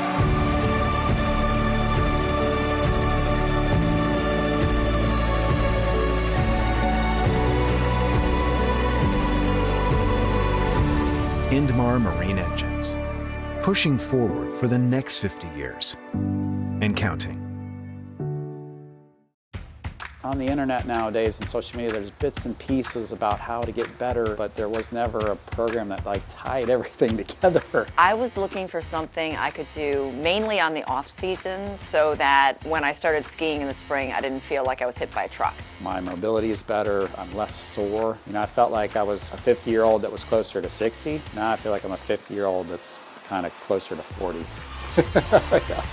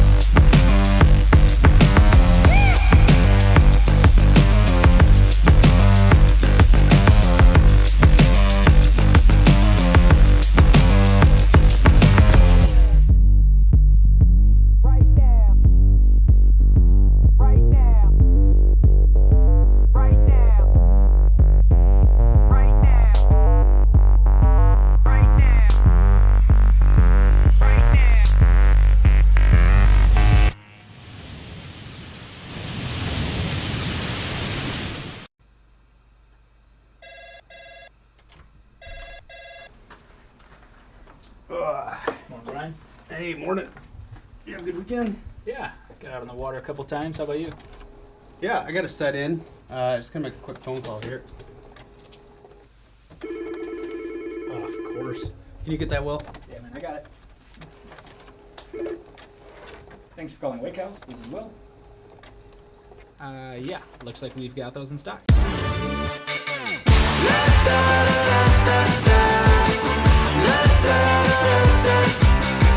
Get down to business, tell everyone, nothing's off limits. You can have anything you want.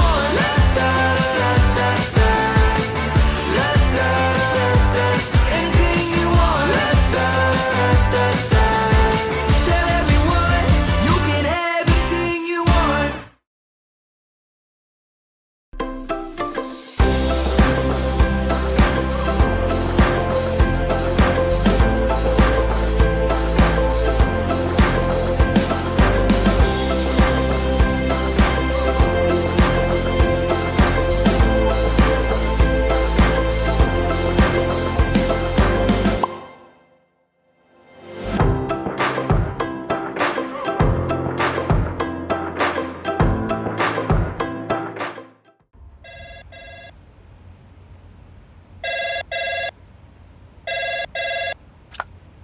Thanks for calling Wake House. This is Brian. How can I help you? Yeah, Will. Can I let him know who's calling? All right, just a second. Will, I got a fill for you. Perfect. Give me just 1 second. All right, hit it. Thanks for holding. This is Will. Hey, how's it going? Good.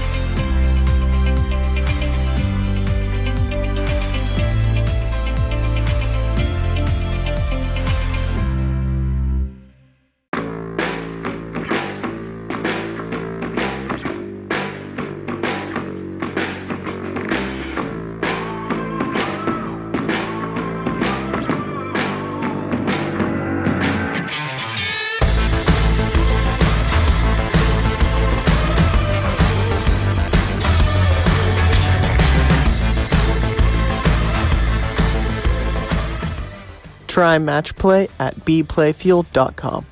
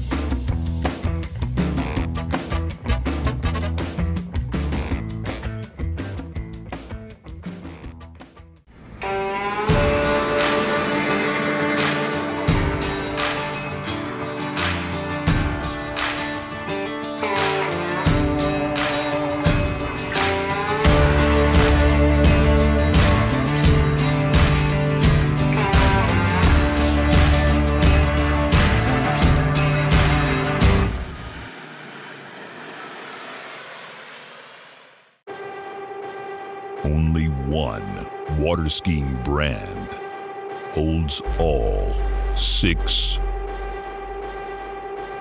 world records.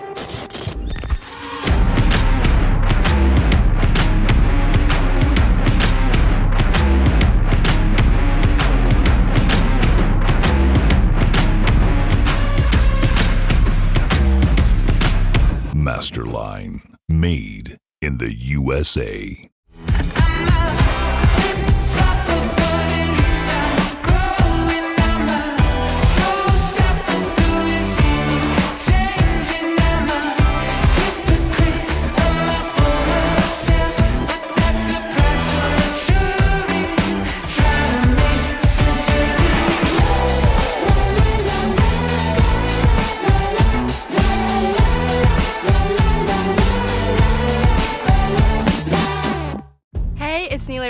Reflex Team Skier. In today's how-to video, we're going to be talking about how to turn your offside.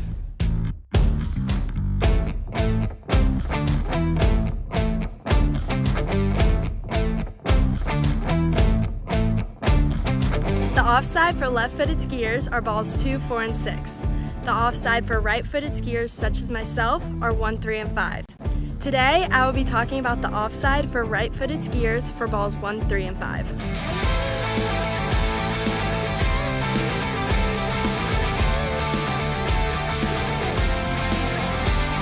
Our first major step for a good offside is the approach into the buoy. We want to think about our left hip staying connected with the handle and not dropping back. We also want to think about our shoulders and body facing slightly outward.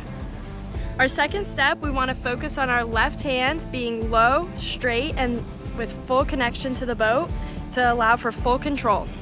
Our last step is the reconnection point. I want you to think about your left hip moving up and through the buoy line so then you can reconnect into a strong position.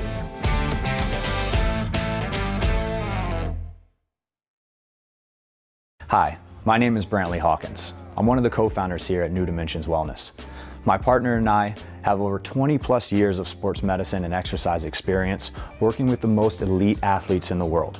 Together, we have developed a proven system that has been sought out by these professional athletes and is now available to you. You will move your body and loosen your joints in ways that you haven't before. It's not your typical weight training, it's not CrossFit, and it's not crunch fitness. Once I got in here, it was a big eye-opener how much different that they go about everything.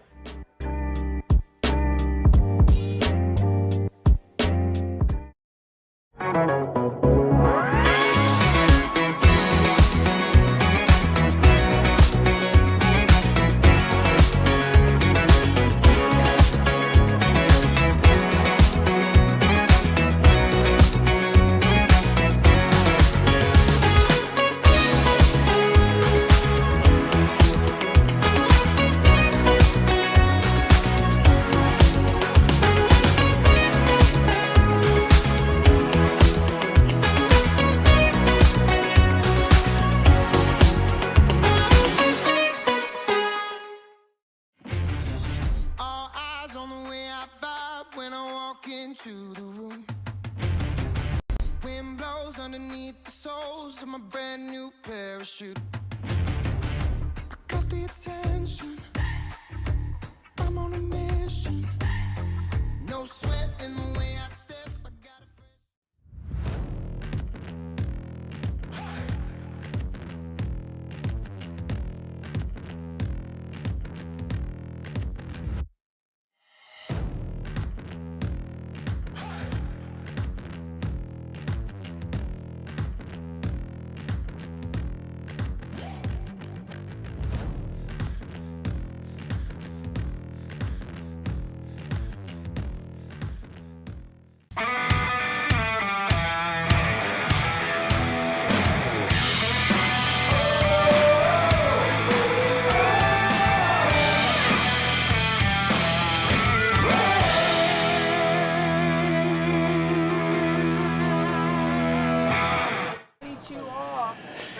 All right then, our next event on Lake 2, the trick and the jump event, is going to be a women's 4 jump, and Kirsten Angel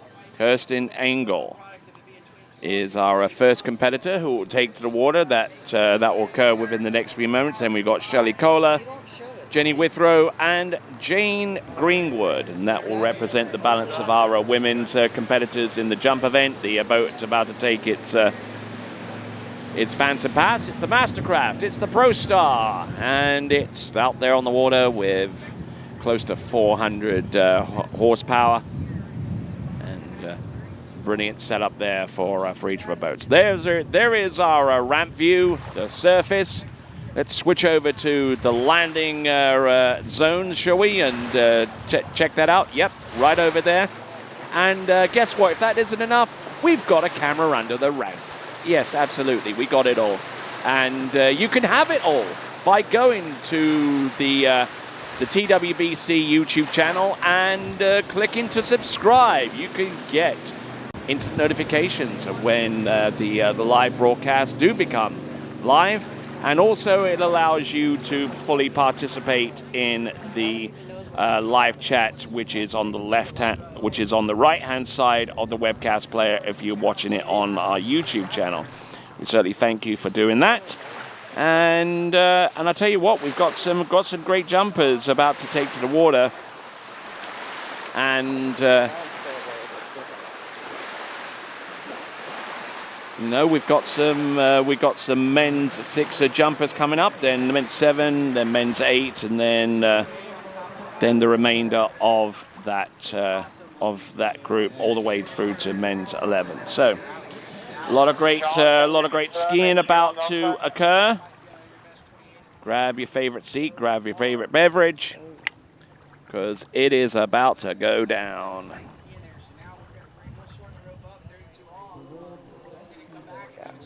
I mean, he's watching via that YouTube deal. Yeah. Michelle, that was that was Amador her top scorer of the season. So Aaron's going to need to lucky we get to be down here together.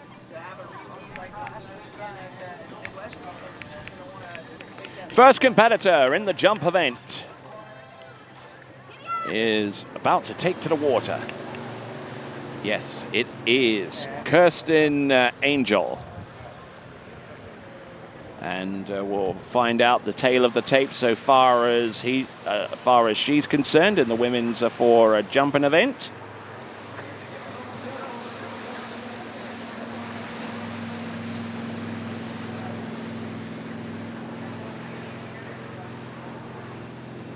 All right, just getting set up with her stance on the jump skis, just making sure that everything is in good enough shape.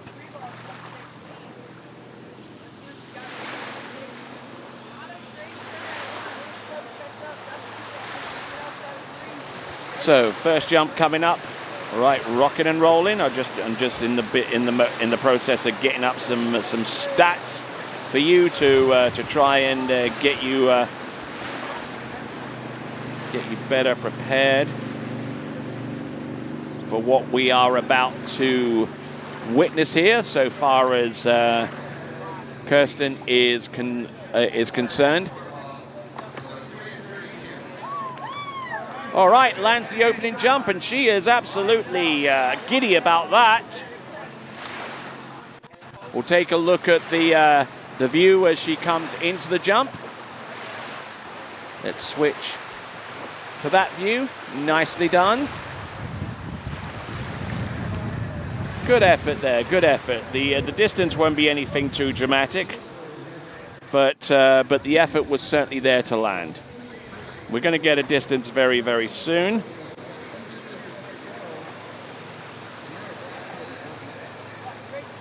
Comes to us from Gove in Kansas. Pushing with the distance. It's 33 feet. It's 33 feet. 33 feet on jump number 1.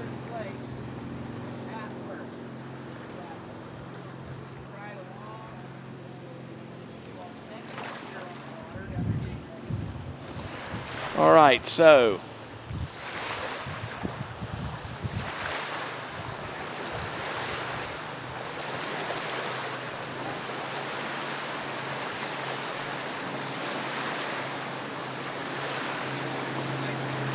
Here comes Kirsten Angel. Taking a little bit more of an aggressive approach with that edge out. But the boat is pulling her up and over the top right-hand corner.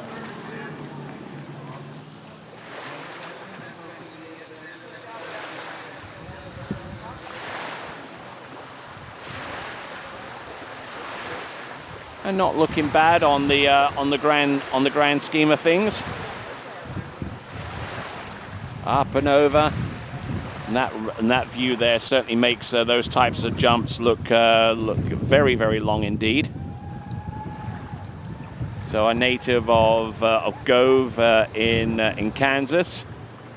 I'll try and give you the tail of the tape. 38 feet on jump number 2. So we're already improving upon jump number 1 to the tune of 5 feet.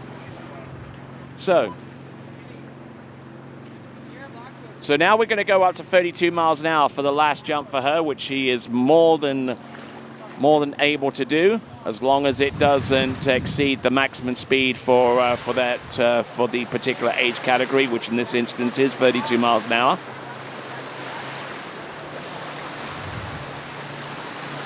So actually, her best jump distance of the season is a 43-foot jump, which is the equivalent of 13.3 meters. So let's see what she can do about getting close to that. Oh, and she lands all 3 jumps there. So she is absolutely beside herself with joy at the national championships. Is it going to be close to 43 feet? That would be a season's longest jump. Not getting too much by way of extension. She will definitely need to take a friskier type of cut into the jump. So our 49-year-old from Gove in Kansas comes through with some good jumps, 33 and 38 feet respectively. And here it is, 40 feet on jump number 3. 40 feet on jump number 3. So good effort there.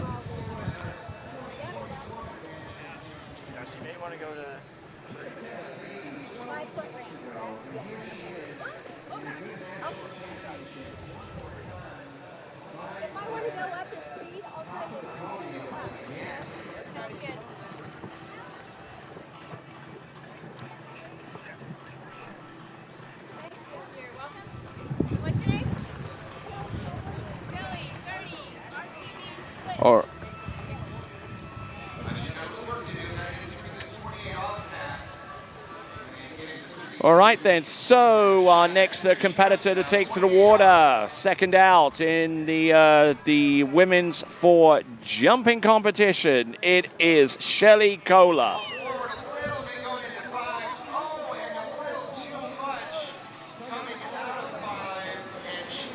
So now Shelly Kohler. We'll see what information I can dig up on her so far as her best performances up until this portion of the season. Shelly Kohler. Looking down this list here. It's quite a number of Kohlers, actually, as a matter of fact. But I'll try and get the one that is in women's 4 in the jump event.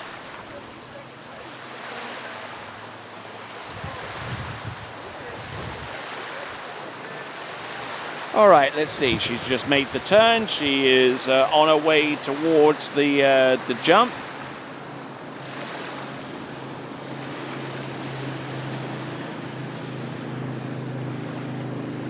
Shelly Kohler comes to us out of Missouri.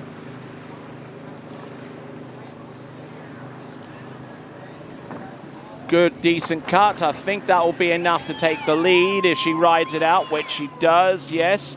So she is the women's 4 jump champion out of the Midwest. Her best jump distance is a 65-footer. I don't think she'll have jumped 65 feet with that, but I could be wrong. She'd get a little bit buffeted with the landing. here with these instant replays presented to us by Good Carbon Technologies. The distance will come up on your screen in just momentarily. Oh, and it's 59 feet, 59 feet.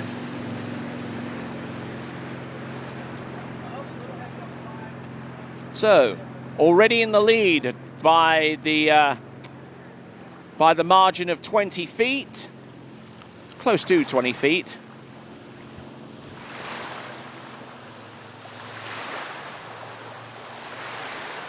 But not looking in too bad a shape. She's only about 6 feet away from what she's produced by way of her best jump of the season, which was, coincidentally, at the Midwest Regionals. Other distances have been around 64 and 61 feet, and indeed 59 feet, which she posted recently here at Mystic Lake. So she's consistent for this venue with 59, but not too consistent with the landing this time around. So 59 on jump number 1, and no score on jump number 2. And that is Shelly Kohler.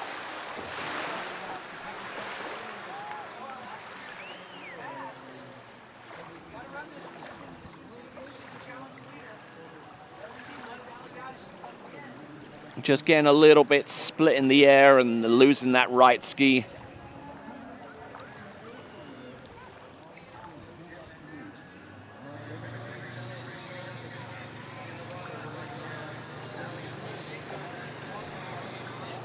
All right, so that's Shelly Kohler.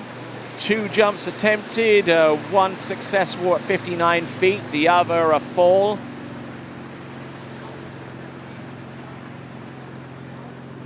And for the sake of these championships, we will primarily be announcing the distances in feet, with the metric conversion being a supplement to it.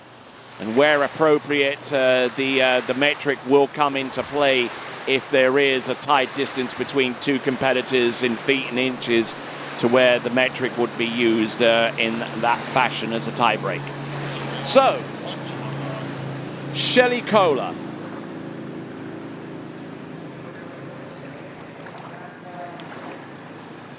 Keeping it going up, good lift. Oh, and the landing lets her down again.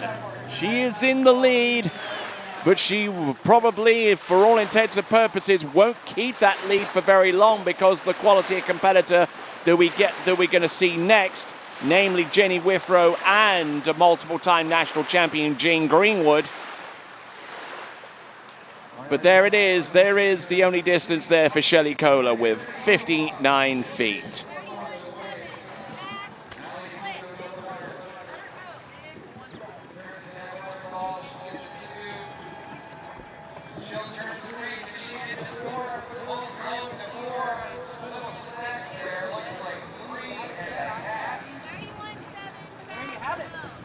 So, from the messages that I'm hearing from the boat from the 31.4 miles an hour, close enough to 32 miles an hour for our next competitor, it's going to be Jenny Withrow. There is your leaderboard. Shelly Kohler in the lead with 59 feet. Kirsten Angel with 40 feet, 18.1 and 12.3 meters, respectively.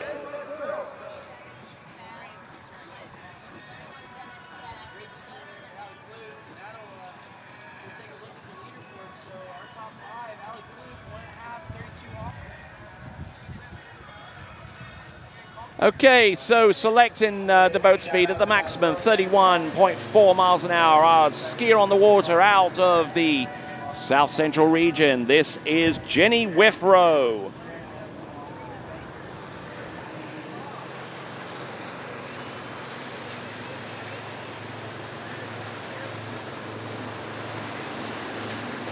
So Jenny Withrow, her and her husband, Kevin Withrow, are members of the Bull Neck Ski Club out there in Scott in Arkansas.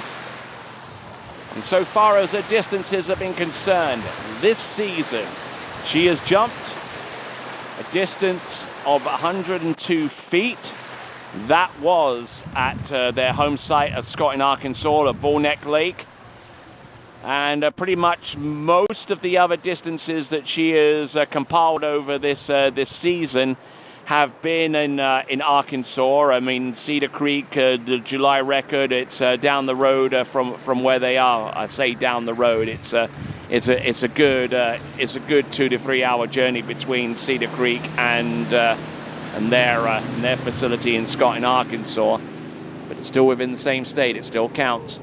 Here we go. This is Jenny Withrow coming in, jump number 1, and passing her up on jump number 1. Came into the ramp way too early and just had to throw the handle, ski round the bottom left-hand corner, and call that an attempt.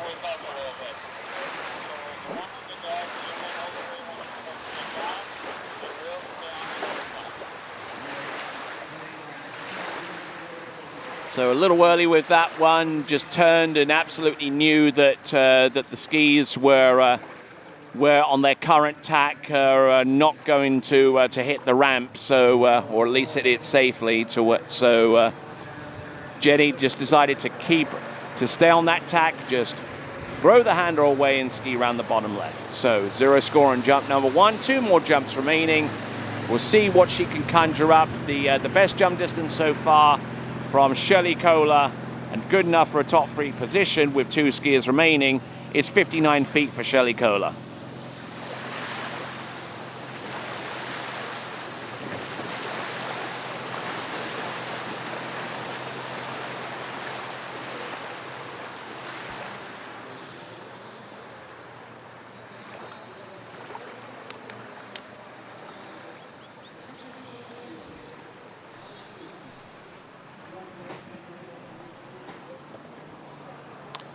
All right, here we are. This is jump number 2, having passed up on jump number 1. I suspect that she's probably going to take a 3/4 cut once again.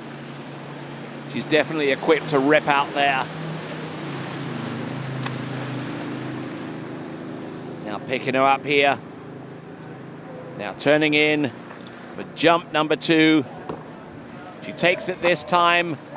Brings the cut down a little bit more, gives us room to push and get onto the jump and have to work to do so.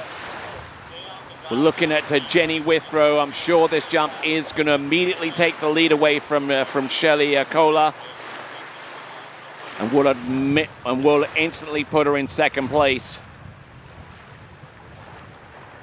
for absolute certain. Or at the very least, I should say.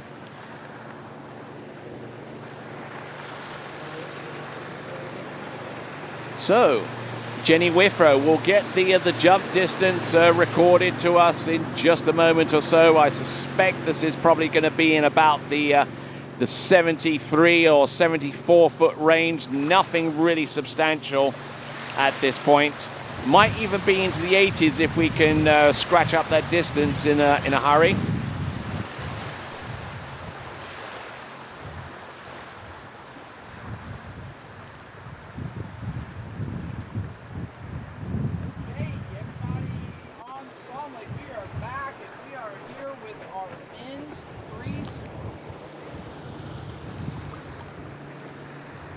So 94 feet, that definitely takes the lead. It guarantees her of at least second spot with 1 competitor remaining.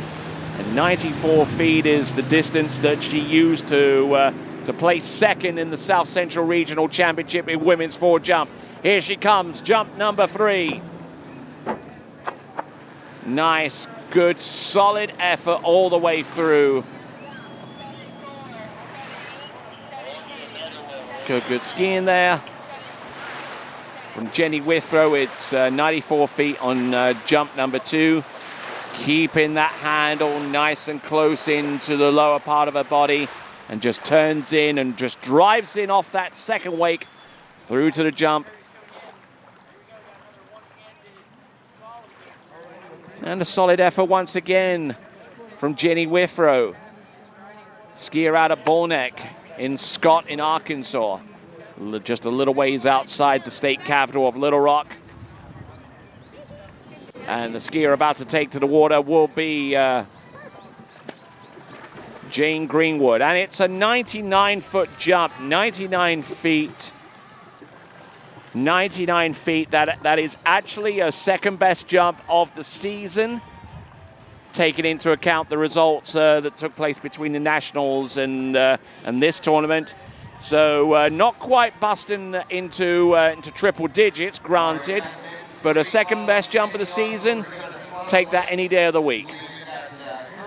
All right, and also selecting 31.4 is Jenny Withrow's training partner over at the Bullneck Lake in Scotland, Arkansas. This is Jane Greenwood.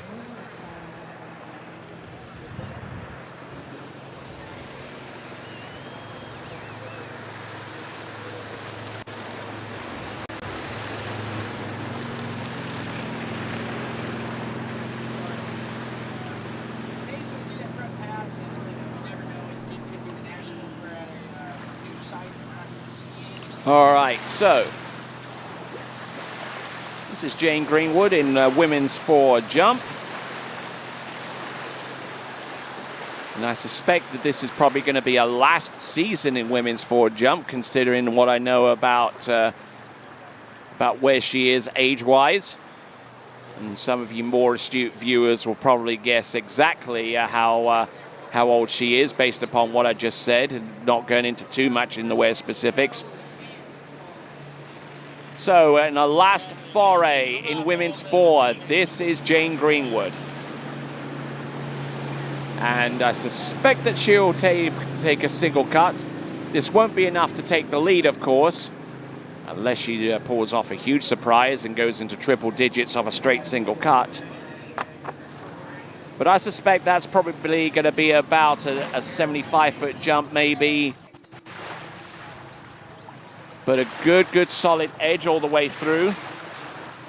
And Jane Greenwood, who hasn't been jumping particularly, very often this season. And as a matter of fact, when you compare her jumps to Jenny Withrow, almost seems to be completely off the ball. As a matter of fact, she has skied away into the dock, and for some strange reason not attempting any of the remaining jumps. So it's an 82-foot jump. It is good enough for silver, which means that your national jump champion in women's 4 is going to be Jenny Withrow with her jump of 99 feet. Probably carrying an injury more than likely, but just never know about these things. So there's Jenny Withrow, your national champion, with 30.3 meters. And there, Jane Greenwood with 25.1, 99 and 82 feet, respectively. So now we're done with women's jump. In women's 4, we'll now go to the men's 6 jumping event. And we will go on to men's 6 jump right after this.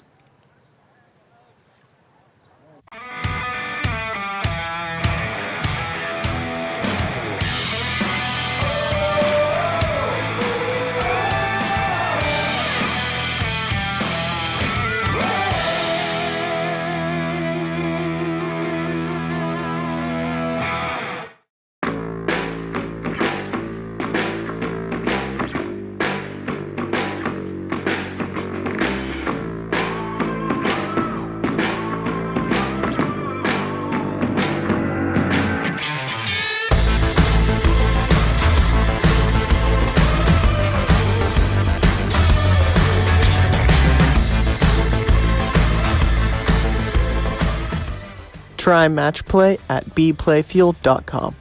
For skiers and water enthusiasts, Florida lakes are what dreams are made of. Combined with world-class golf, remarkable weather, natural beauty, theme parks, and so much more, it's easy to see that Florida is paradise. For more than 30 years, I've enjoyed Florida's lakes and many offerings. If you are interested in Florida real estate, let me be your guide and trusted advisor as you search for your paradise.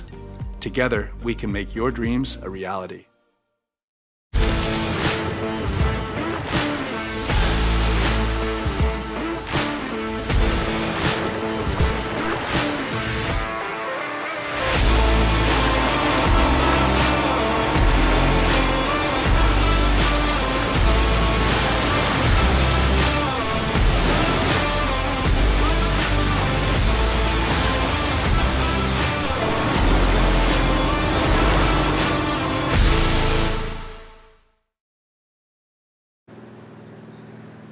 All right, then, continuing on with the jump event, we are into men's 6 now.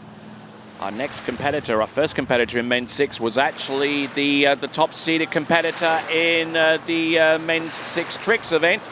So we're kind of flipping things on their head a little bit. We have got John Penner coming into the course right now. Jump number 1. I suspect that this is probably not going to be much in the way of a three-quarter cut or anything like that. A straight up and over is what I'm expecting out of him. Coming to us out of Austin, Texas. Up. And there you go. All right. Top banana.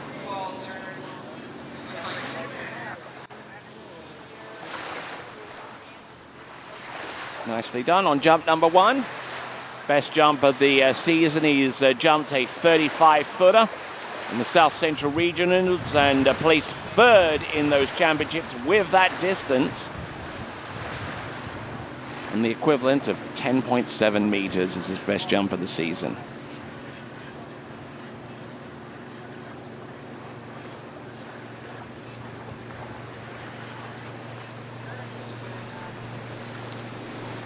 Okay, 34 feet. That actually splits is the best 2 jumps right there in the middle. Texas State Championship, he jumped 33 feet. South Central Regional, 35 feet. And somewhere in the middle, he's going to find 34 feet in the National Championships this year. The 80th Goode National Waterski Championships. Be sure to subscribe to the TWBC YouTube channel and hit that bell icon to get instant notifications as to when we are live.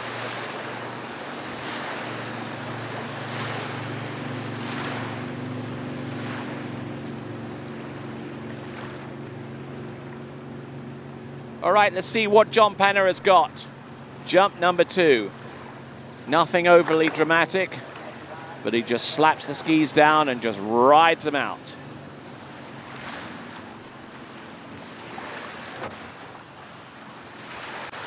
Not much with that, but he gets the job done, up and over on a pair of vintage Kidder jump skis.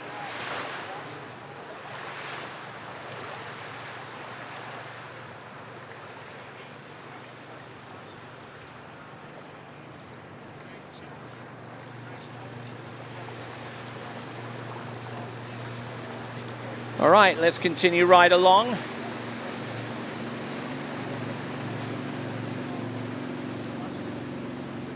Getting some messages coming through. We're going to get the jump distance there for John Penner. I doubt whether it's going to be anything significantly more than 34 feet unless he's decided to bring the boat speed up.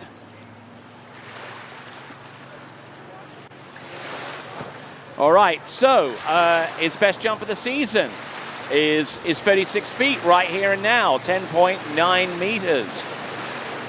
Let's see if he can break that 11-meter barrier on the metric distance. He'll need something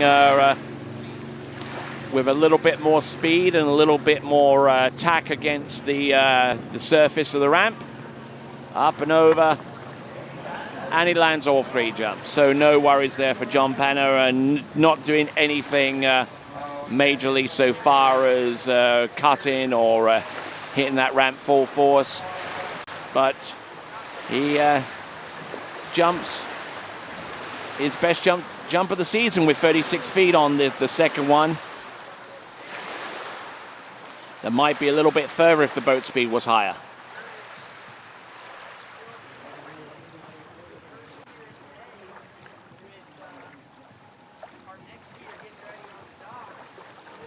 So lands, skis into the dock, no worries there for him, no concerns.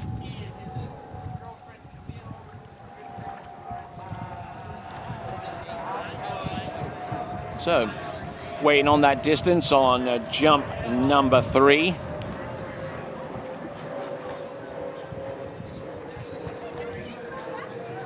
As we await that, we're going to go on to Dirk Britten. Pushing out the distance, 34 feet. So 34 feet. His best jump distance is 36. So Dirk Britten is our next competitor out.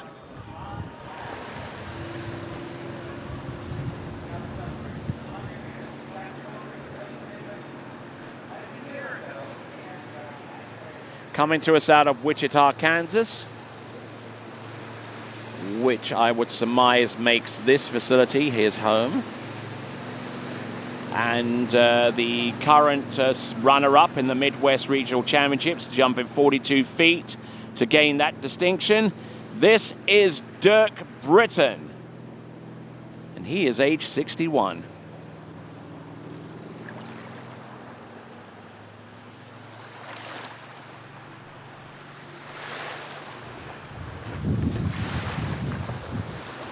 All right, let's see what his approach looks like. He seems to have taken some precautions there with his knees. Let's see what he's got. Up, coming up, and up and over. Yes, not a bad effort there, probably in the 40s.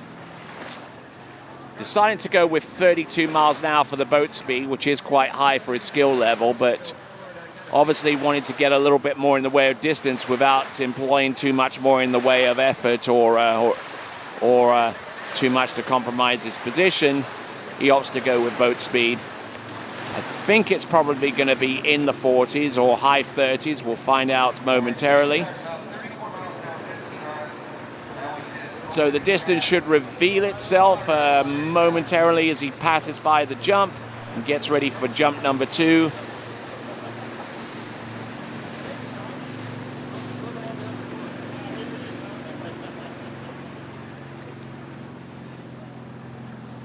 Just making sure that this distance is absolutely right, and the distance, I figured it's 42 feet and wasn't too far off, was I?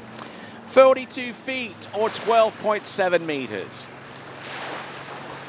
And if that is the case, actually 12.7 meters is his second best jump distance of the season, because he had a 12.8 for that same foot and inch distance earlier on in the season in the Midwest Regional Championships. So for those of you who have misgivings about using metric, that should put any of your concerns to rest right there, because we are able to use it to determine what jump is bigger than the other, even though they have the same feet distance measurement. But on his second jump, we'll not record a distance. Although he's certainly pushing it, though.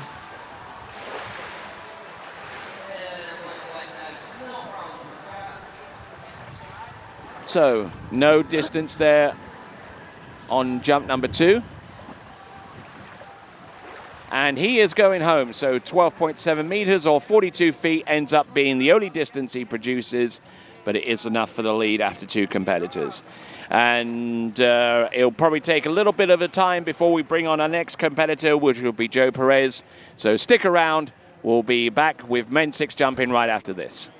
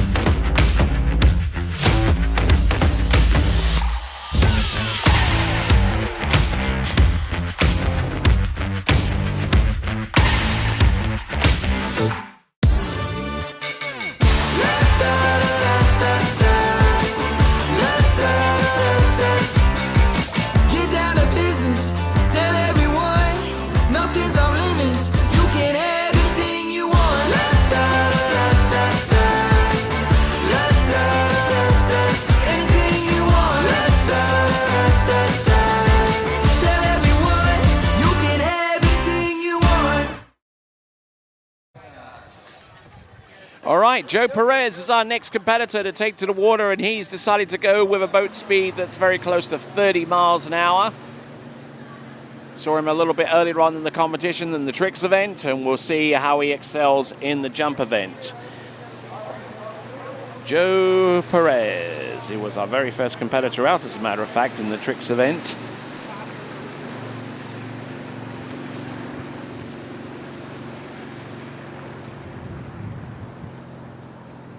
quite a few Perez's actually within the American Waterski Association, so I'm going to have to go dig in with a few more filters.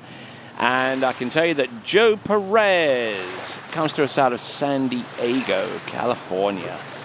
Yes. And his best jump distance is a 48-footer in the May Open. May Open, which took place at Canyon Lake in May. Hence the reason why it was called that tournament, I guess. All right, so here we go, Joe Perez. And getting in a little bit of difficulty with the landing, the boat pulling him over his right ski. Not offering too much resistance against the boat once he hits the jump, and could have done with a little bit more direction. It would certainly help with his landing nonetheless. All right, so that is Joe Perez. We'll see what he's got for the remaining 2 jumps. 0 feet, 0 meters on the opening jump.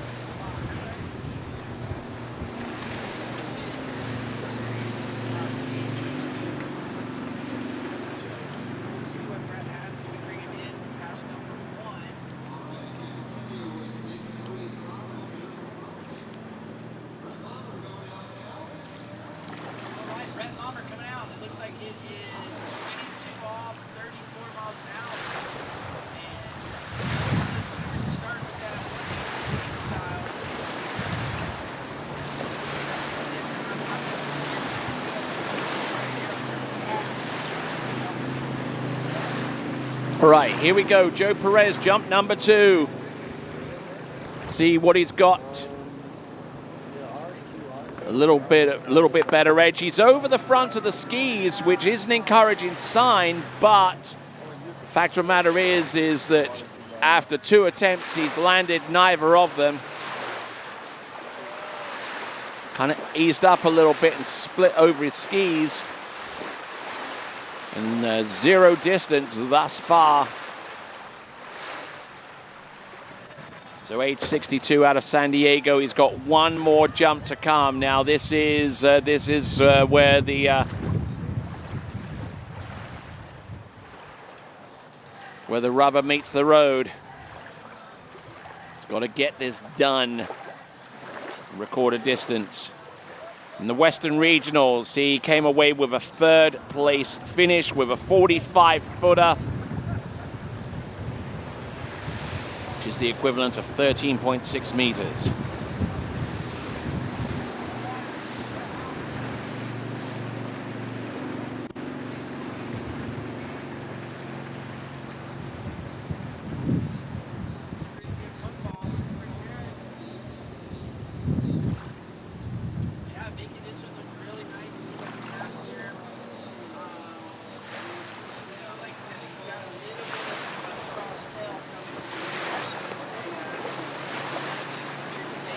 All right, let's see what Joe Perez has got for his 3rd and last jump. Let's see what his positioning looks like. He's got to try and stay over that right ski. Coming in, up. Does he? Oh, and a 0 score there for Joe Perez. He'll swim into shore. Make way for our next jumper, who is going to be an interesting one. It's going to be Greg Stokes as we work our way to the last half dozen competitors in the men's 6 jump. We'll get back out there and join Greg Stokes for his jumps.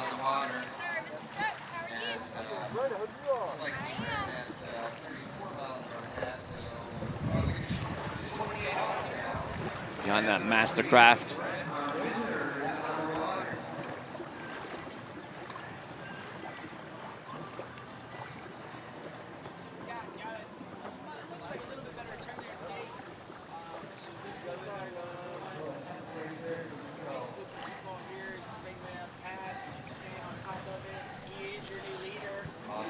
Okay, so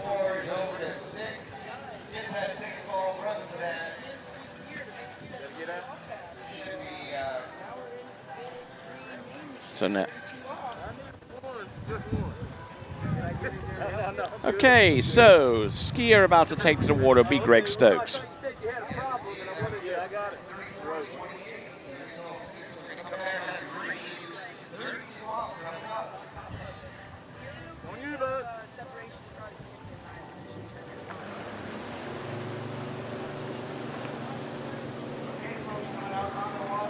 Okay, looking to go in at 30.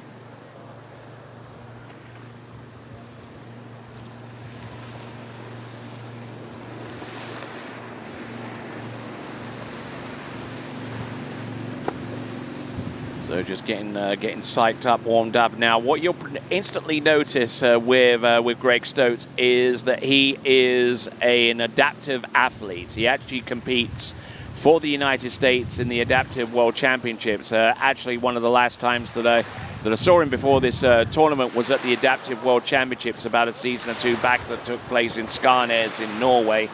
And he, alongside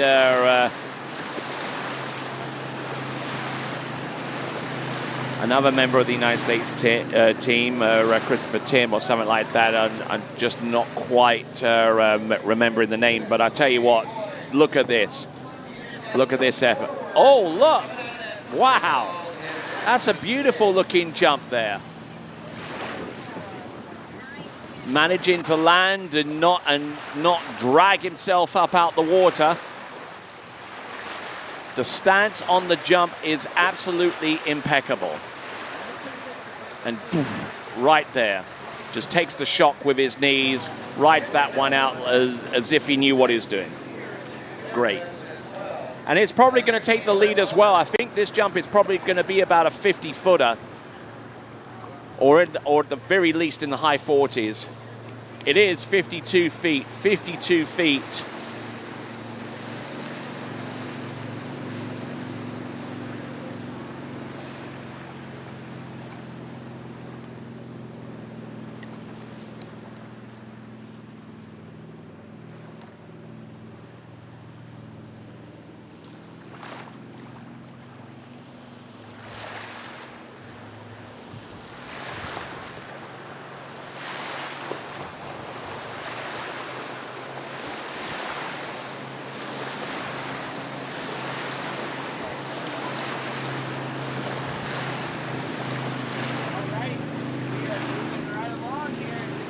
Okay, let's have a look and see, shall we? Coming into the jump. And the landing exactly the same, except that jump was probably a skosh further, maybe about a 54 or 55 footer. With one jump remaining, he will extend his lead, and we've only got 5 more competitors to go. So if any of his jumps go unchallenged so far as the lead is concerned, or even for one of the minor positions in the top 5, then he could find himself with a medal around his neck in the men's 6 jumping competition. That is Greg Stokes. Good edge, good cut in, and using that speed, using that lift to make those landings very, very easy indeed. Okay. Distance should be coming through momentarily with both jumps 16 meters exactly, otherwise known as 52 feet. So 52 feet, exactly identical jumps there, both in feet and metric.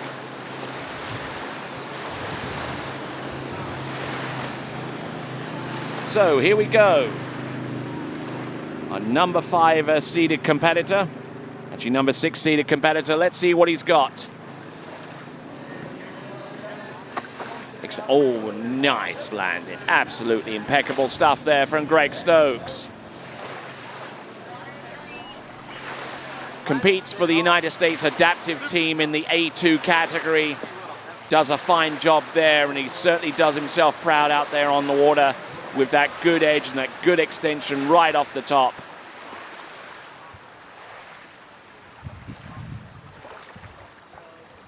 just working that rope in and just absolutely just crushing that landing.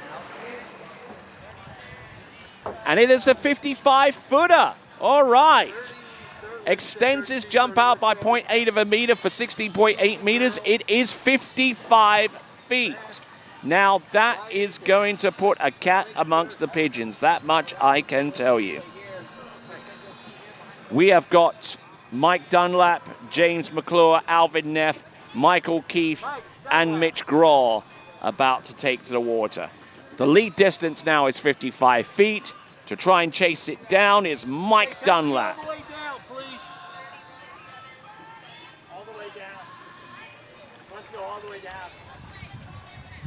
All right, selected a boat speed of 31 miles an hour. We have got about to take to water Mike Dunlap. Incidentally, that jump there from Greg Stokes, his best jump distance of 55 feet. It's about, actually not one of his better jumps of the season, I grant you, based upon the distances that I have in front of me. But certainly credit-worthy effort, credit where credit's due there with Greg Stokes. All right, we've got Mike Dunlap about to take to water right now. Mike Dunlap.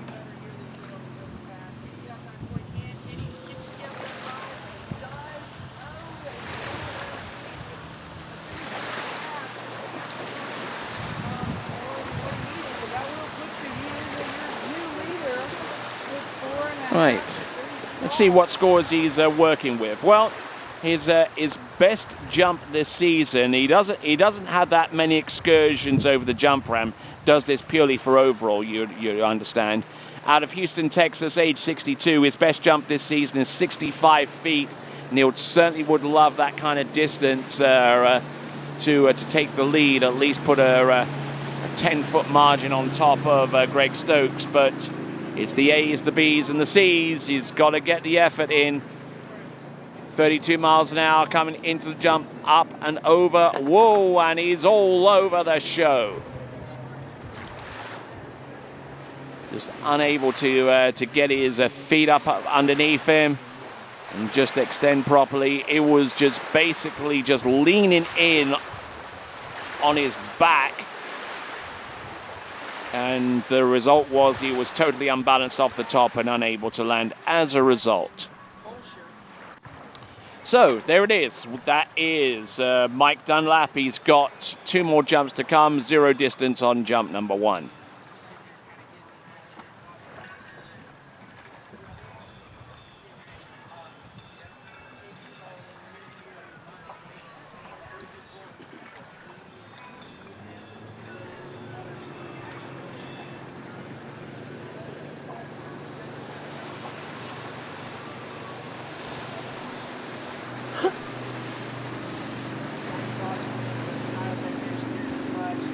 So Mike Dunlap then.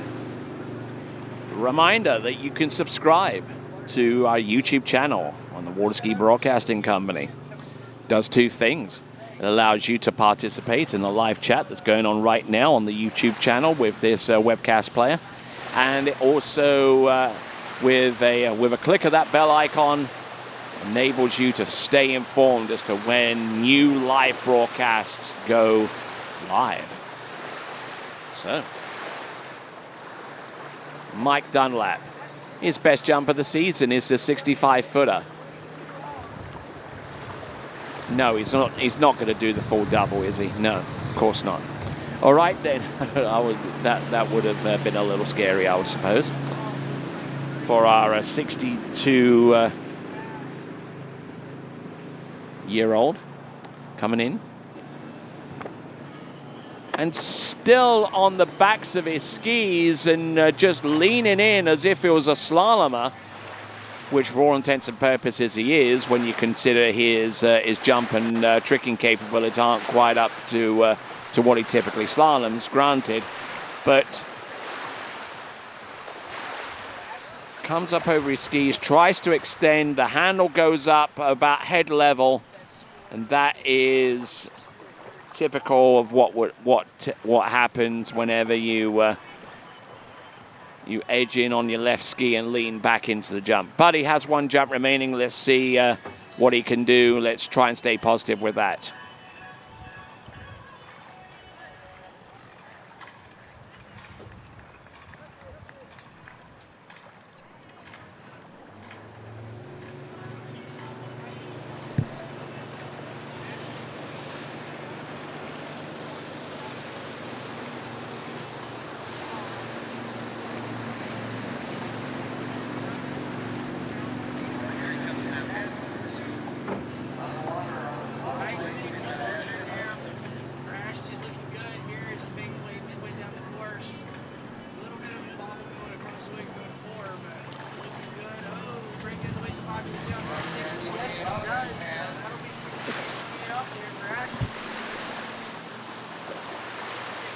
All right there, so we're down to the nitty-gritty.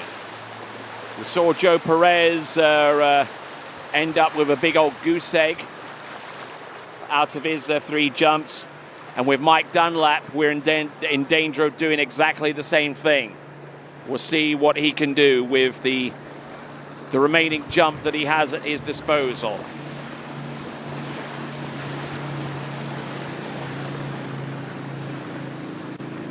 Let's see, coming in.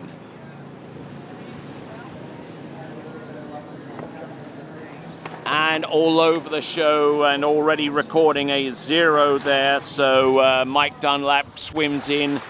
And that actually means that Greg Stokes is actually on the podium, on the 5-spot podium at the National Championships with 4 skiers remaining.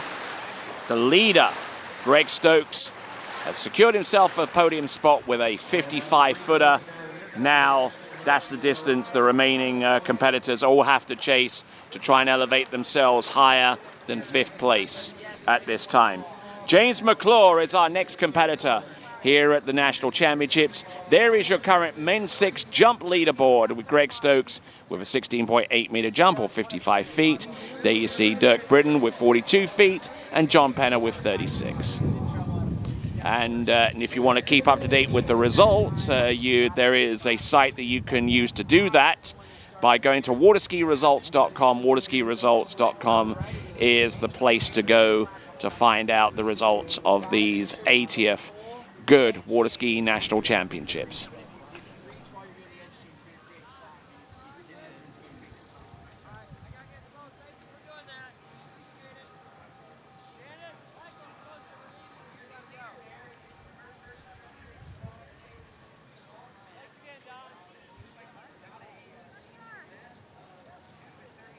All right, so selecting the boat speed at 30 miles an hour, our next competitor is about to take to the water. It will be none other than James McClure.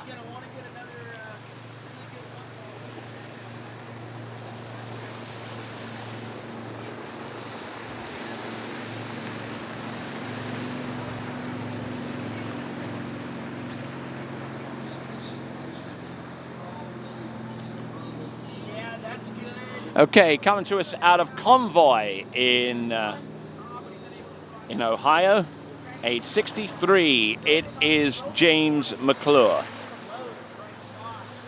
So far as his scores are concerned in the jump event, let me grab them for you.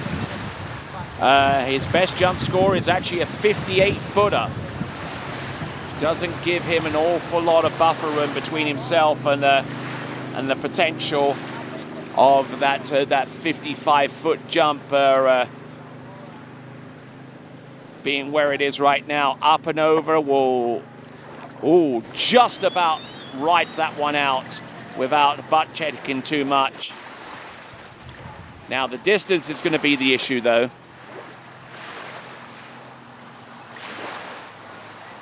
Handle up high, but managing to land that one and riding it out. So everyone here on this site, the temperature here climbing towards the 100s, and whilst he increases the intensity to 32 miles an hour so far as the boat speed is concerned, we definitely advise some people of the intensity of this weather and the need the need to hydrate. And it's a 50-footer. It's a 50-footer. That currently puts him in second spot, I believe.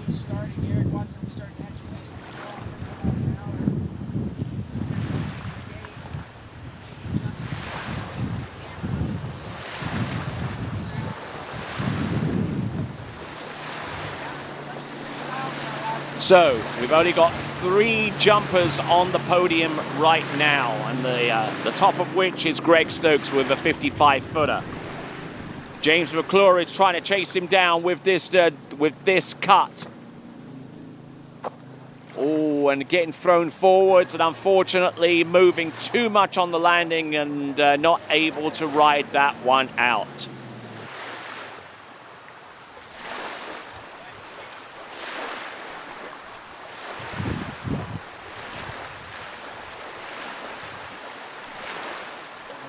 Just crashing into the landing there, and he's now got one more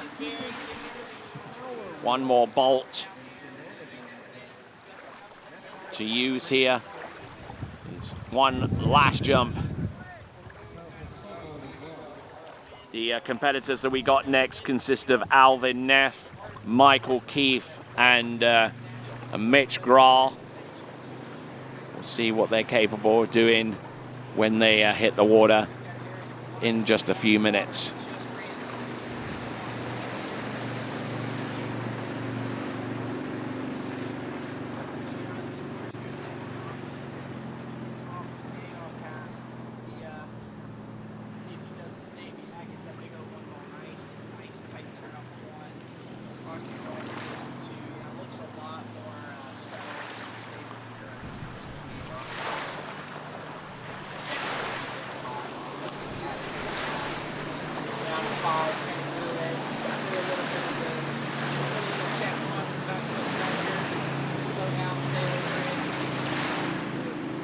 Let's have a look and see what James McClure can do.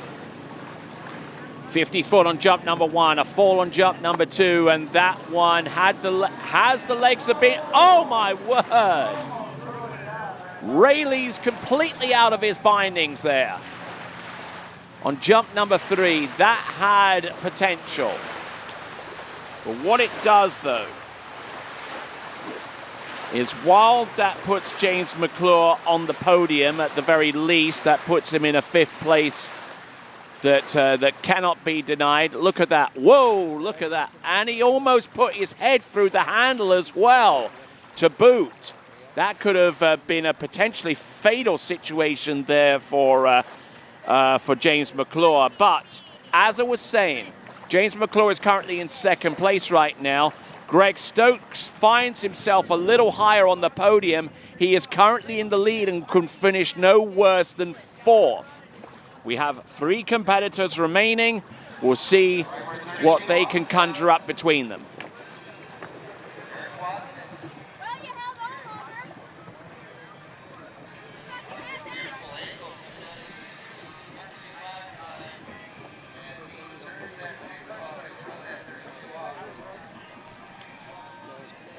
There is your current leaderboard. 16.8 meters for those of you who are tuned into metric. Equivalent to 55 feet.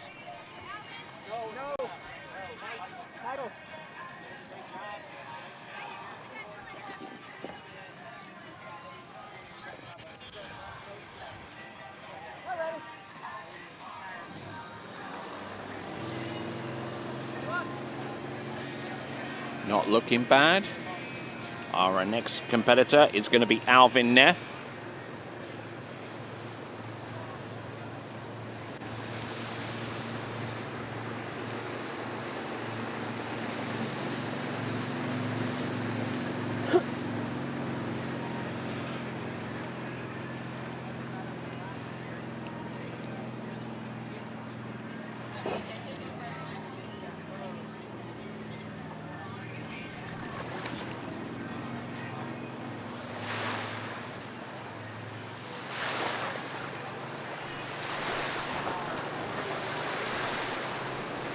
Okay, so our next competitor, Alvin Neff, unfortunately a scratch.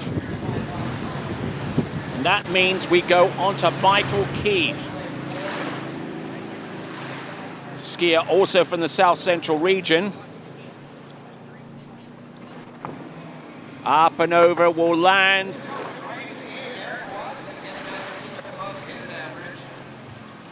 And will look pretty good with that jump. Second place in the South Central Regional Championships in men's 6 with a 72-footer. His best of the season is a 79-foot jump.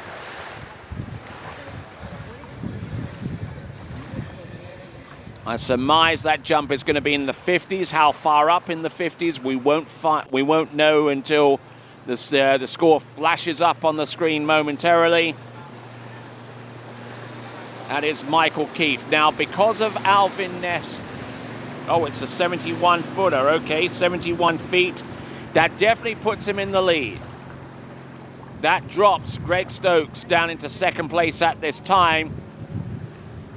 But as I was about to mention, Greg Stokes has guaranteed himself, because of that scratch by Alvin Neff, at least a third place position.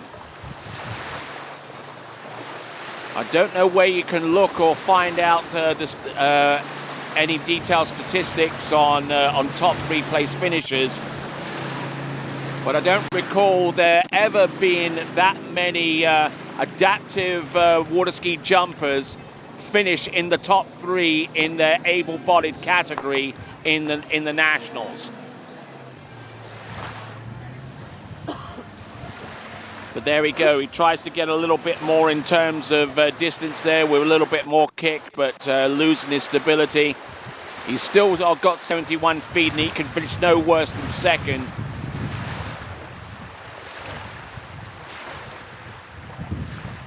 Lands and finds out his left ski wasn't with him, so he just steps on out and just takes the fall.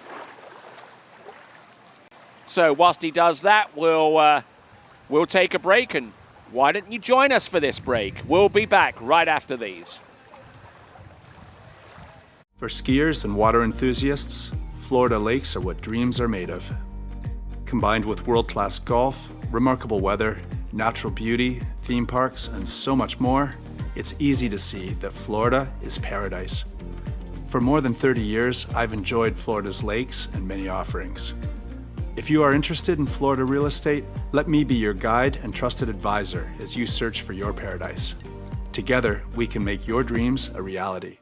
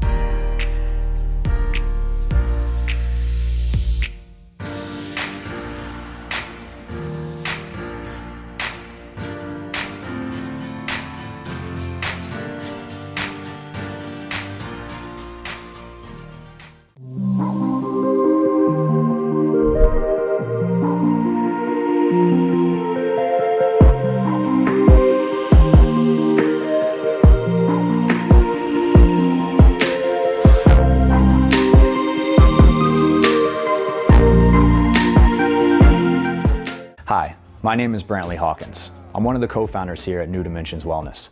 My partner and I have over 20 plus years of sports medicine and exercise experience working with the most elite athletes in the world.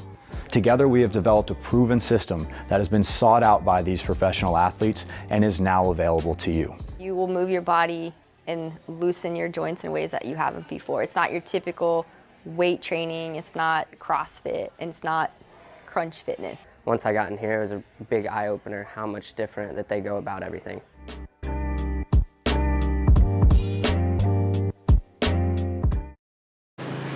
All right then, working with a 71-footer, he is the leader with that distance. Here comes Michael Keefe on jump number 3, still going with the tried and true single cut, and he seems to be stable enough with the landing to be patient enough and to ride that one out. Good drive all the way through towards the top left. He's still a little bit off balance. That's where a little bit more practice will come into play.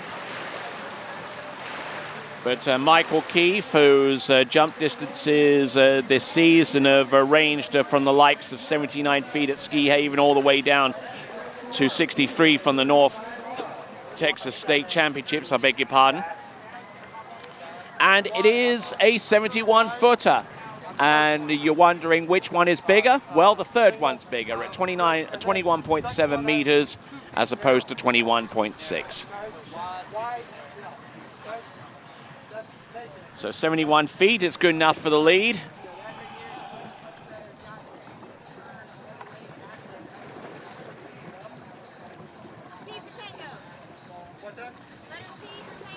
All right there, so we have Mitch Grah. He'll be jumping, I believe, at 31.4 miles an hour. I think that is the fastest that you can go in this particular division. Make sure it gets over the 9, it does.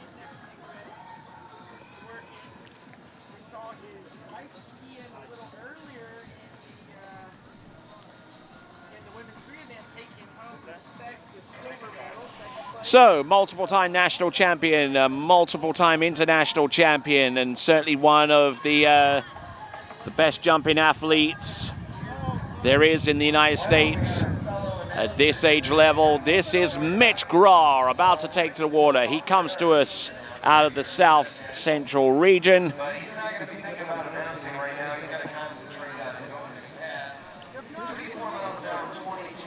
Comes to us out of Carrollton in Texas, age 61. This is his first foray into this, first full-year foray into this division of men's 6 jump. His best jump of the season in the Sunset Fall Classic, which naturally was last year when the scores after national championship referred to being not as 2021 scores but 2022 scores. In the Sunset Fall Classic, he jumped a 93-footer. Backed that up with a 92.5-footer at the Pan Am Championships, the 2021 IWWF Pan Am over 35 Championships.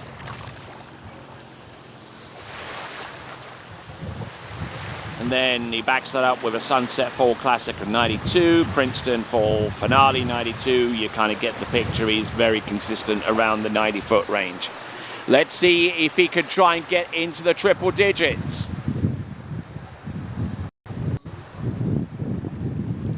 If you fancy commenting what you see on the water with Mitch Grah, go and subscribe to the TWBC YouTube site. All right, here we go. This is Mitch Grah. He's got 3 attempts. He's going to take it fairly subtly on jump number 1 just to get a good feel for the ramp.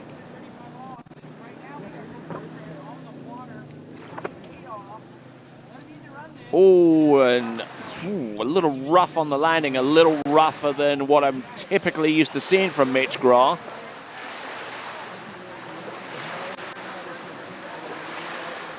There, the instant replay there, presented by Good Carbon Technologies.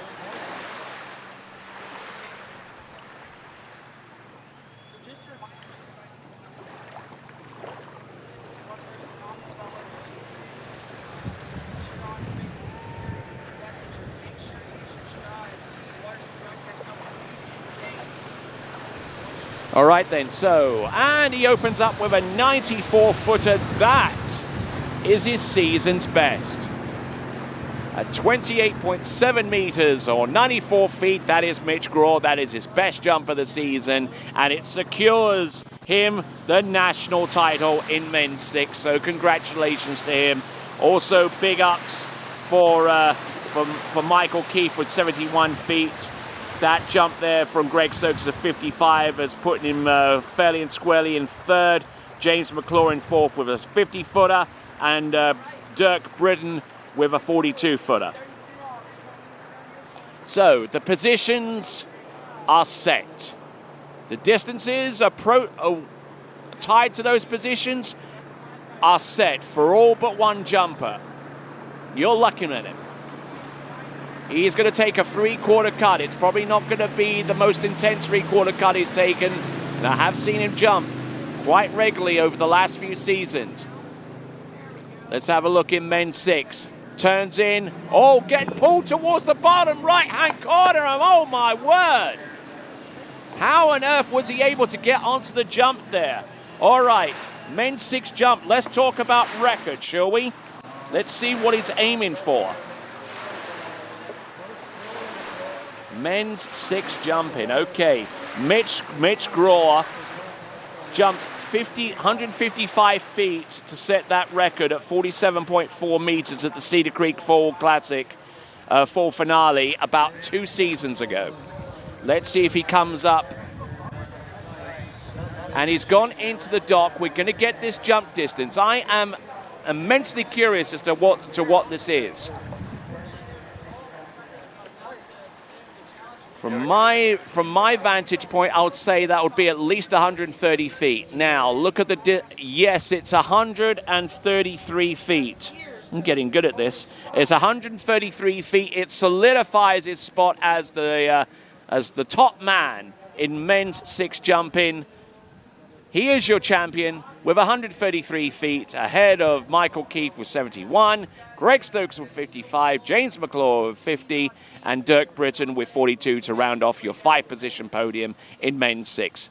All right, then, we're going to take a quick break. Why don't you take it with us? This is the 80th Goode Waterski National Championships coming to you live from Maize, Kansas.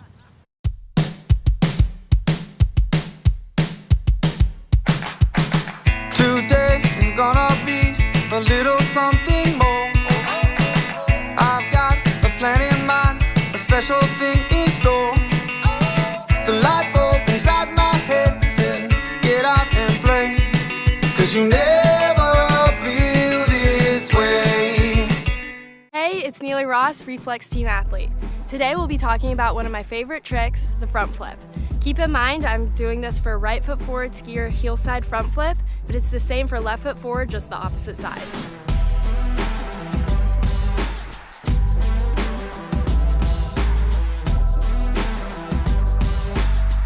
Our first step for a good front flip is all in the load. You want to start with having a lot of load all in your shoulders, and you want to think about the tail of the ski going straight to the bottom of the lake and the tip of the ski pointing straight to the sky, so you load straight back like this. Our second step is off the top of the wake. You want to pull with both your hands, let go with your right hand, bring this one close beside you like a dinosaur and tuck. Our last step will be the landing. As you're coming around, you want to bring your right hand back onto the handle, strong core, soft legs so you can absorb the landing, and look straight ahead so you can spot.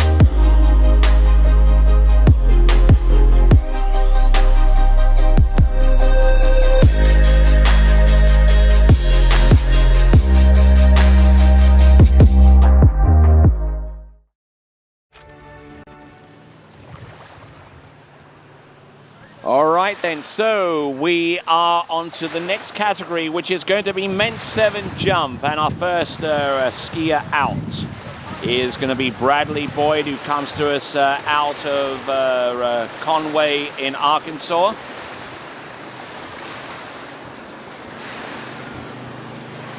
Age 67. And a little bit unconventional stance over his skis coming into the jump. Trying to make sure he doesn't get too much slippage. Oh, ow! Oh, man, that was a really, really heavy shot to the ribs.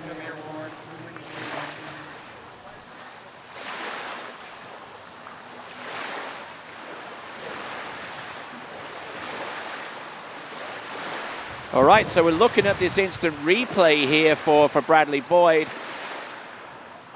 And the handle just went up, and then it just threw him out to the side. And I think he landed most of that onto his side and to his back, but nevertheless, it's going to take him a little while to get back on top of the water and to get prepared to do so. And in the meantime, we're going to take a little bit of a break, and we'll return with the remainder of Bradley Boyd's set in the men's 7 jump, and indeed the remainder of our competitors. Don't go away. Since 1971, we've been pushing limits, dreaming up new ways to further what's possible. Never stopping until we have the most powerful and dependable inboard engine on the market. For a half century, we've powered countless wakes, endless smiles, and limitless potential. We will never stop leading, never stop pushing, and never stop dreaming.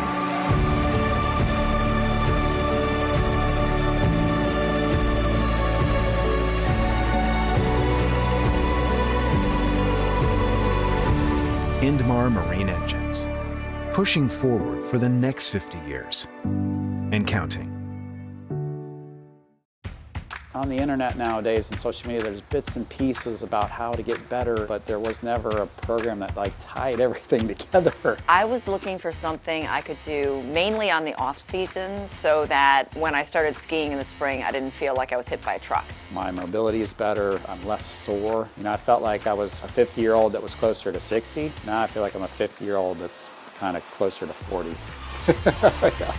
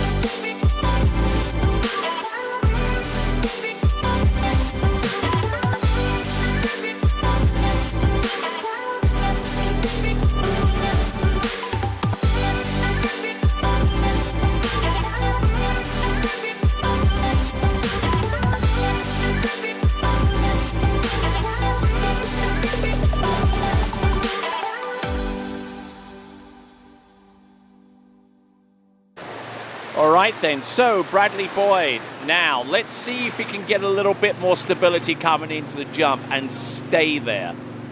We identified that it was his handle coming up which precipitated his slide off the top of the jump. Let's see what he can do to arrest that. Up. Why didn't he do that on the first jump? I don't know, but he got it done on the second.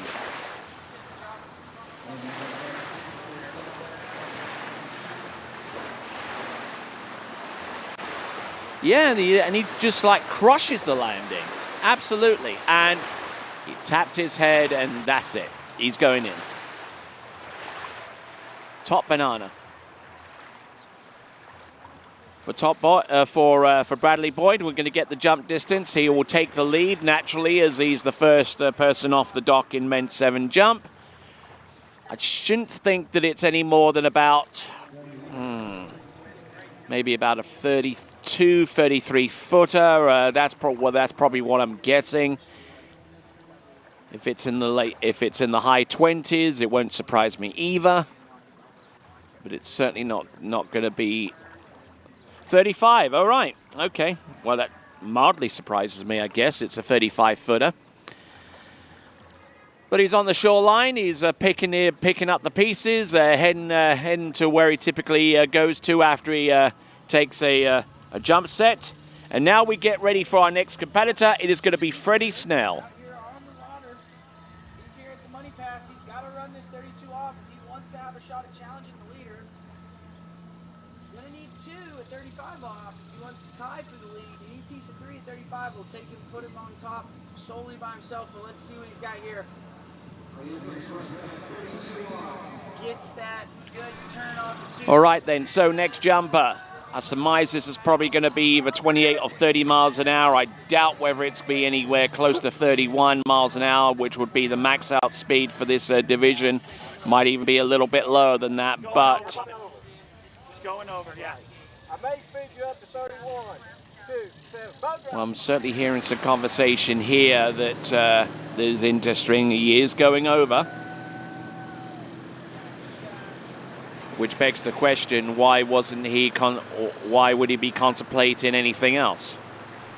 That is the bigger question. Probably because he's still a little bit hurt and still carrying an injury from something he sustained last season, one would imagine. If anyone could clue me in as to what that may be, then be my guest. A comment on the YouTube channel. That's what it's there for.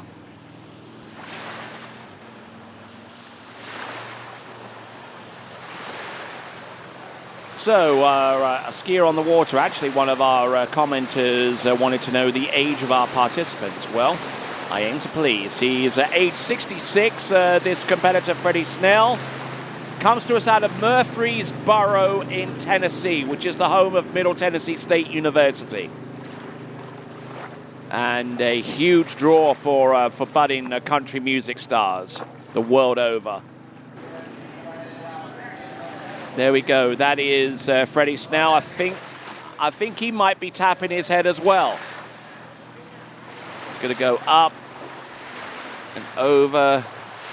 Oh, taking a big old buffet there.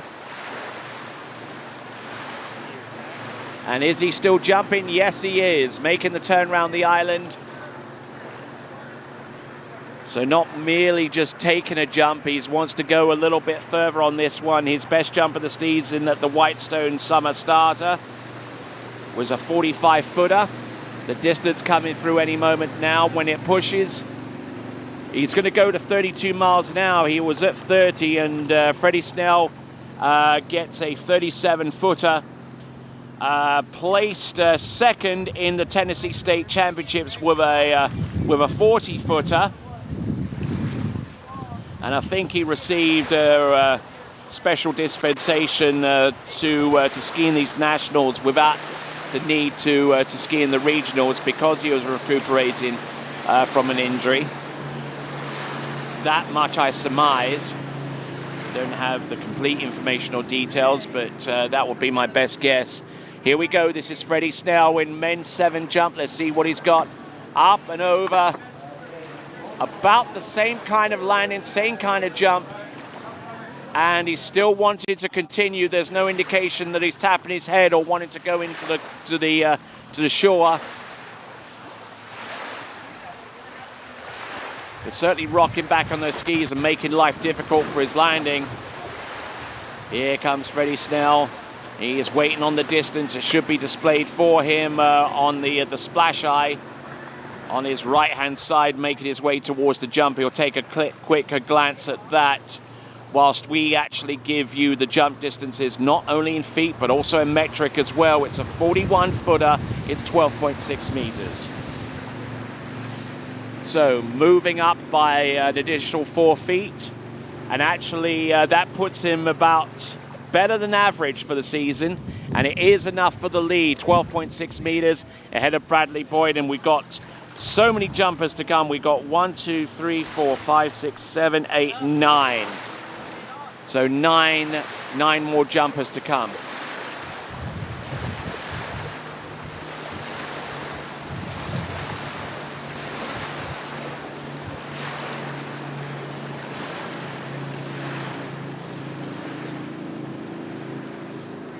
Okay, so here we go. This is Freddy Snell. A 41-footer under his belt, up. And I think that one might actually be a skosh better. I mean, the landing was certainly easier anyway, and the jump-ins, the landings that tend to be easier are the ones that tend to yield the better distance because the skier is better balanced over the skis coming off the ramp, which precipitates a better landing and precipitates better distance. So, let's see what we got.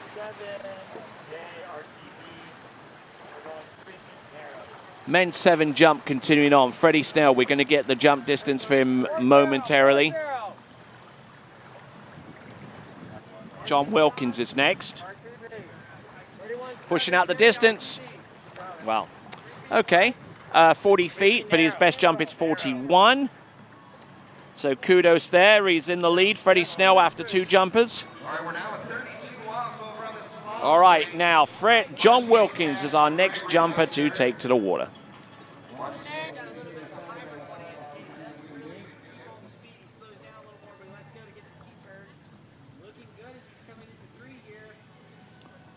Nice and early on 4, kind of checks the speed there at 4. Looks good at 5 and getting out there to 6. Yeah, nice and easy 32 off there for Greg. So just trying to retrieve some of the scores from John Wilkins this season, this 2022 ski year.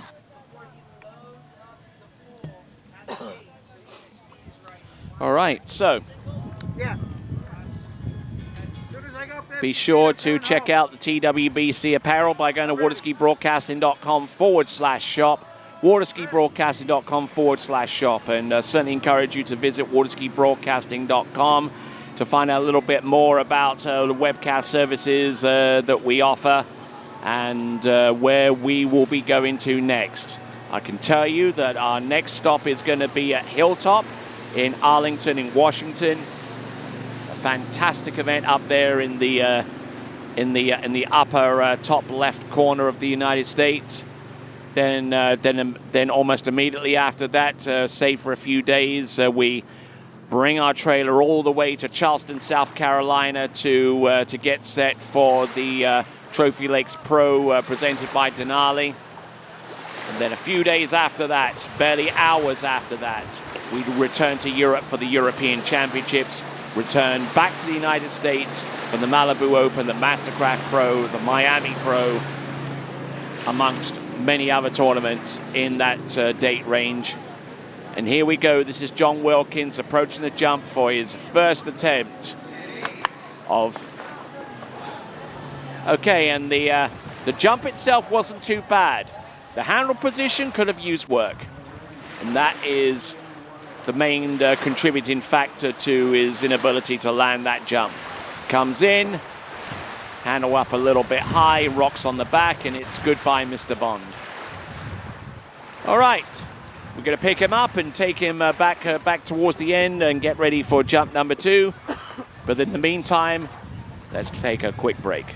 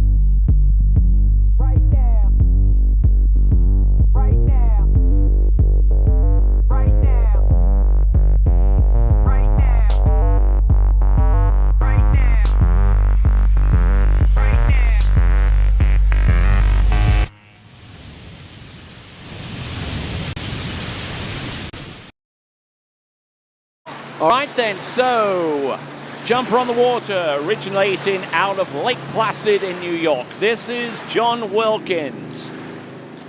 Age 65, he's ramped up the boat speed to about 31.4 mile an hour, up and over whirl.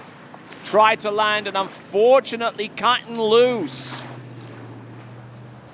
So he's got jump number 3 coming up. He's already in a bit of a bind right now.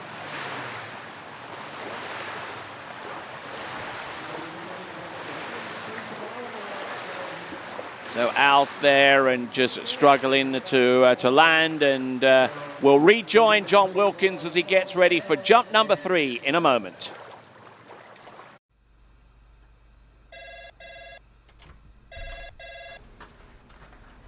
Morning, Brian. Hey, morning. You have a good weekend? Yeah, got out on the water a couple times. How about you? Yeah, I got to set in. Just gonna make a quick phone call here. Oh, of course. Can you get that, Will? Yeah, man, I got it. Thanks for calling Wake House. This is Will. Yeah, looks like we've got those in stock.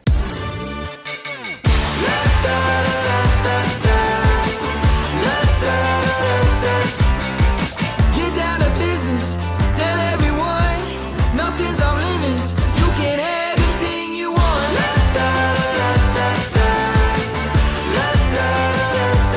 Anything you want. Tell everyone, you can have anything you want. All right then, rejoining John Wilkins from Lake Placid in New York. If that town rings a bell, yes, indeed, they hosted the Winter Olympic Games on at least a couple of occasions in its history, including the Miracle on Ice with the U.S. hockey team in 1980. Does he line it right? Oh, no! How on earth? He was so close to landing and riding that one out, and will score a 0, a big old zilch for that effort. Gets on the ramp, actually clips the bottom left corner, which probably doesn't help. And then the handle goes up high. He just needs to be patient and just allow his feet to come up underneath his body mass. That would have helped him out a bunch. But unfortunately, you know, ifs and nuts were berries and nuts, you know. All right then, so we now work our way to the next competitor. It should be Timothy Dwyer. Timothy Dwyer.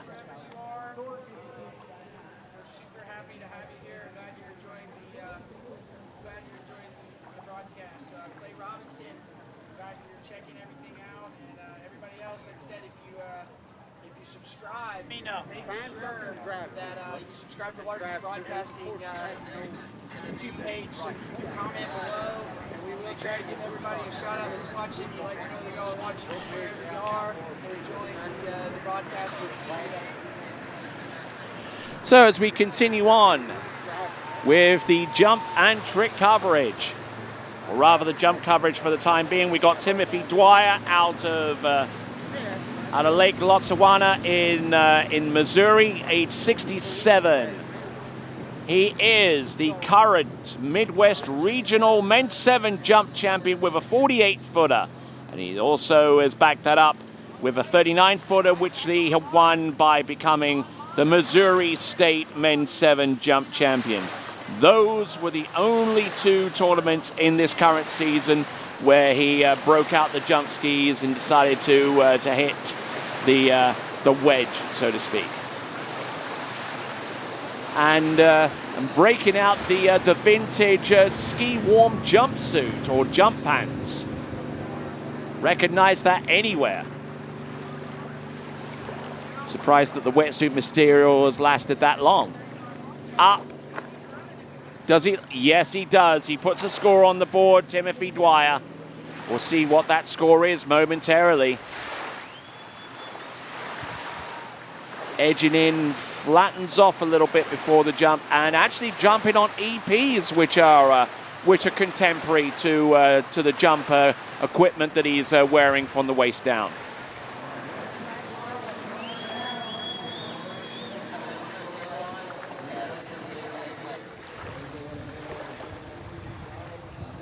So, pushing out a distance, it's a 51-footer, 51 feet. And by that token, he has taken the lead with 51 feet. Yes.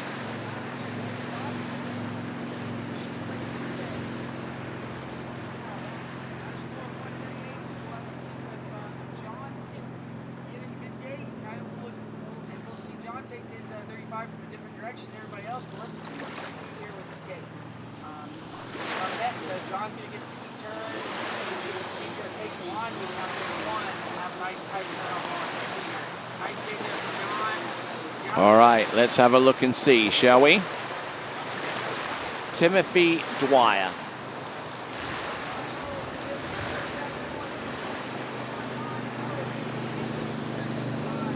He's already on a 51-footer. He is your leader.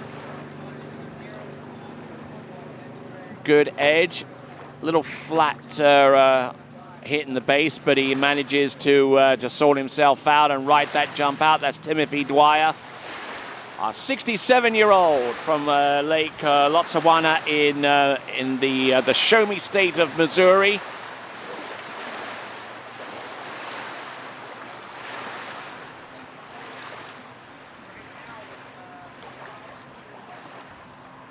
Looking good there with the instant replay presented by Good Carbon Technologies. Pushing out a distance. It's a 53-footer. It's a 53-footer. That's 0.8 of a meter more than what he did on the previous jump. It's a 53-footer.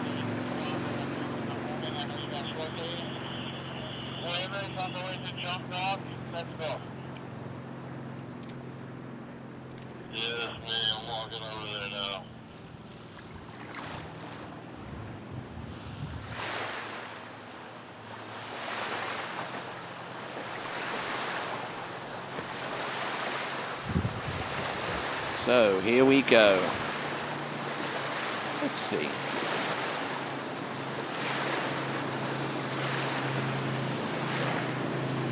All right, let's have a look and see. Timothy Dwyer coming into the jump one last time. He's working off a 54-footer.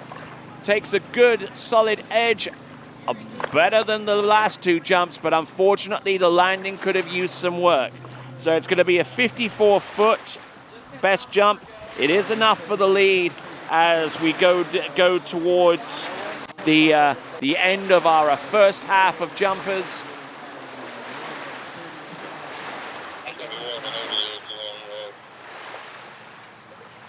So a little bit of a disappointing end to his jump set, but he should take comfort in the fact that he does have the lead. Want your water bottle? So that is Timothy Dwyer. And good to hear what's going on around the dock area with Amador Ramirez about to take to the water. He'll be jumping next.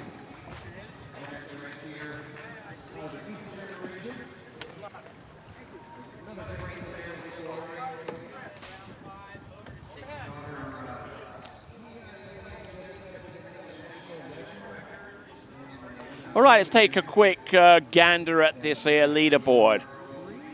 We've got Timothy Dwyer with a 53-footer, Freddy Snell with a 41-footer, and Bradley Boyd in third place with a 35-footer. That's 16.2, 12.6, and 10.7 respectively. So, all right, here on the announcing spot, I'm Tony Lightfoot. He's Zane Nicholson. Zane's got slalom, I've got jump. And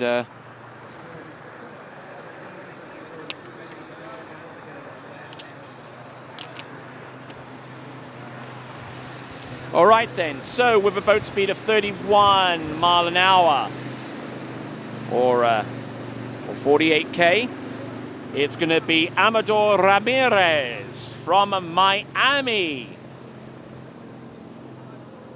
I was in Miami a few days ago. It's a nice part of the world.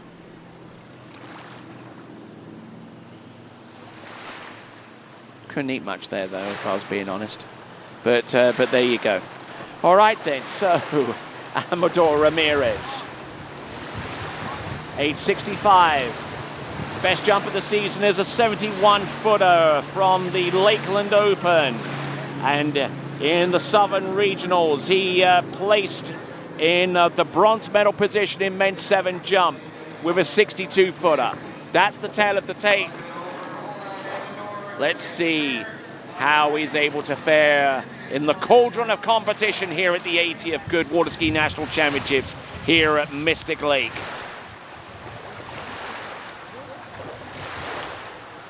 Just look at this, getting a little stretched out at the bottom, but managing to still maintain a good portion of his position and land somewhat over his feet, although that the fact that he did slip out a little did contribute to his jump not being as comfortable for him to land this time around as it typically is. Pushing out the distance, and Amador Ramirez with a 65-footer is good enough to take the lead right now with 2 jumps remaining.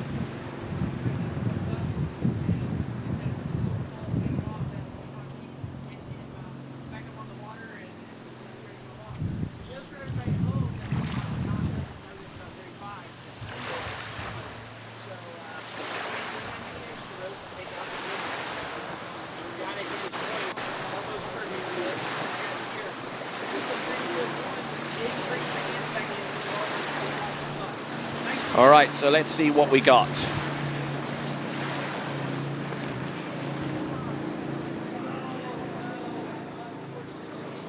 Coming in, jump number 2.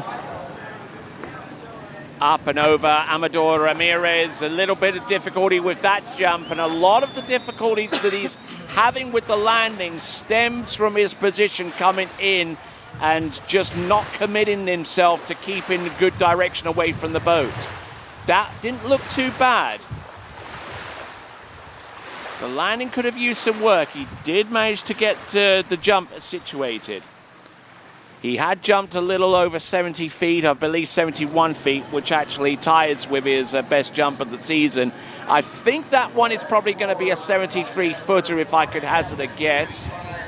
He's jumping at 31.4 mile an hour, which is maxed out for this division. We'll see if we can push out a distance there for you and give you an indication as to where he is in terms. Okay, he actually jumped 65 foot on jump number 1, a 66-foot jump on this one, so he's still got a ways to go. But even those jumps at 65 foot are still represent his second and third best jumps of the season. Obviously, the 66 is going to have a little bit of a nod ahead of 65. So producing his second and third best jumps of the current calendar year.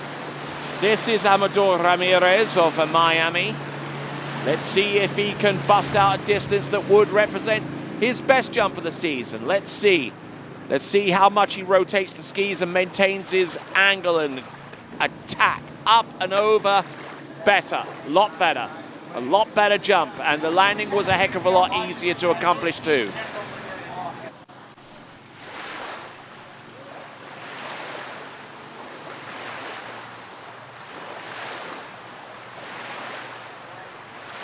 So not bad on the grand scheme of things.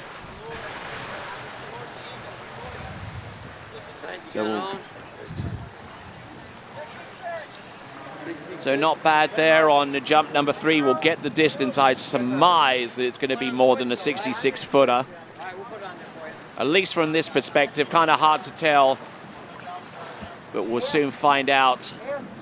At least if it was a little easier to land, it might be encouraging. All right, it's a 20.2 meter jump, or 66 feet. The 20.2 is significant because that means that it's better than the second jump distance, which was also 66 feet. But the third jump was actually longer by 10 centimeters, and there you see it right there, 20.2 meters or 66 feet. He has the lead by way of that distance.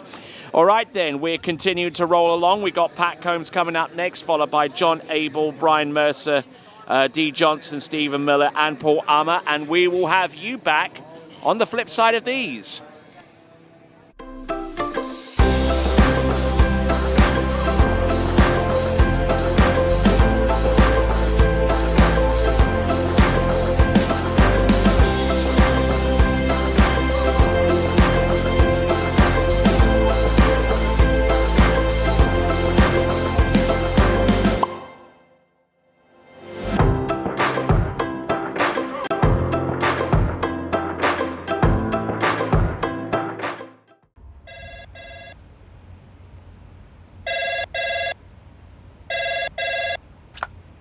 Thanks for calling Wake House. This is Brian. How can I help you? Yeah, Will. Can I let him know who's calling? All right, just a second. Will, I got a fill for you. Perfect. Give me just 1 second. All right, hit it.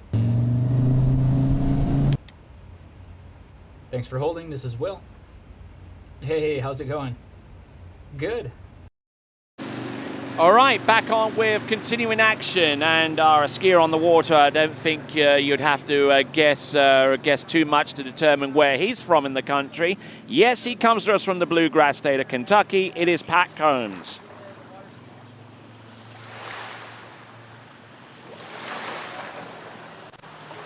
Coming to us out of Owensboro.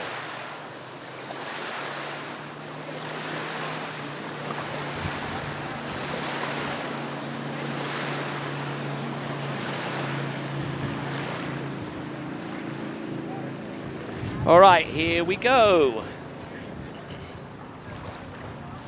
Coming to us. Whoa, hello! Woo, whoa! That was a bit rough.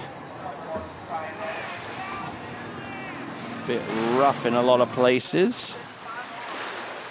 Let's have a look. Let's see where it all went pear-shaped. Coming in. Ooh, like that. Look, he was dragging his handle on the surface of the ramp. And on all kinds of bother there. All right, whilst we fish him out the water and getting ready for jump number 2 with a 0 score. We'll take a quick break and come back and rejoin him.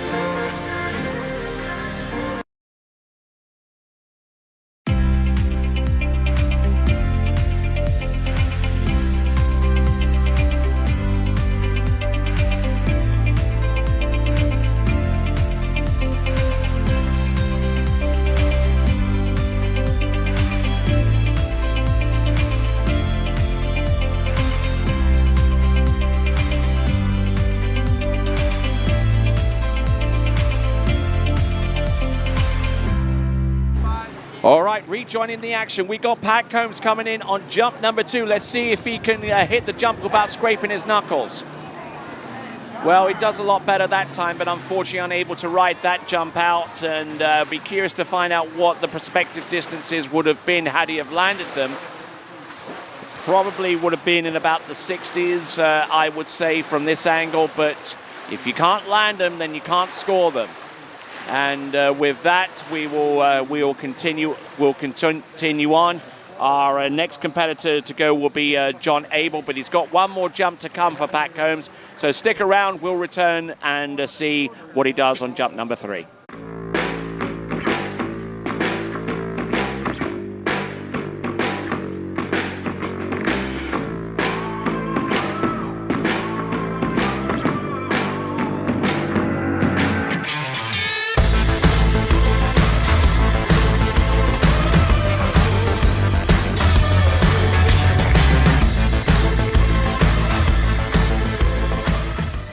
Try match play at bplayfield.com.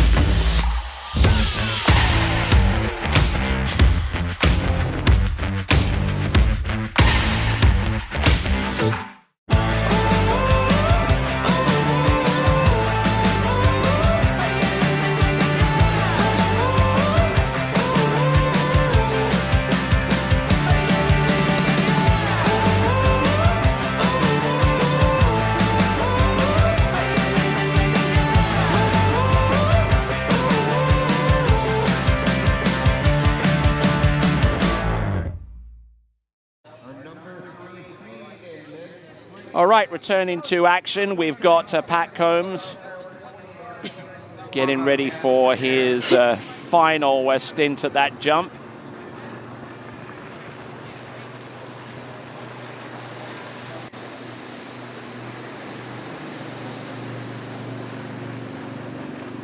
Let's see if he can land this one. He's certainly just trying to motivate himself and see what he can produce out there.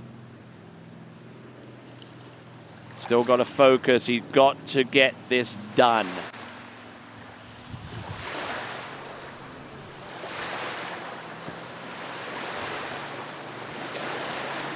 So, let's see if he can crush this one. Literally. So, varying degrees of success in the men's 7 jump at the moment. Let's see what Pat Combs can do on his 3rd and final attempt. Banks out a little bit in the air. Does he land? Oh, and he Pete Roses it into his left ski, and unfortunately unable to land and ride that one out. It all looked pretty good. His position was stabilized coming into the base of the jump. That was the first key correction that he made. But he just let go of the ramp, and then all of his weight went on the left ski, and as soon as that right ski went, it was just curtains for him. All right then, we'll continue on with our next competitor. It will be John Abell, and we'll return to men's 7 jumping right after these.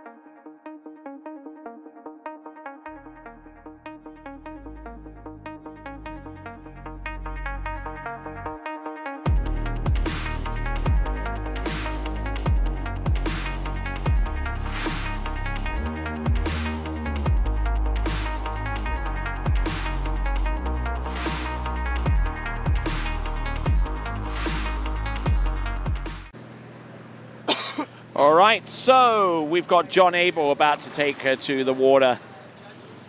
He is on the water and getting ready for the 3 jumps that he has at his disposal. I am Tony Lightfoot. I've got the jump event for the balance of the day. Zane Nicholson from sunup to sundown. He's got slalom on the other webcast player. And if you've got a spare laptop, or even if you've got your phone next to you, why not watch both webcasts at the same time? That's a novel concept, isn't it? Here we go, up and over, John Abell. Oh, wow. All right then, so John Abell doesn't land on jump number 1. We'll have a look at this from various angles. Didn't look too bad, he looked fairly stable, but then he gave up a little bit of pull towards the boat and let the handle get out from underneath him and just unable to land and ride that jump out. That was John Abell.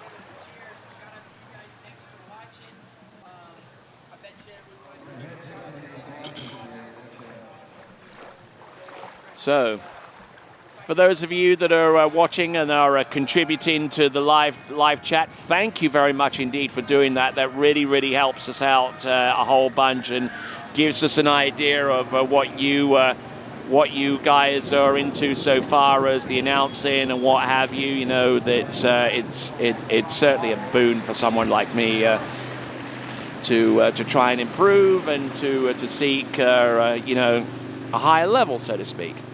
Just like these guys out there on the water. All right, so what have we got here? We've got John Abell. We are 5th skier from the last. Now, if John Abell is to take the lead, then he will be on the top 5 podium. If not, then Amador Ramirez will find himself on the podium, in the top 5 podium. And could rise higher should his jump distance of 66 feet go unchallenged for at least 1 or 2 more jumpers.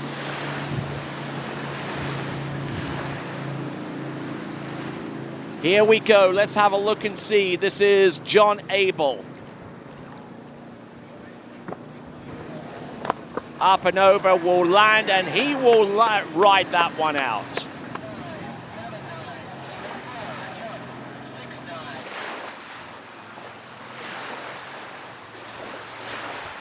Certainly looking better with that one, no doubt about that. John Abell, who's aged 68. He comes to us out of Houston, Texas. His best jump scores, among his best jump scores, I'm able to research. His best jump is a 74-footer. I doubt whether that jump distance is going to be anywhere close. He's definitely going to have to unleash the beast, as it were. Wow, okay, fair enough. It's 72 feet, and it's good enough for the lead. So John Abell has put himself on the top 5 podium with 4 remaining competitors. Competed in LA Night Jam, where he jumped a 73-footer in the amateur jumping competition. Backed that up with a 69-footer.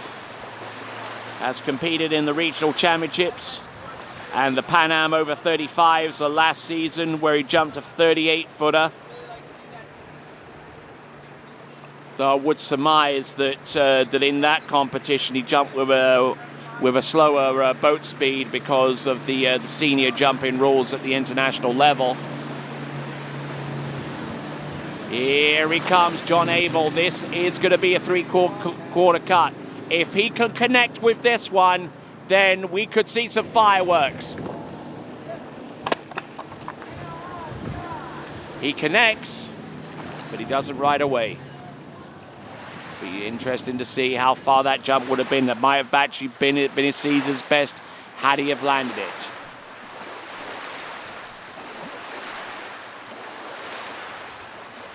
We're just getting pulled towards the back of the skis and just not going with the direction of his skis and just letting everything go towards the boat. So that is John Abell. It's a 72-footer. He's in the lead with 4 competitors remaining. Okay, so let's hit the leaderboard, shall we? John Abell with a 72-footer. It's the equivalent of 22 meters. Then it's 66 feet for Amador Ramirez, 53 feet for Timothy Dwyer, Freddy Snell with 41 feet, and Bradley Boyd with 35. All right, then, we'll return with more in men's 7 jump right after this.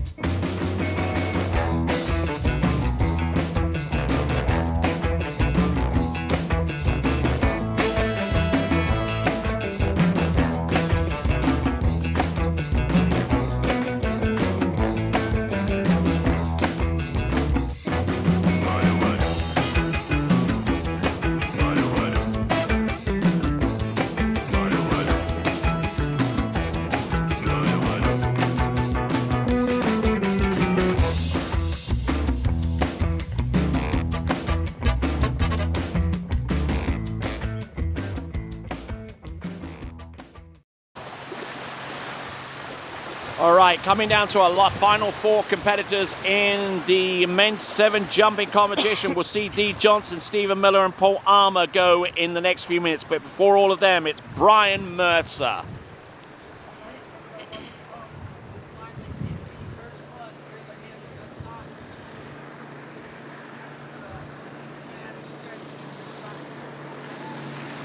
Coming to us out of Kaysville in Utah. Among his best jump scores, and this should be significant right here. His best jump distance is a 99 feet in the Utah State Championships. A little broken over. Oh, look at that. Decent edge. A little bit early release with the left hand coming up the top, but aside from that, it looks a very, very respectable looking jump. Turns in, doesn't get maximum angle right off the turn, forcing himself to work off the second wake to actually physically get on the jump.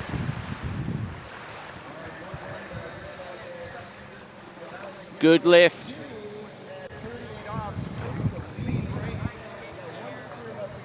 And actually didn't release his left hand off the jump at all, but I mean, he just kind of gave off that vibe a little bit. My apologies. Brian Mercer, it's a 93-footer. All right, that puts him on the top 5 podium. It gives him the lead with 3 competitors to go. So the lowest that Brian Mercer can finish in the men's 7 jump event is 4th place. That's the lowest that he can finish under the assumption that the remaining 3 competitors would all jump further than that. So into the 90s. And putting him about 2 feet shy of his best jump of the season, which is a 99-footer from the Utah State Championships, as I have mentioned. He is the 2nd place jumper from the Western region in men's 7, having jumped 91 feet for that distinction. And this is essentially his 3rd competition of the season when you combine every single round of jumping. Here he comes. Up and over, will just about land that jump there. Very comfortable with the landings.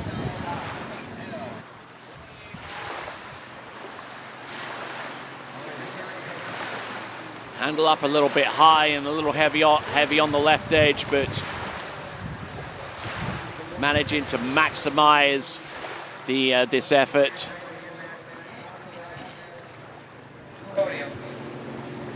Decent looking jump there. We jumped into the 90s, 97 feet on jump number 1.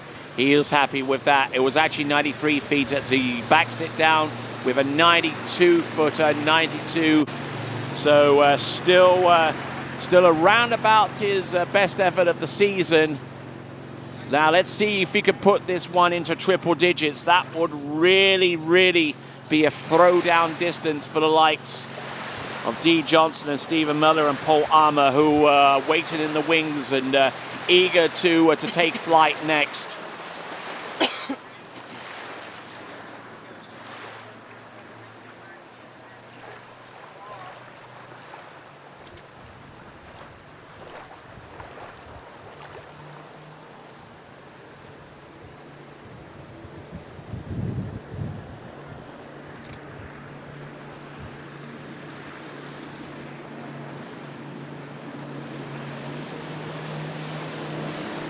All right, so here we go, folks. This now.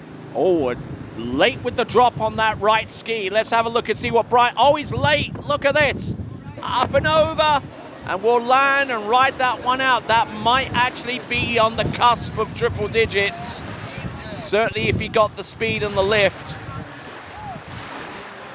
Looking at that bottom right-hand corner, it loomed large, but thankfully he had enough space and room to make that jump happen. But there you go. That was Brian Mercer. What is the distance, we wonder? We know that he has enough for the lead. It's a 94-footer, 94 feet. 94 feet or 28.8 meters, half a meter more than his first jump. So Good effort there. It's a 94-footer with 3 jumpers to go. The men's 7 is starting to make its way towards its dramatic conclusion, and we will have that next, right after this break.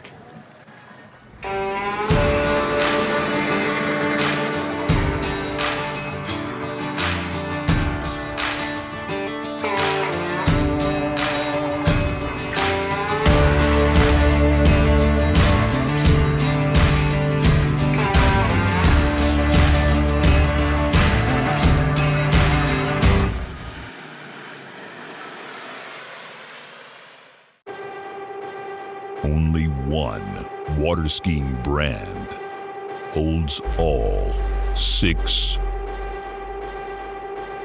world records.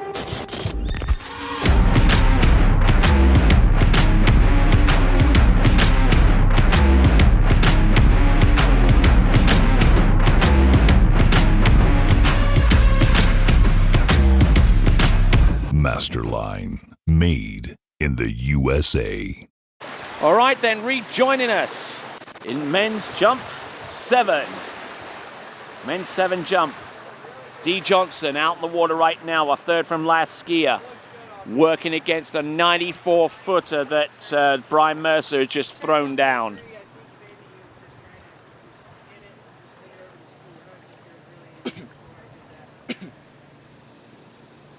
So Dee Johnson out of Murrieta in California, which isn't too far away from the San Diego area. Men's 7 jump, let's see what he's got. He's going to go for the full double cut here. He's going for the full Monty. Let's see. Good tight line. Let's see what he's got. Jump number 1. Rolls up onto the ramp there. Does he land and ride it out? Oh no! And he collapses upon the landing. Took way too long to land that jump. And unfortunately there for Dee Johnson, unable to get things going the right way. Dee Johnson, 0 distance in feet and in meters on jump number 1.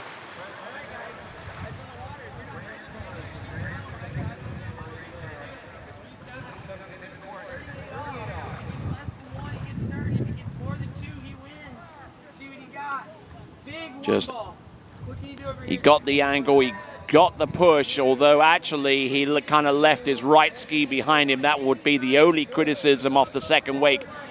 Came into land and then let the boat's pull get away from him, and that pulled him into a bit of a spill. And unfortunately for Dee Johnson, unable to land and ride that one out. And we will rejoin him right after these.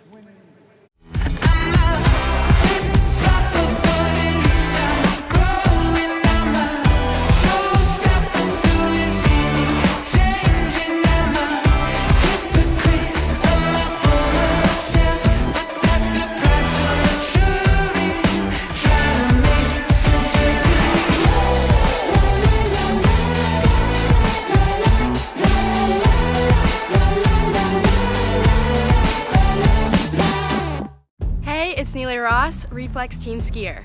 In today's how-to video, we're going to be talking about how to turn your offside.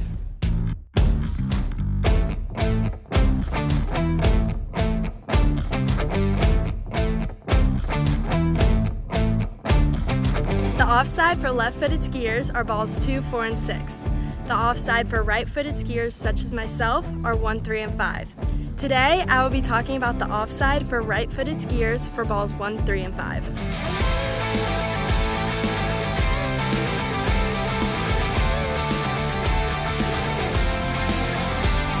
Our first major step for a good offside is the approach into the buoy.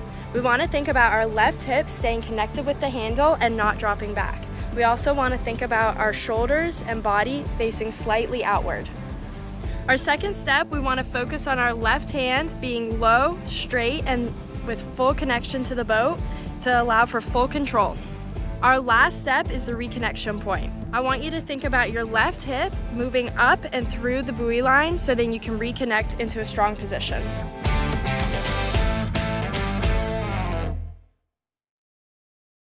Hi, my name is Brantley Hawkins. I'm one of the co-founders here at New Dimensions Wellness. My partner and I have over 20 plus years of sports medicine and exercise experience working with the most elite athletes in the world. Together, we have developed a proven system that has been sought out by these professional athletes and is now available to you. You will move your body and loosen your joints in ways that you haven't before. It's not your typical weight training, it's not CrossFit, and it's not crunch fitness. Once I got in here, it was a big eye-opener how much different that they go about everything.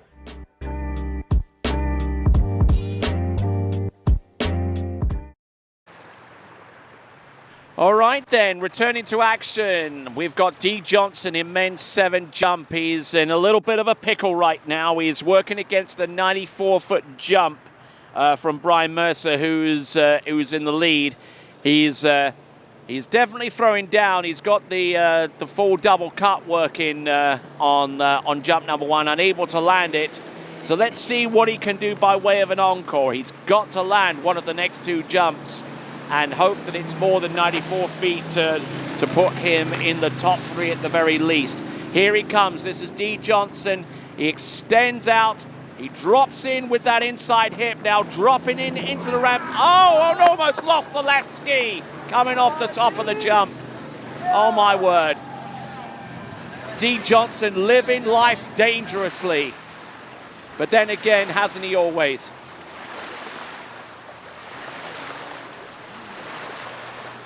So Dee Johnson, who's a record in the jump event this year, his best jump is a 91-footer.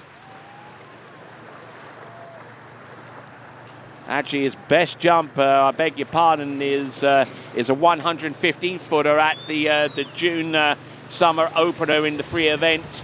Has backed it up with 112 feet, and twice, at the very least twice. So I mean, he is able to jump well in excess of triple digits, and if he does, then he'll take the lead. Distance coming through is a 97-footer. A 97-footer. He is the leader, but he wants more than that, because he knows that the skiers to come are all capable of chewing that 97-foot jump and spitting it out.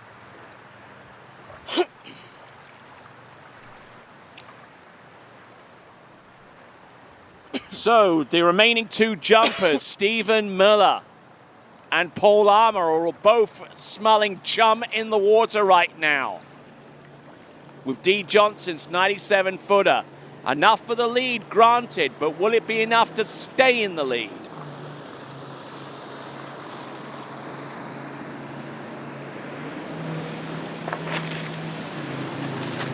There goes Dee. Now he's got to try and direct himself away from the boat to keep a good tight line. Now keeping his shoulders up and keeping a good edge. Forcing himself off the top of the jump with all of his might, and he just from that position, he couldn't to rise up, so he drops the handle almost instantly, and he'll swim into the shore with his best jump at 97 feet, representing the lead. It could be enough for the win, but that is completely out of his hands right now. That's Dee Johnson's 97-footer, and we'll return in a moment where we'll bring on our penultimate skier. It'll be Stephen Miller. But let's have a look at Dee Johnson's jump again on jump number 3. The line is nice and tight. Could be a little tighter. That would facilitate a better turn. But then just sets itself up for the jump, just leans away to kick, and then pops the handle, and it was just all over by the shouting. All right, then, we'll return in just a moment. We'll have Paul Armour coming up in a few moments, but before him, Stephen Miller, as we continue on with the Men's 7 Jumping Championship. Next.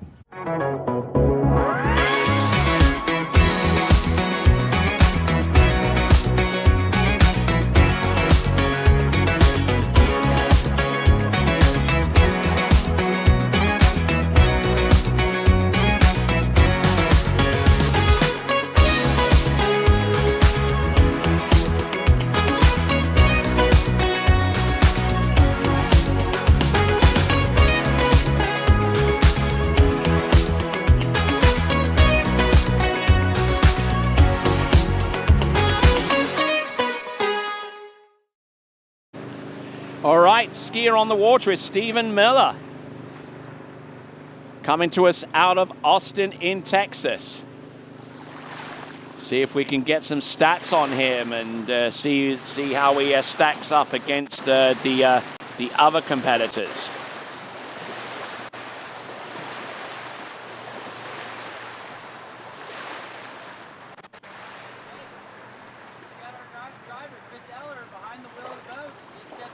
All right, so I believe Stephen Miller is certainly among our top jumpers. He's ranked as number 2 seed.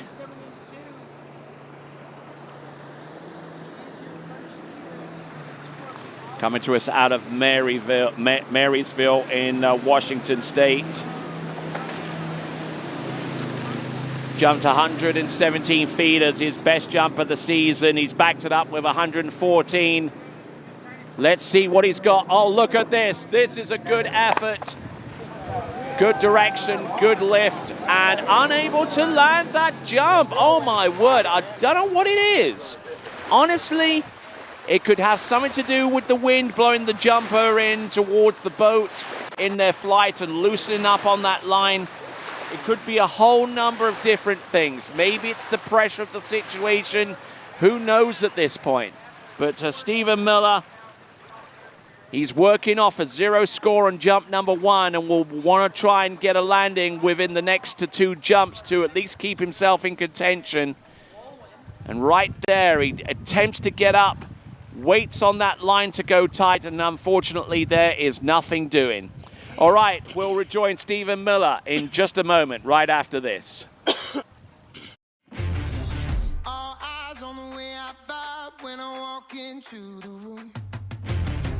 Wind blows underneath the soles of my brand new pair of shoes. I got the attention, I'm on a mission. No sweat in the way I step, I got a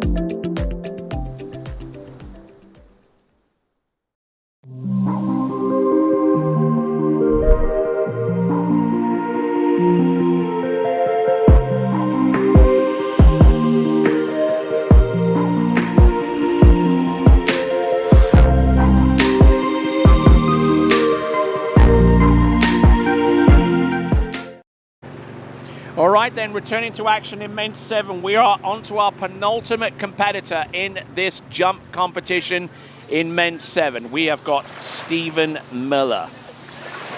Having failed to land jump number 1, he has got 2 attempts remaining. What can he do to affect the current list of jumpers? Dee Johnson in the lead, marginally, with 97 feet. Behind him, Brian Mercer, 94 feet. Looking down the list, John Abell, 72 feet for third. Amador Ramirez with 66 feet. Timothy Dwyer, 54 feet. Those represent the balance of your top 5 at this time.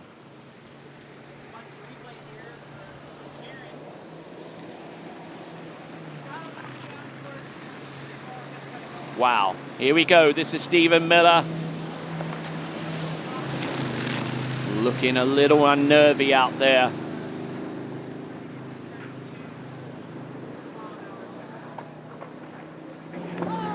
Oh, whoa!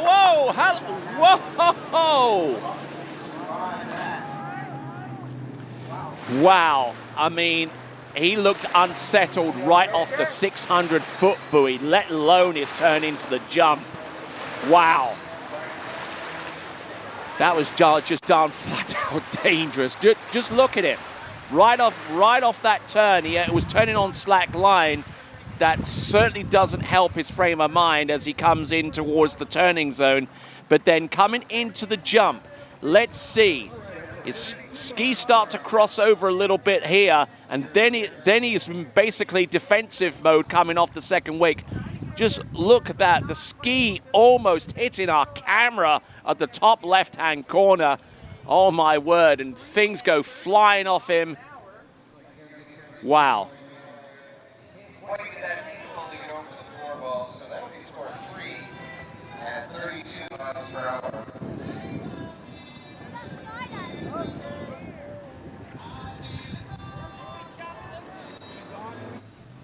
So we're looking at this. Oh, look at that. Almost completely lost his right ski, and only for the fact that he's immensely experienced at age 65 from Marysville in Washington State. Wow.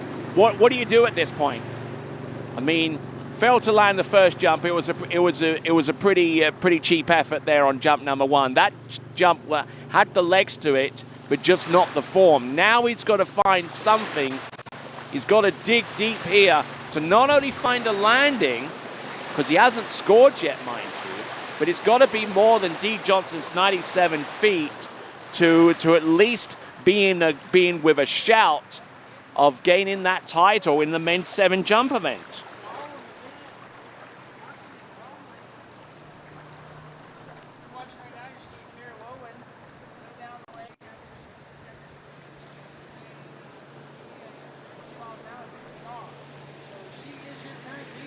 All right, then. So here we go. This is men's 7 jump up, an ultimate competitor. Tighter line off this turn. That's a much better start. Now let's see if he could just settle things down. Turns, connects, drives off that turn a little early. But if he can land this, only if he can land this, yes! There you go. And he's cheering too. Wow.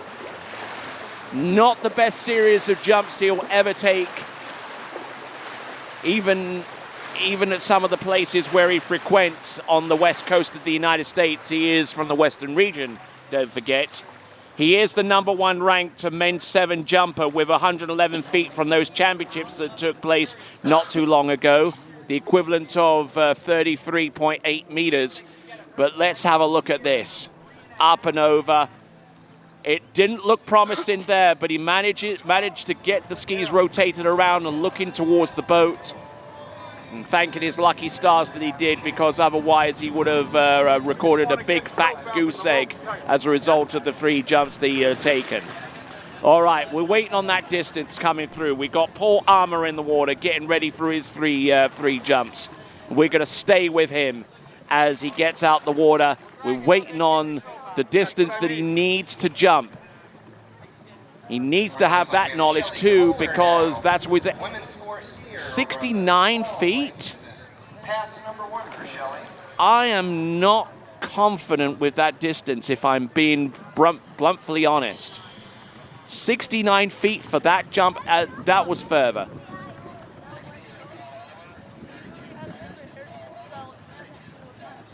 All right, so Paul Armour.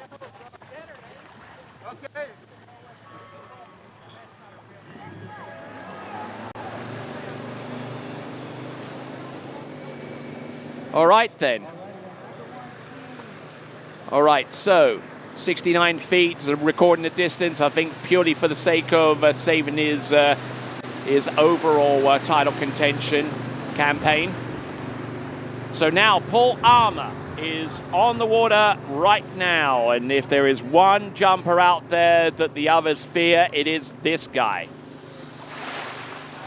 Out of the South Central region, and skis out of the Princeton Club, which is just outside the Metroplex.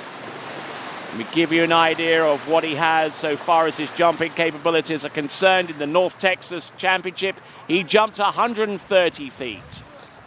South Central Regionals, he jumped 112. He's your #1 ranked jumper from that region.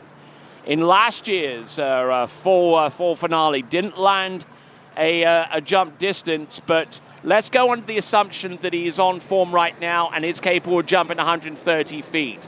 If he comes through with that kind of distance, if he comes up with a good portion of that distance, then he would take this title by a country mile. Oh. Loaded up on the boat and then for some inexplicable reason flattened off. Whoa, look at that. I think there's your winner right there in Paul Armour. Little untidy and a bit out of sorts, I believe. But just watch this. Loads up, then about there, he goes on his inside edges.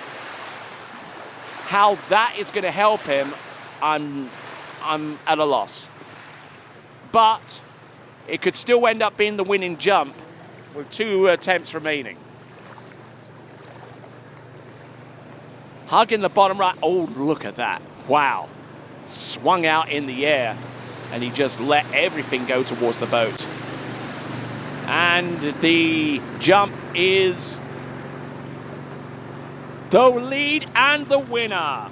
Winner, winner, chicken dinner. There you go. That is 114 feet. He is your national champion for 2022 in the men's 7 jump event. That is Paul Armour. And he has 2 jumps remaining. Now, the reason why he would want to take the remaining 2 jumps is simple. He was to try and lessen the reliance upon his slalom capability in order to try and get up a little bit more in the overall rankings. The further he can jump, the better chance he has of gaining a high position in the overall event, if not win it. Let's have a look and see. This is Paul Armour. Thanking you for watching us indeed. 2022 80th Goode Waterski National Championships out of Maize, Kansas at Mystic Lakes. Easing up a little bit off the turn and managing to stay wide, keeping the line tight. He now has a better grasp of what the situation is, coming into the jump early and passing up for good reason. He's still got 1 jump to come.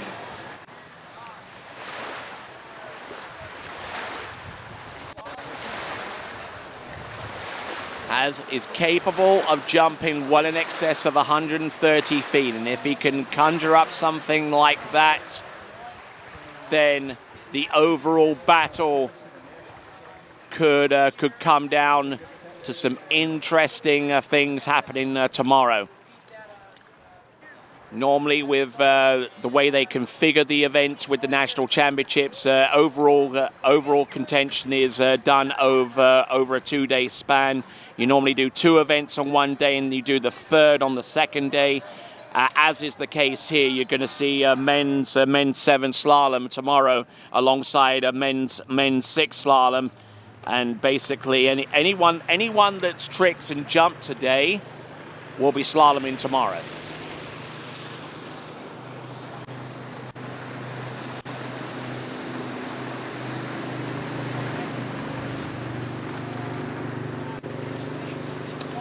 All right, so 1 more jump for Paul Armour.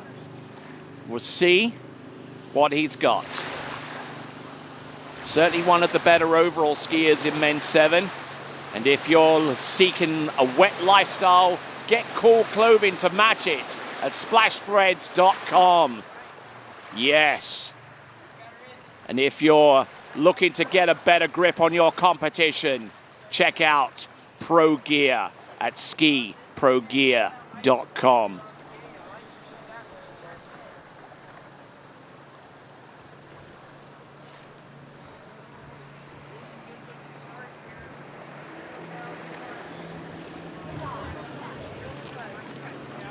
All right, here comes Paul Armour coming in now. His 3rd and last attempt getting... Wow, that pull from that Mastercraft almost buckling him at the waist on that push from the 600 through to where he would turn. Tidier looking jump. The distance might be another issue though. But he's certainly a lot better and a lot tidier with that jump.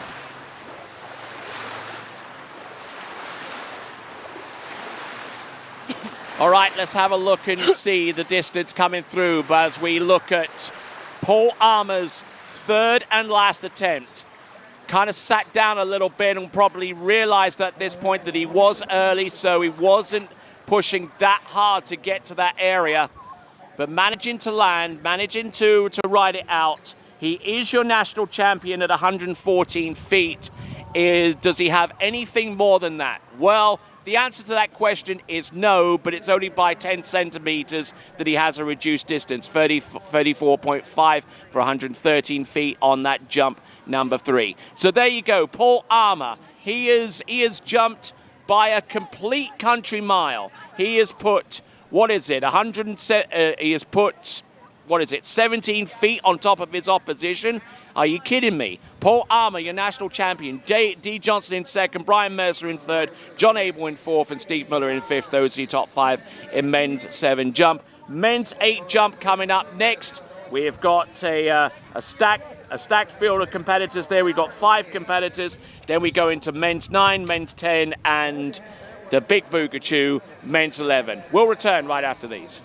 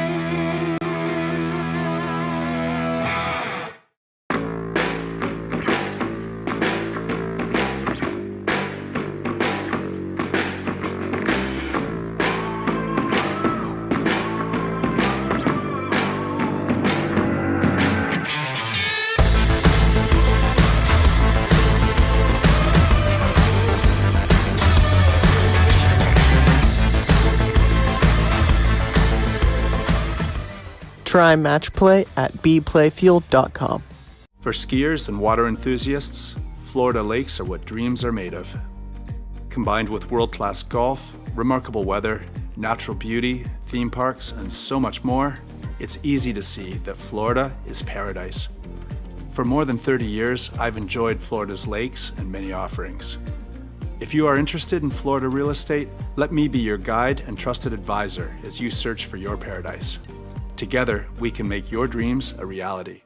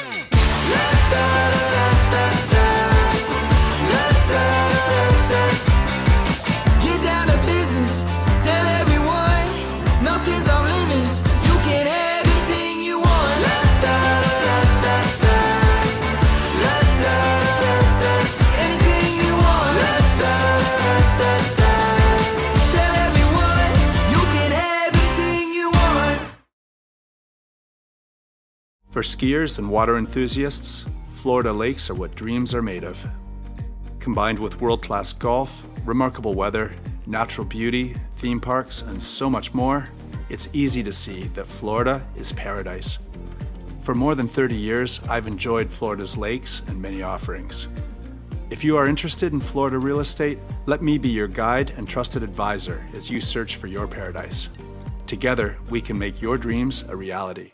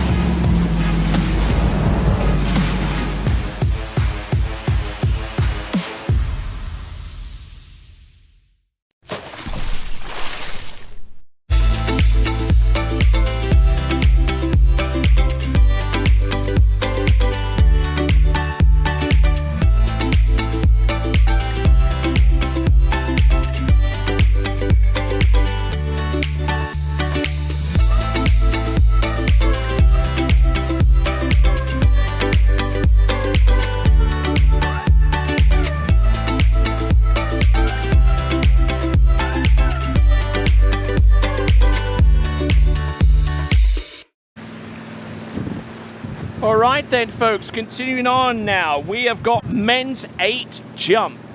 We're going to start off with Don Bucher. Don Bucher comes to us from, I believe, the Minnesota area.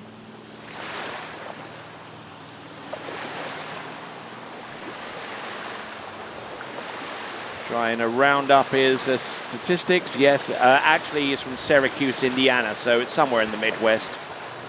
Yeah. Okay, so Don Bucher.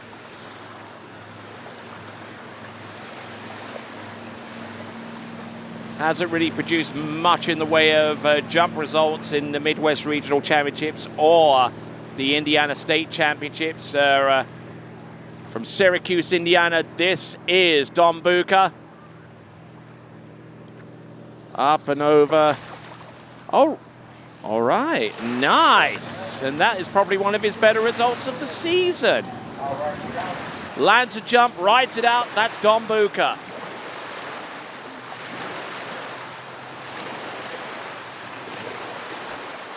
Doing a grand job out there on jump number 1. Fairly straightforward, plop over, nothing too major.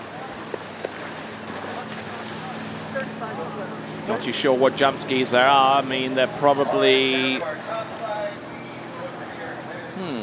probably Stinger jump skis, at least from this angle. There might be something a little bit different, but they're certainly not the long type jump skis that you'll see many of the pros and or even those approaching the pro level are riding these days, at least post 1997. All right, it's a 28-footer on jump number 1. 28 feet on jump number 1 to set the stall. That is Don Bucher.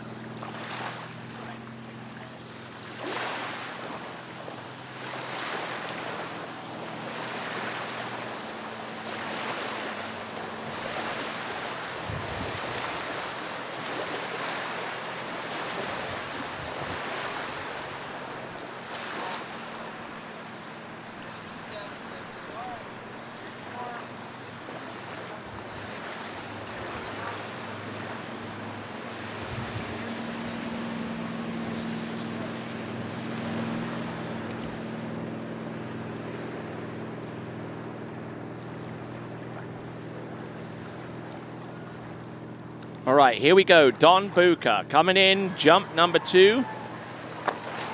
Ooh, and getting a little bit collapsed off the top of that jump.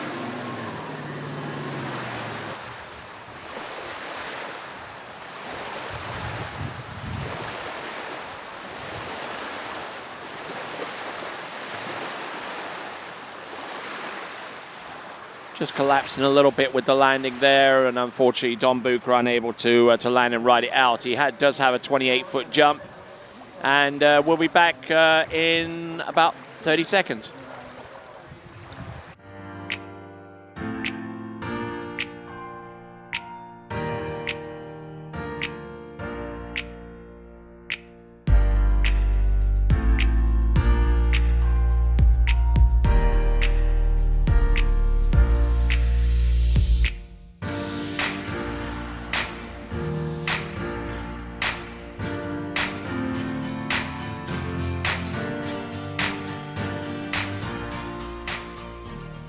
Hi, my name is Brantley Hawkins. I'm one of the co-founders here at New Dimensions Wellness.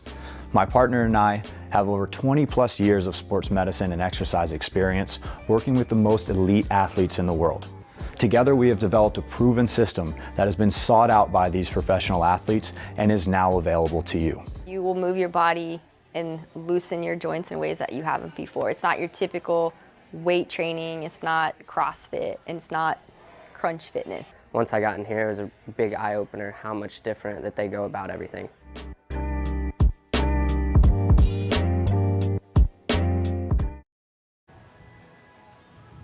All right, welcome back to continuing action of the men's 8 jump. From what I understand, after that fall on jump number 2, Don Bucher will not be continuing on to his 3rd. And we'll go on to our next competitor, who will be Ralph Pesek. And there's the tail of the tape so far as Don Bucher is concerned. A 28-footer on jump number 1, fall on jump number 2, and not going to take jump number 3. And Don Pesek, Ralph Pesek, I beg your pardon, will be going in at, I believe, 26 miles an hour, something along those lines.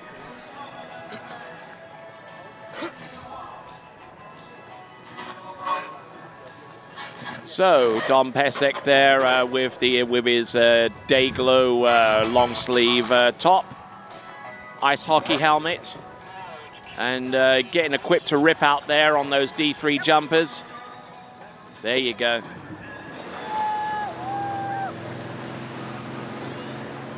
We'll see what he's got. Don Pesek. We'll see. Let's. Ralph Pesek, I beg your pardon. Seem to be fixated on the name Don. That was our first competitive athlete, Don Bucher. Right, let's see.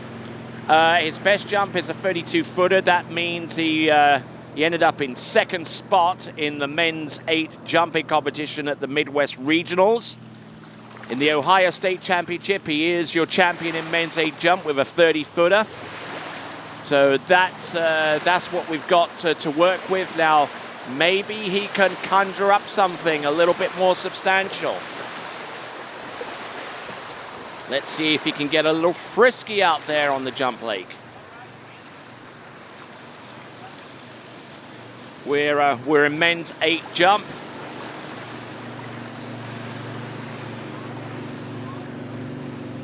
Here we go. Sets up. We'll hit the bottom left, come off the top right. What can you say? Seriously.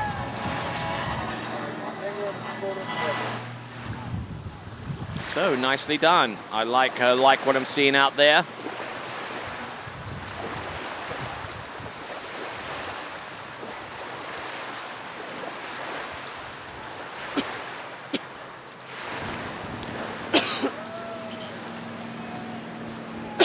All right, so Ralph Pesek will get the distance. Nicely done on jump number 1. We'll get the distance momentarily.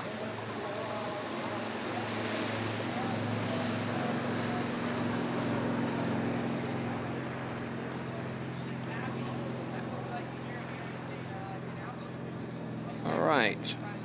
So we'll get pushing out 31 feet. That actually puts. Yeah, that actually gives him the lead, and it actually splits his, that's actually his average, 31 feet. Yeah, he's only jumped twice this season. His best jump is 32. His other jump was 30, so somewhere in the middle is 31. Pretty simple math, really, if you think about it. And what's also pretty simple is you can go to the TWBC YouTube channel and subscribe. And hit the bell icon too, and then you get notified when we go on live next time. Simple, huh? All right then. Also, we've got matches going on bplayfuel.com. bplayfuel.com. Up over the jump, up, and yeah, lands it pretty much the same way, although he did crush that one a little harder. Yeah, it's about a 32-footer. There we go, hits the jump. Ooh. Kind of dragged his butt a little bit over the top edge of the jump. But aside from that, everything looked good.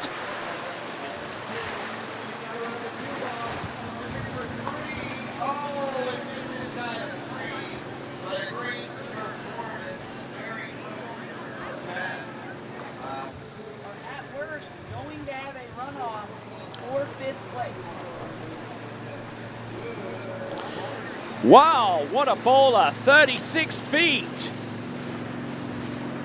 Man alive, that's his best jump of the season. May actually be his best jump in the last 10 years, we'll find out, but 36 feet, he's certainly getting up it, and he extends his lead.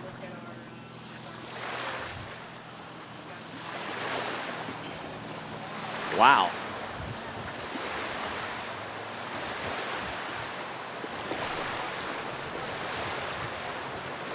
So that is some pretty darn good stuff. 36 feet, his best jump of the season, beyond a shadow of a doubt. Right, so now that's moved his average up. His average is now 33 feet.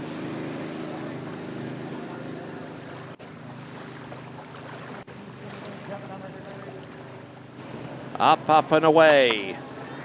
Oh yeah, he's solid with the landings. No doubt about that. He's obviously been working on them. And that is Ralph Pesek. We'll get that jump distance in a moment, but he's already on 36 feet, so no worries there for him.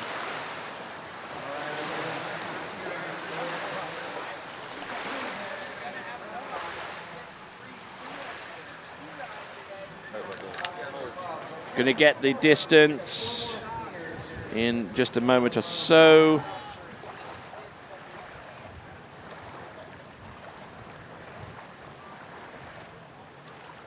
So let's see what we could conjure up so far as the score is good. Oh, it's a 40-footer. Oh, wow. Wonderful, wonderful distance. Not only did he take the lead on 31, but when all was said and done, he was able to jump another 9 feet further. Wow, that could put a cat amongst the pigeons. Might even put him on the top 3, who knows? We'll know in a few moments, and there is your leaderboard after 2 jumpers. We got Don Bucher with 28 feet, Ralph Pesek with 40 feet.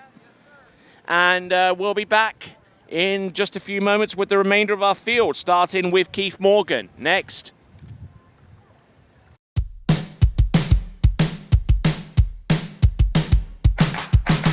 Today is gonna be a little something more. I've got a plan in mind, a special thing in store. The light bulb inside my head says, get out and play, 'cause you never feel this way.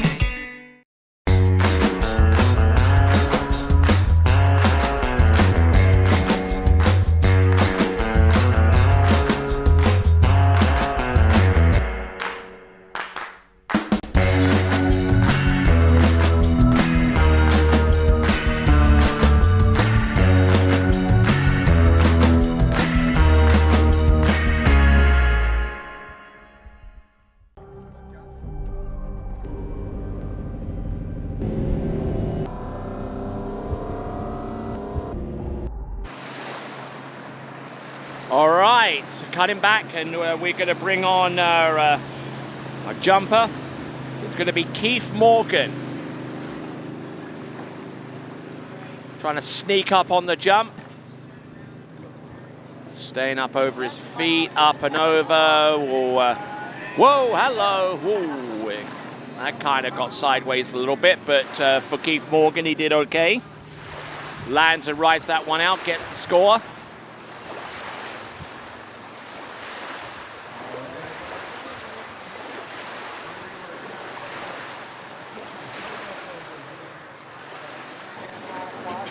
So nicely done. Keith Morgan, jump number 1. Decent shape. We'll get the jump distance momentarily. Jump distance is going to be a 39-footer. 39-footer, that puts him 2 foot shy of Ralph Pesek. Minus 1 foot there, so.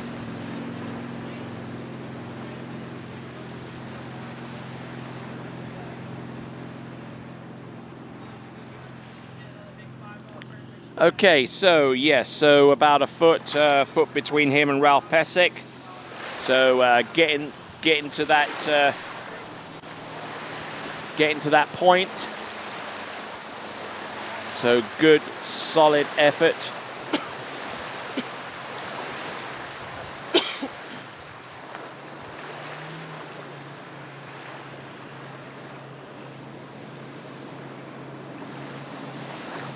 So now, here we go. We have got on the water Keith Morgan.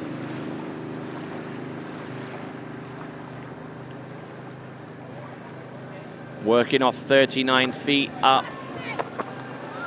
And whatever jump distance that was going to be, unfortunately, will not be credited to his tally because he popped the handle and fell.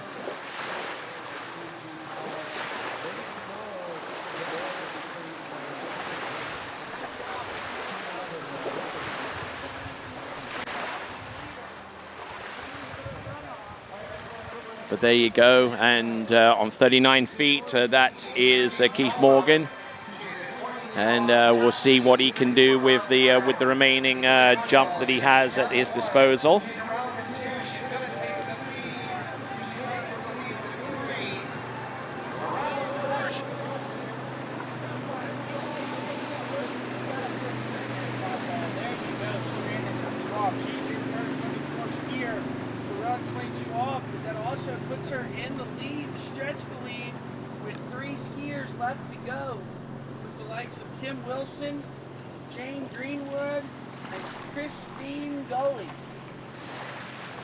All right, watching on Keefe.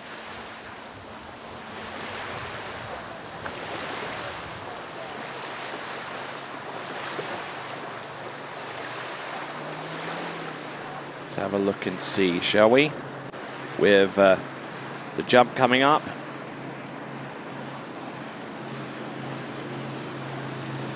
Okay, so this is Keith Morgan, 39 feet on jump number 1, unable to land jump number 2. Can he come through and take the lead away from Ralph Pesek?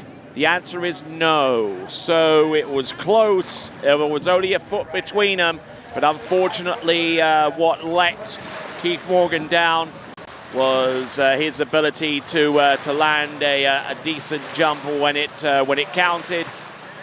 When he really needed to, and a lot of that came through releasing with that free hand, the left hand off the handle. All right, then we've got 2 more competitors to go. We'll see Joe Cordine in a few minutes, but before him, Thomas White, and that is coming to you right after these.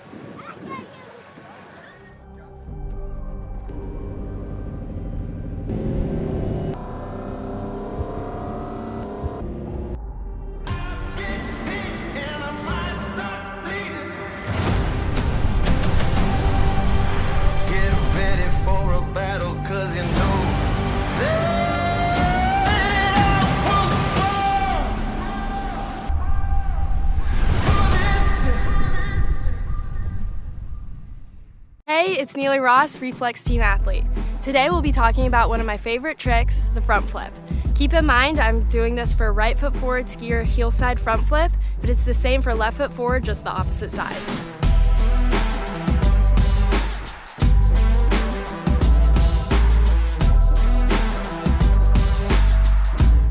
step for a good front flip is all in the load.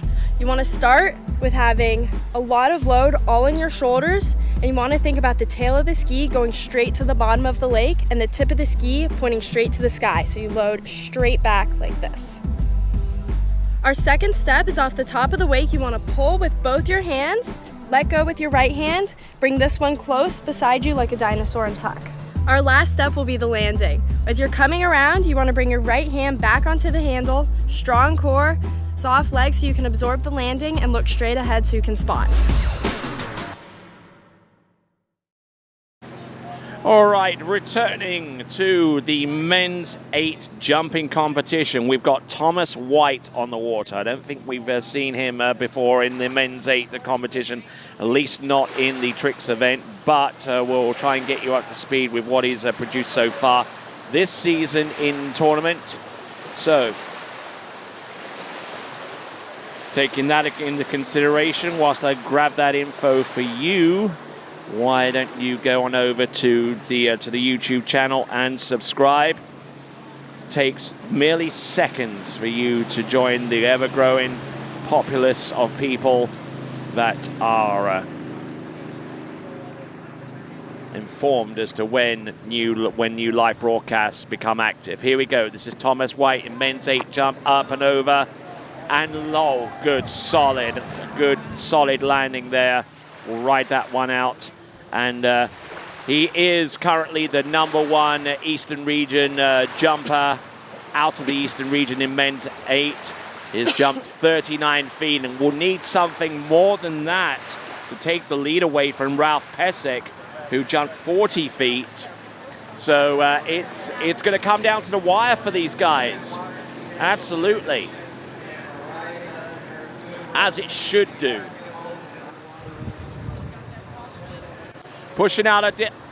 Hang on a second, is that correct? It's a 45 feet. That might actually end up being his personal best. Remarkable stuff.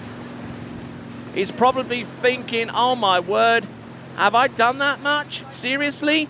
I mean, considering that his best jump distance is a 39-footer earlier on this season in the Eastern Regions, and then Massachusetts State's Championship was his best. Well, his best jump from that was 30 feet, so that was probably an off day. So our skier from Marlborough in Massachusetts,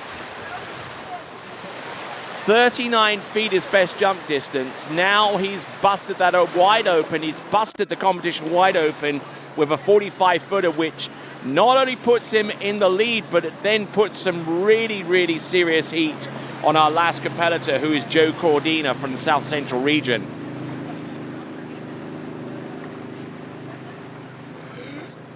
Let's have a look and see. Here comes Thomas White. Handle up a little bit high, making the landing a little bit difficult, but no less attainable. Good effort there. That is Thomas White. The 80th Goode Waterski National Championships in the men's 8 jump. We're just rocking it here in Maize, Kansas, just outside the city of Wichita. A very, very large community of people here involved in the aerospace industry. They love to fly, and so do our jumpers here. 45 feet for Thomas White on jump number 2. What has he got? He jumped 45 feet on jump number 1, I beg your pardon, but has he come through with an encore distance? We're waiting on it. Oh, pushing out a 46-foot jump. 46 feet or 14.1 meters. That's 0.4 of a meter than what he did before.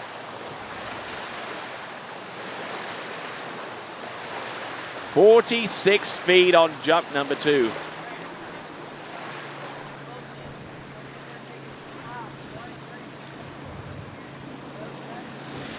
All right, so here comes Thomas White working off 46 feet. Can he do a jump of 47 feet? Unfortunately, the distance we will never know, because unfortunately popping the handle and he was swimming, but he has taken the lead and will finish no worse than second, because only one competitor remains in men's 8 jump, and that is Joe Cordina.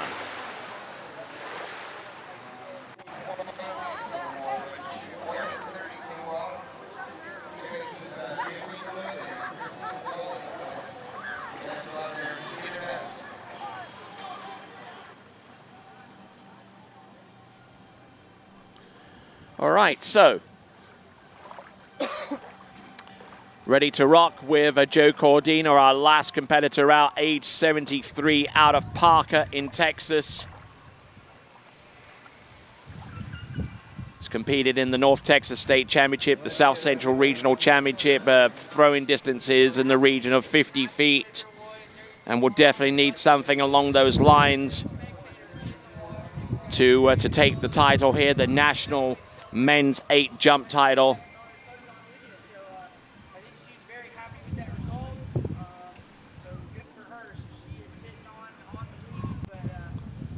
All right, so a lot of things come into a crescendo here. The slalom the women's 4 slalom competition on the other webcast player. We got Zane Nicholson with the call there.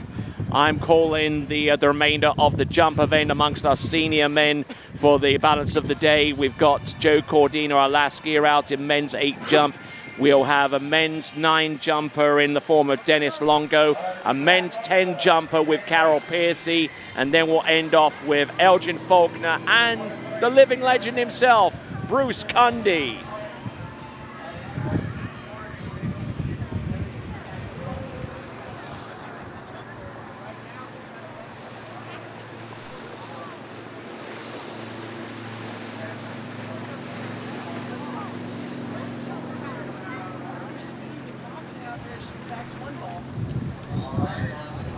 Okay, it looks like we made a serious error there. That was actually Joe Cordina with a 46-footer.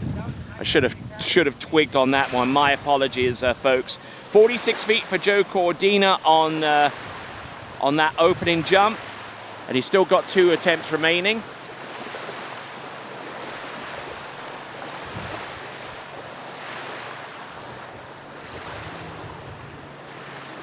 Which does mean that the results are set.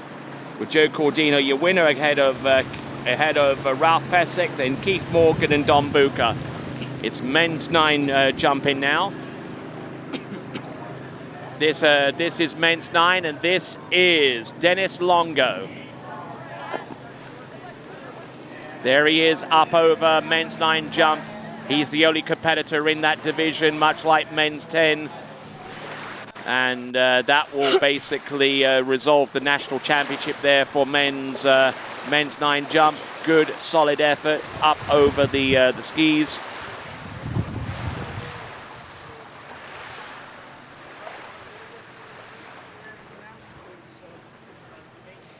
So out of Coral Gables in Florida, the home of the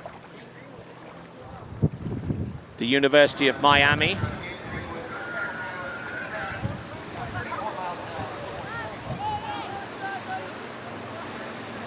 So Dennis Longo's best jump of the season is a 47-footer. The Okahili 3-event record. In the regionals, he jumped 34 feet, so it's a little hot and cold for him in men's 9. Probably doesn't matter so much what the distance is in reference to the championship, because he's the only competitor in that particular category. But I'm sure that knowing the distance, knowing that number is it will definitely be helpful for him going forwards. Okay, it's a 34-foot jump, 34 feet, which is exactly the same distance that he produced at the Southern Regionals. Now the difference is that jump that he just produced is 10.4 meters, whereas the one in the Regionals was 10.3. So he actually jumped 10 centimeters further for the same foot and inch distance of 34 feet.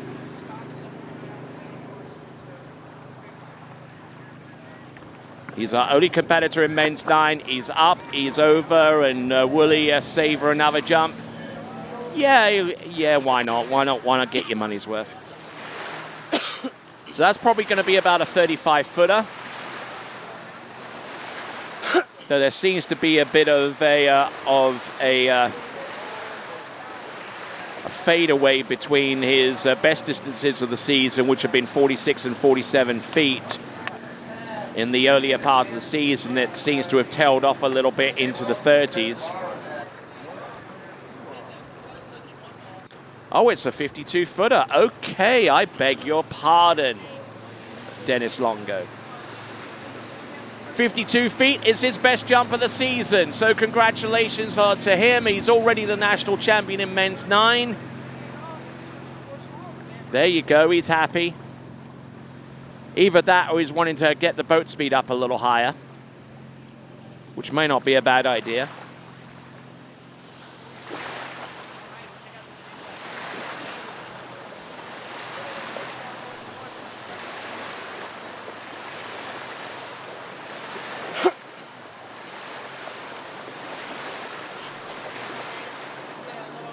All right, so we got Dennis Longo, 52 feet, and he's still got one more bite at this cherry here.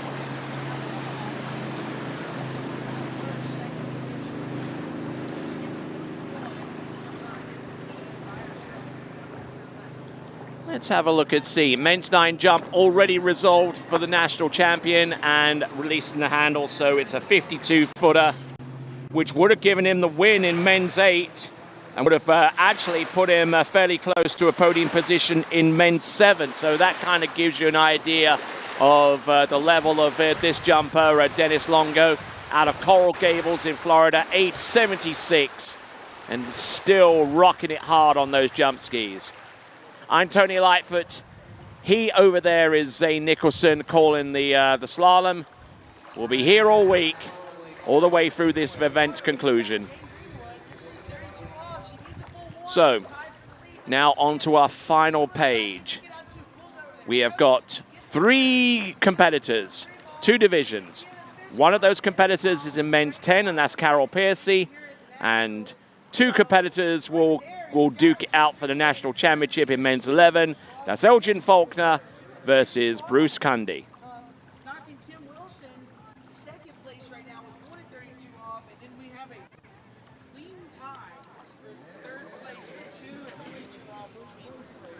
All right, so get ready for Carol Piercy. We'll take the briefest of breaks, and then we'll be back.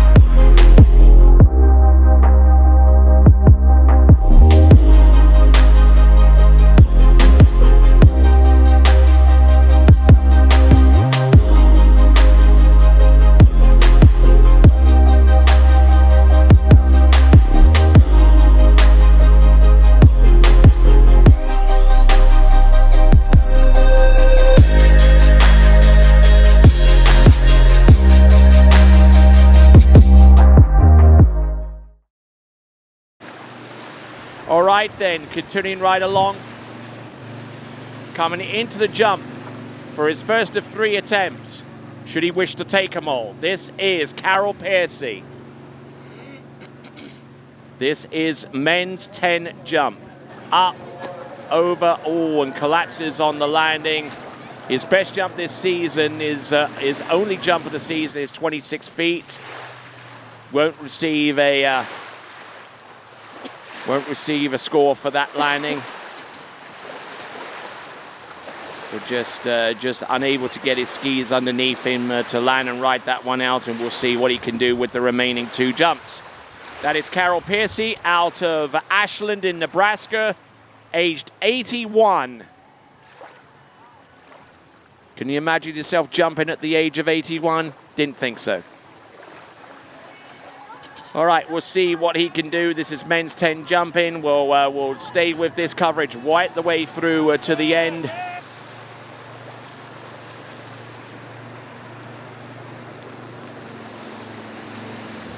And there we go.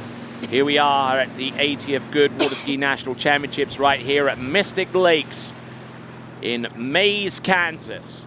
Just a little ways north of the beautiful city of Wichita, Kansas, which is certainly one of the most vibrant cities out there in the Midwest. Certainly got plenty to offer anyone that wants to relocate and move there, especially if you're involved in the aerospace industry or the grain transportation industry or any of those main sectors that you could well be interested in.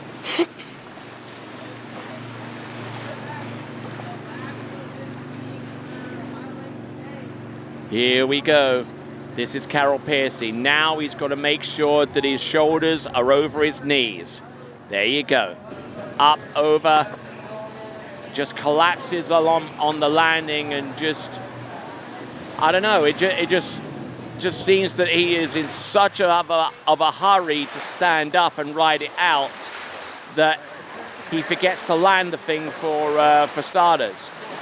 He rises up almost as soon as he hits and he throws his weight distribution back, and that makes life extremely difficult for him when it comes to landing a jump. So, one last jump there for Carol Piercy. Let's see if y'all can get behind him, especially those along the shore side that are watching the webcast with a little bit of a latency delay.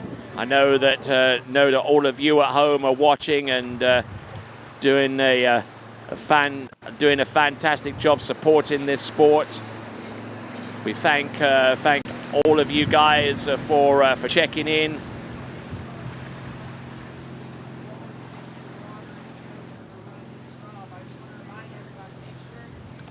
So,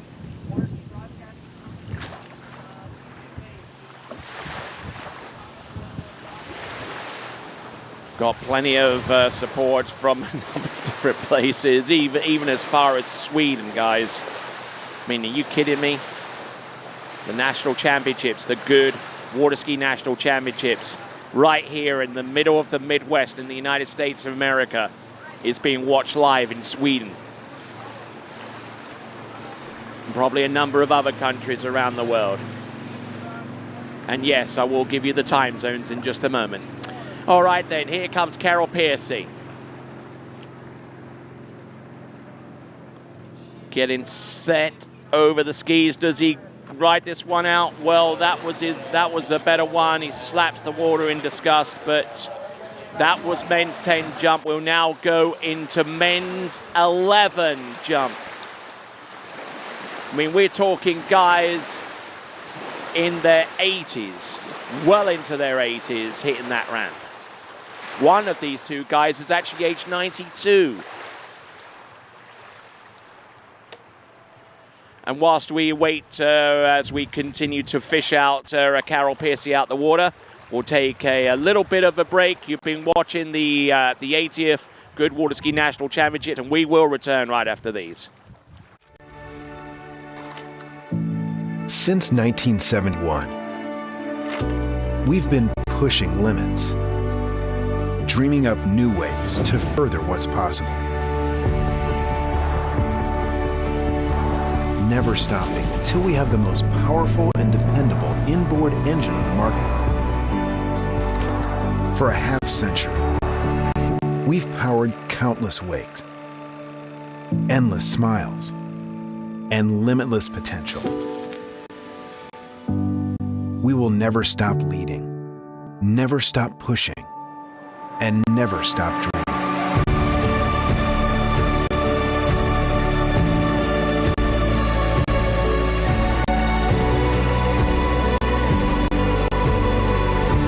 Indmar Marine Engines, pushing forward for the next 50 years and counting. On the internet nowadays and social media, there's bits and pieces about how to get better, but there was never a program that tied everything together. I was looking for something I could do mainly on the off season so that when I started skiing in the spring, I didn't feel like I was hit by a truck. My mobility is better, I'm less sore. I felt like I was a 50-year-old that was closer to 60. Now I feel like I'm a 50-year-old that's kind of closer to 40.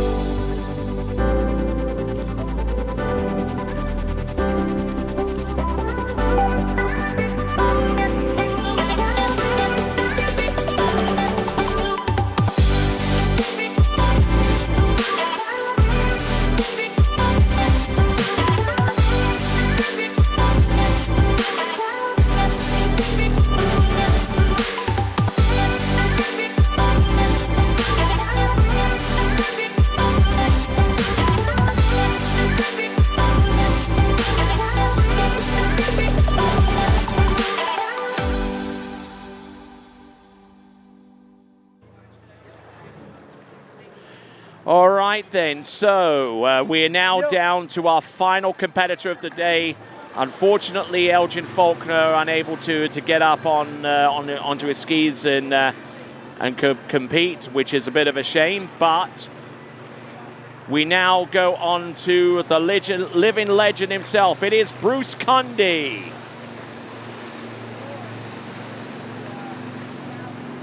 Bruce Cundy.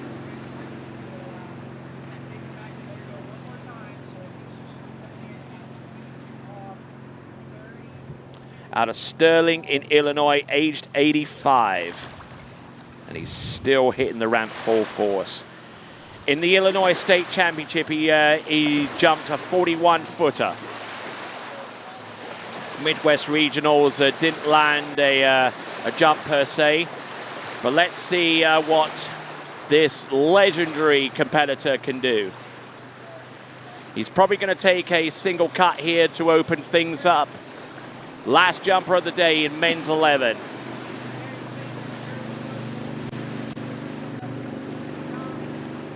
It's a little on the back of his skis, but if there's anyone who knows about control over a pair of jumpers, it's Bruce Cundy at age 85. Oh, look at that, lands it. William, could you ever imagine doing that at the age of 85? Probably not, but he's certainly one of the best of them to do it at this age. Bruce Cundy up and over. Boom. Nice landing. Knew exactly where that left jump ski was. That was the only thing that threatened to spoil the party a little bit there on jump number one. Waving to the crowd they all adore him here in the Midwest, especially those out of the state of Illinois, where he resides, aged 85. This is Bruce Cundy. We'll see what he's got. He might even attempt a 3/4 cut. Oh, and by the way, let's think optimistically here and see what the record is. Well, 32 feet, that's going to be nowhere near the men's 11 record. However, if we are talking men's 11 record, Harry Price, with his jump of, 6.7 meters or 22 feet. Hang on a second. Does that mean that we've just got a brand new national record in men's 11 jump?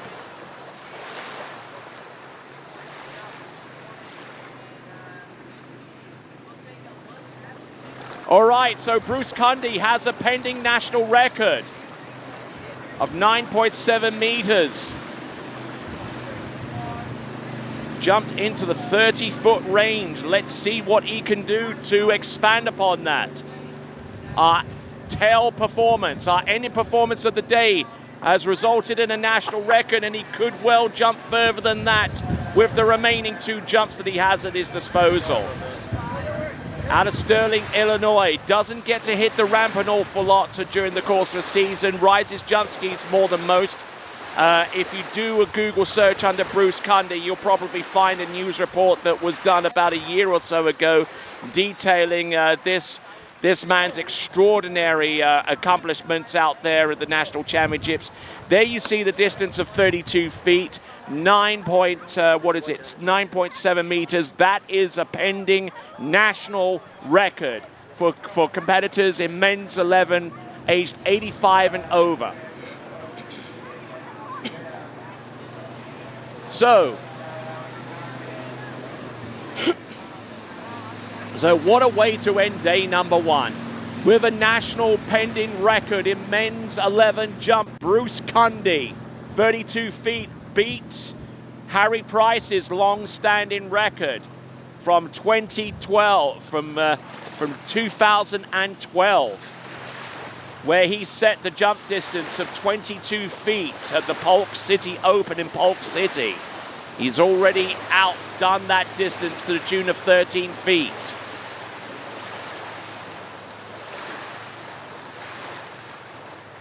So one more jump. No, seriously, he isn't going to do the full double cut, is he? Is he even going to do the 3/4 cut?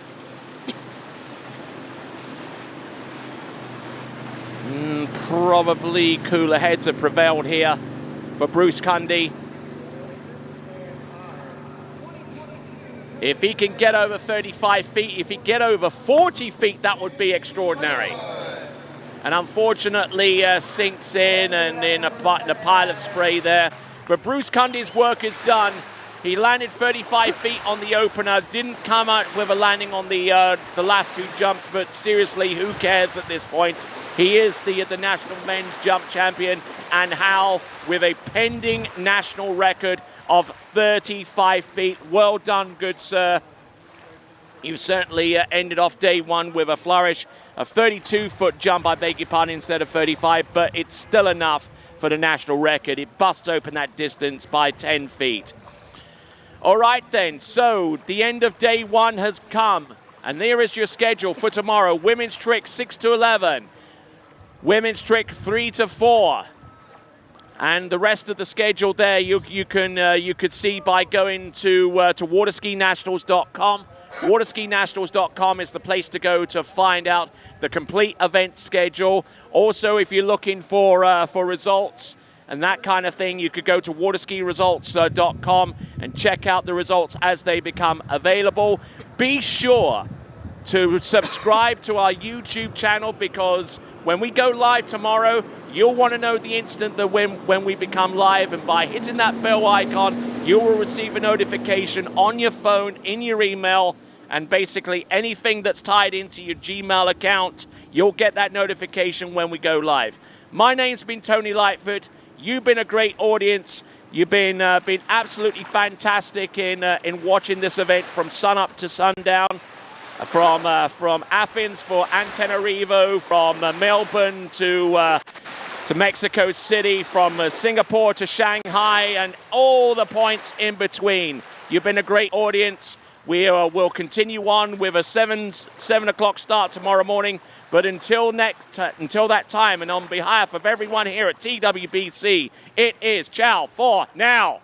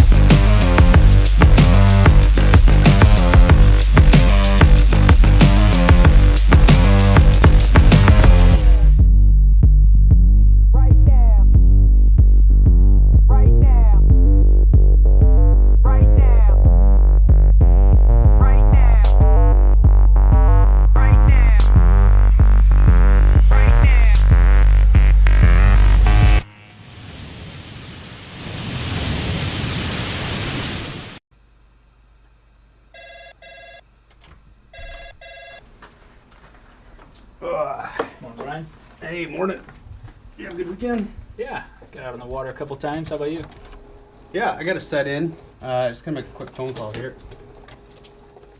Oh, of course. Can you get that, Will? Yeah, man, I got it. Thanks for calling Wake House. This is Will. Yeah, looks like we've got those in stock.